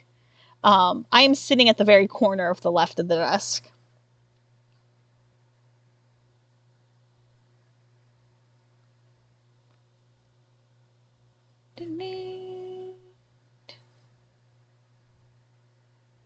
Oh, headache, where did you come from? Go the fuck away.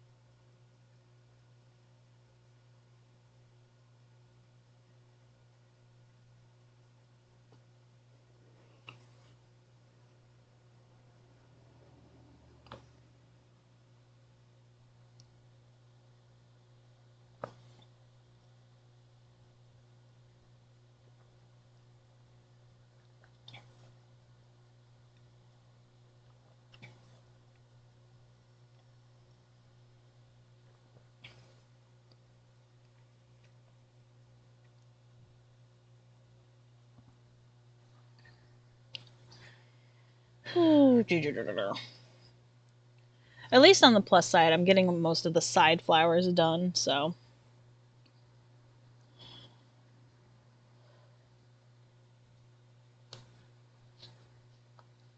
I might try to start assembling some of the flowers and stuff too. Oh, come on. Come here. That's what I get for making a double tight magic ring. I just want this shit secured.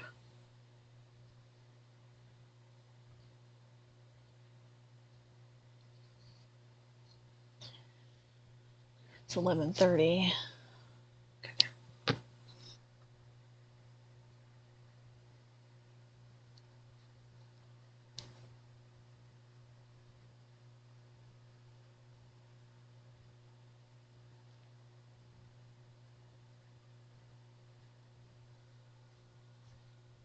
I think I made one other in that one. Alright, so there's that.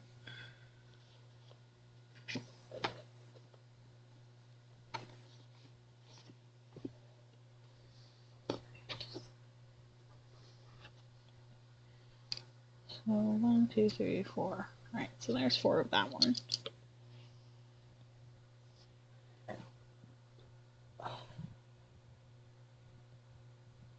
You know, could make some carnations right now. Could make carnations, which would lessen the amount of roses I need to make, because they take about the same amount of space.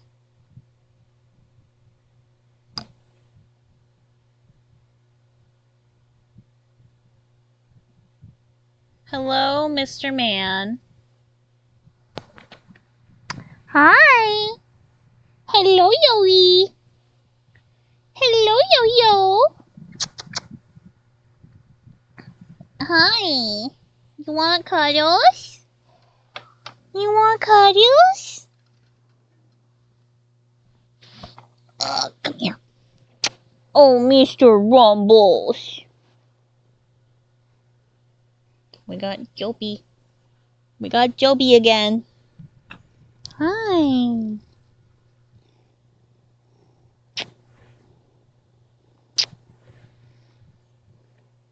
Let me see if I can.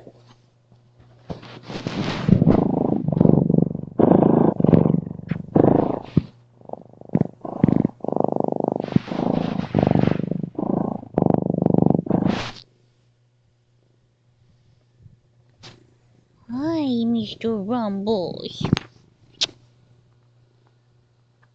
You just wanted cuddles. Do you realize I was up here working and you could come get cuddles? Oh, did you actually could you actually hear the rumblies? Cool. Normally this mic can't pick his rumbles up.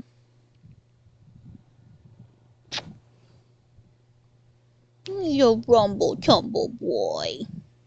He's my rumble tumble boy. He's just sitting on my lap getting absolutely loved on. Oh, chat loves you. You're the real star of the show. I'm just chopped liver. Oh, it's my Joby. It's my Joby. My bubby boy. My bubby boy. Yeah, you know I'm talking about you. So many kisses. This what you wanted? You just want cuddles? He's just on my lap right now, just eating it up.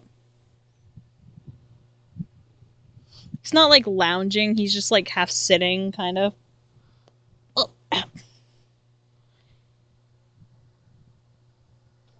There he goes. Bubby boy. Bubby boy. Oh, you're playful now. How did you find plastic? How? How do you do this? I thought it was Mom's job to find random things in the room.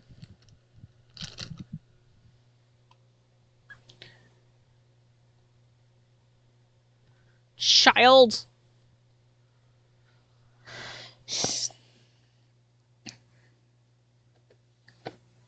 Mr. Man, what are you doing? Mr. Man, what are you doing under the desk? Hello? Hi, Mom is talking to you.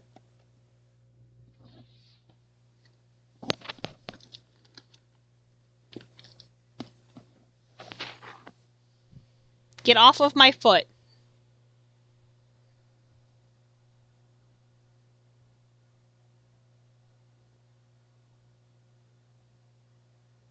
Yeah, it all smells interesting, huh?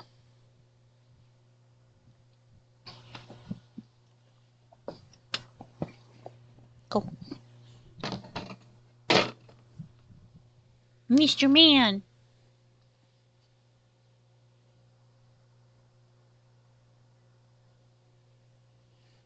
Such a bubby.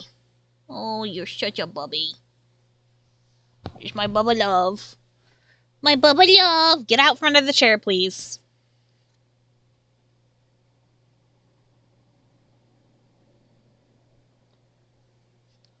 I'm so happy you guys got to hear him purr, though. That's awesome. You get to hear my rumbly boy.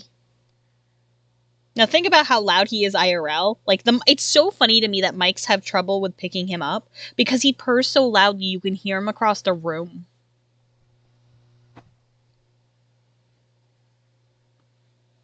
What are you doing behind me?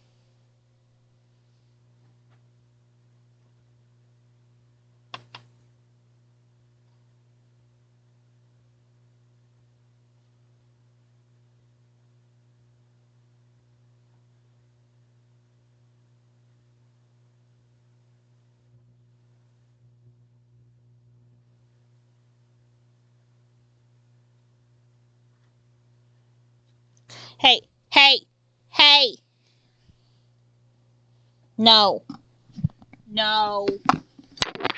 Get out from under there. Stop it. Stop it. Go. Stop.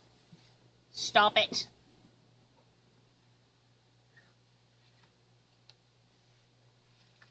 The furry child is doing a mischief.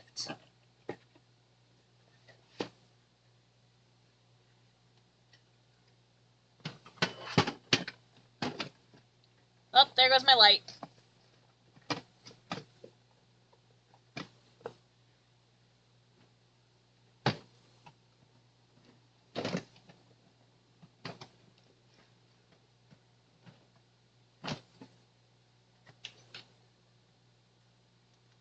There it goes.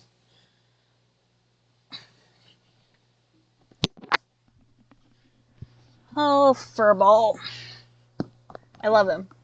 But it's always chaos hours when the cat shows up. Oh, I think I hit the camera again. There we go.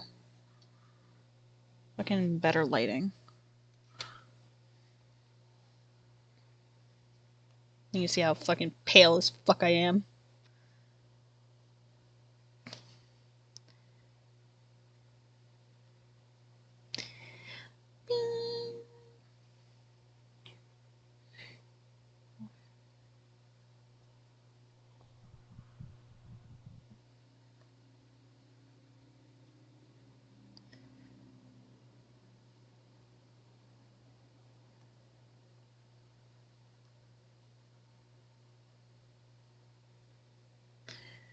And do do do do do do do do do do do do do.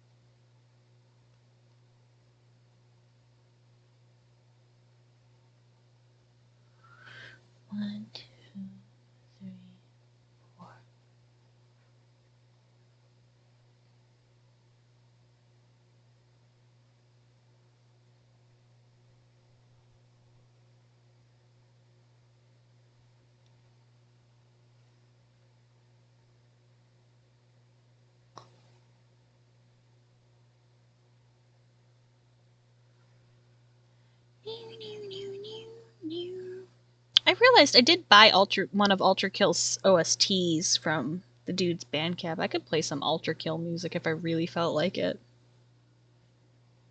Instead of Hat Time. I just always default to playing Hat Time.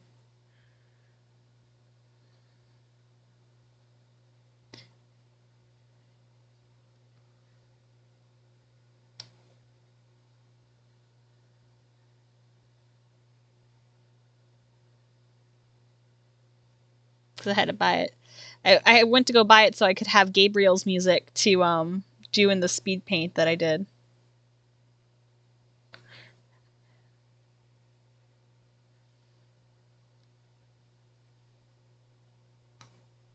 Have a good night.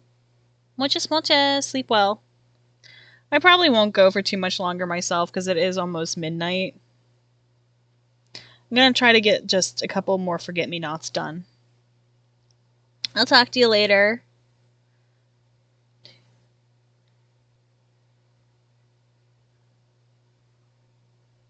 Bye.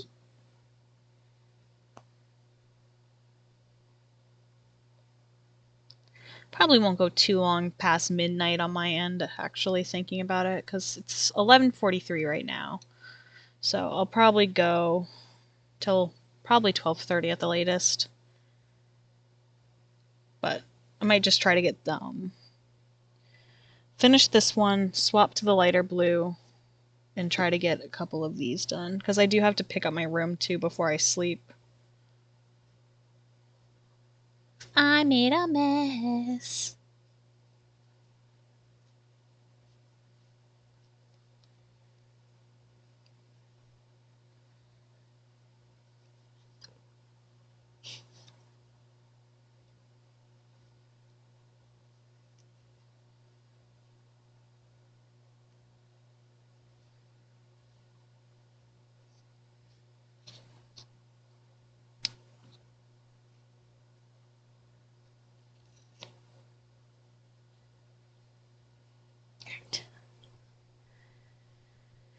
So that's the 5 muted blues for one of the 2 forget-me-not bundles. Just gonna pop that up there. We're gonna do some lighter blue ones. Need to look up. I gotta remember I think it's Cosmos. Hold on. Earth flower for January. Carnation. Okay. Carnation.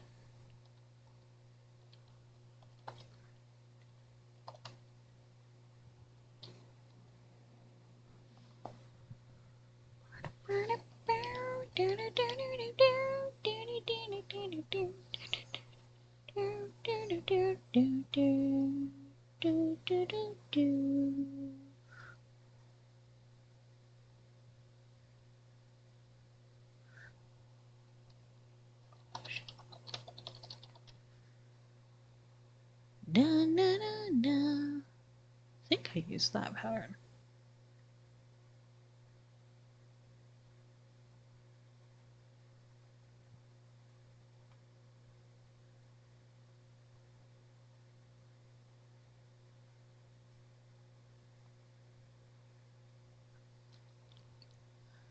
Let's see.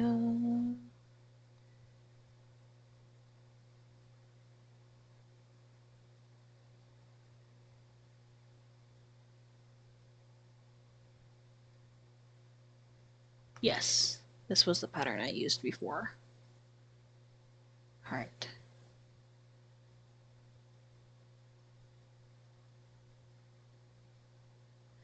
All right. All right. Know how to got that pattern pulled up for later.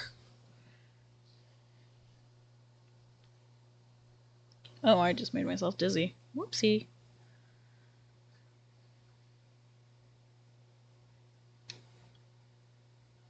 So I was seeing if my phone was warm.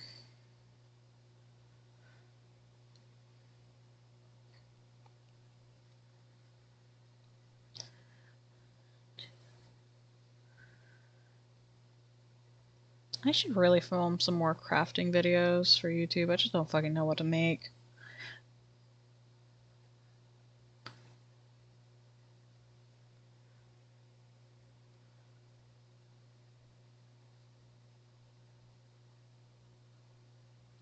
Because most of the stuff I've been making really aren't my own patterns or just stuff I've already done.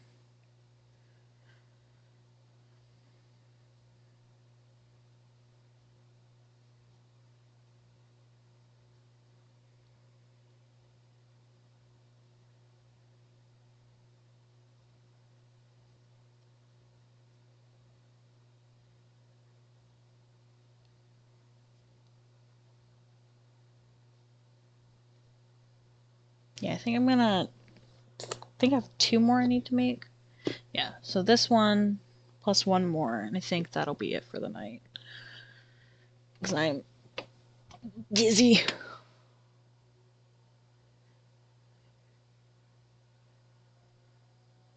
Then again, I have been, even with my ADHD breaks, I have been going for 5.5 hours. Whoopsie.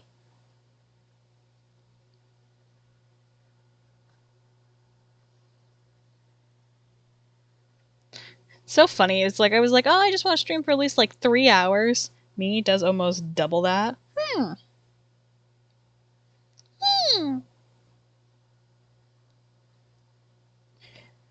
3, 4. Dun, dun, dun, dun, dun, dun, dun, dun, dun, dun, dun. Dun, dun, dun, dun.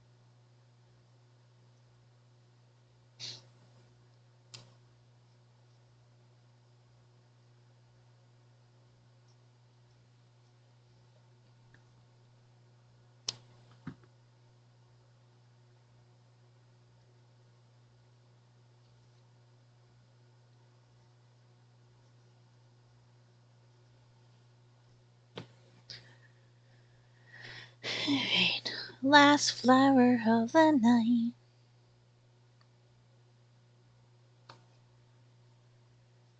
Then I have to go decompress.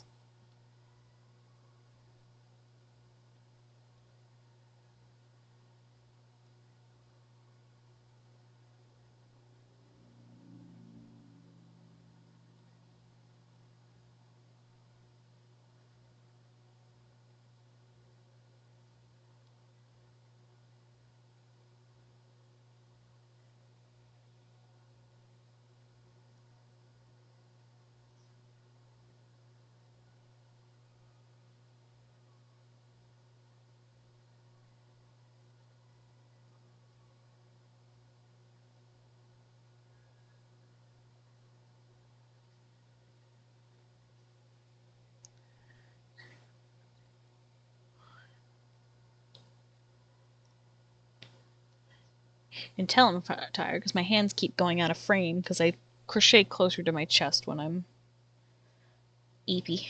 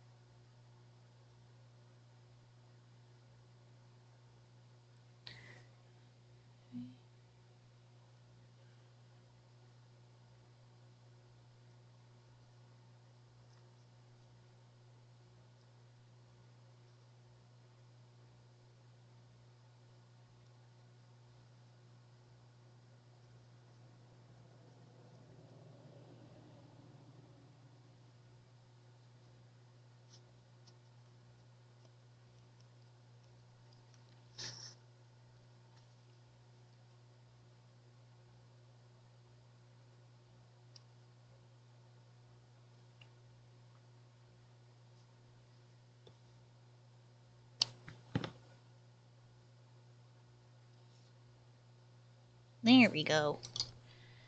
Alright. That's enough for tonight. I need to go give my wrists a break. But I'd say we got a lot of petals and stuff done. Like, the box is now overflowing with flower petals and parts. Thank you so much for hanging out with me tonight while I worked on petals and dealing with my ADHD-ness of showing you random shit that I found. Yes, 6 hours of, well, 5.5 of working on stuff, but got it mostly worked on. I'll probably do some more tomorrow. I don't know if I'll stream working on it tomorrow or not. We'll find out. It depends on how work goes. But thank you so much for hanging out with me tonight. I hope y'all have a wonderful Wednesday evening. Well, night, morning, whatever time of day it is for you. If I stream again tomorrow, I will stream again tomorrow. And if not, I'll see you when I see you. Thanks for having a good time tonight. Bye!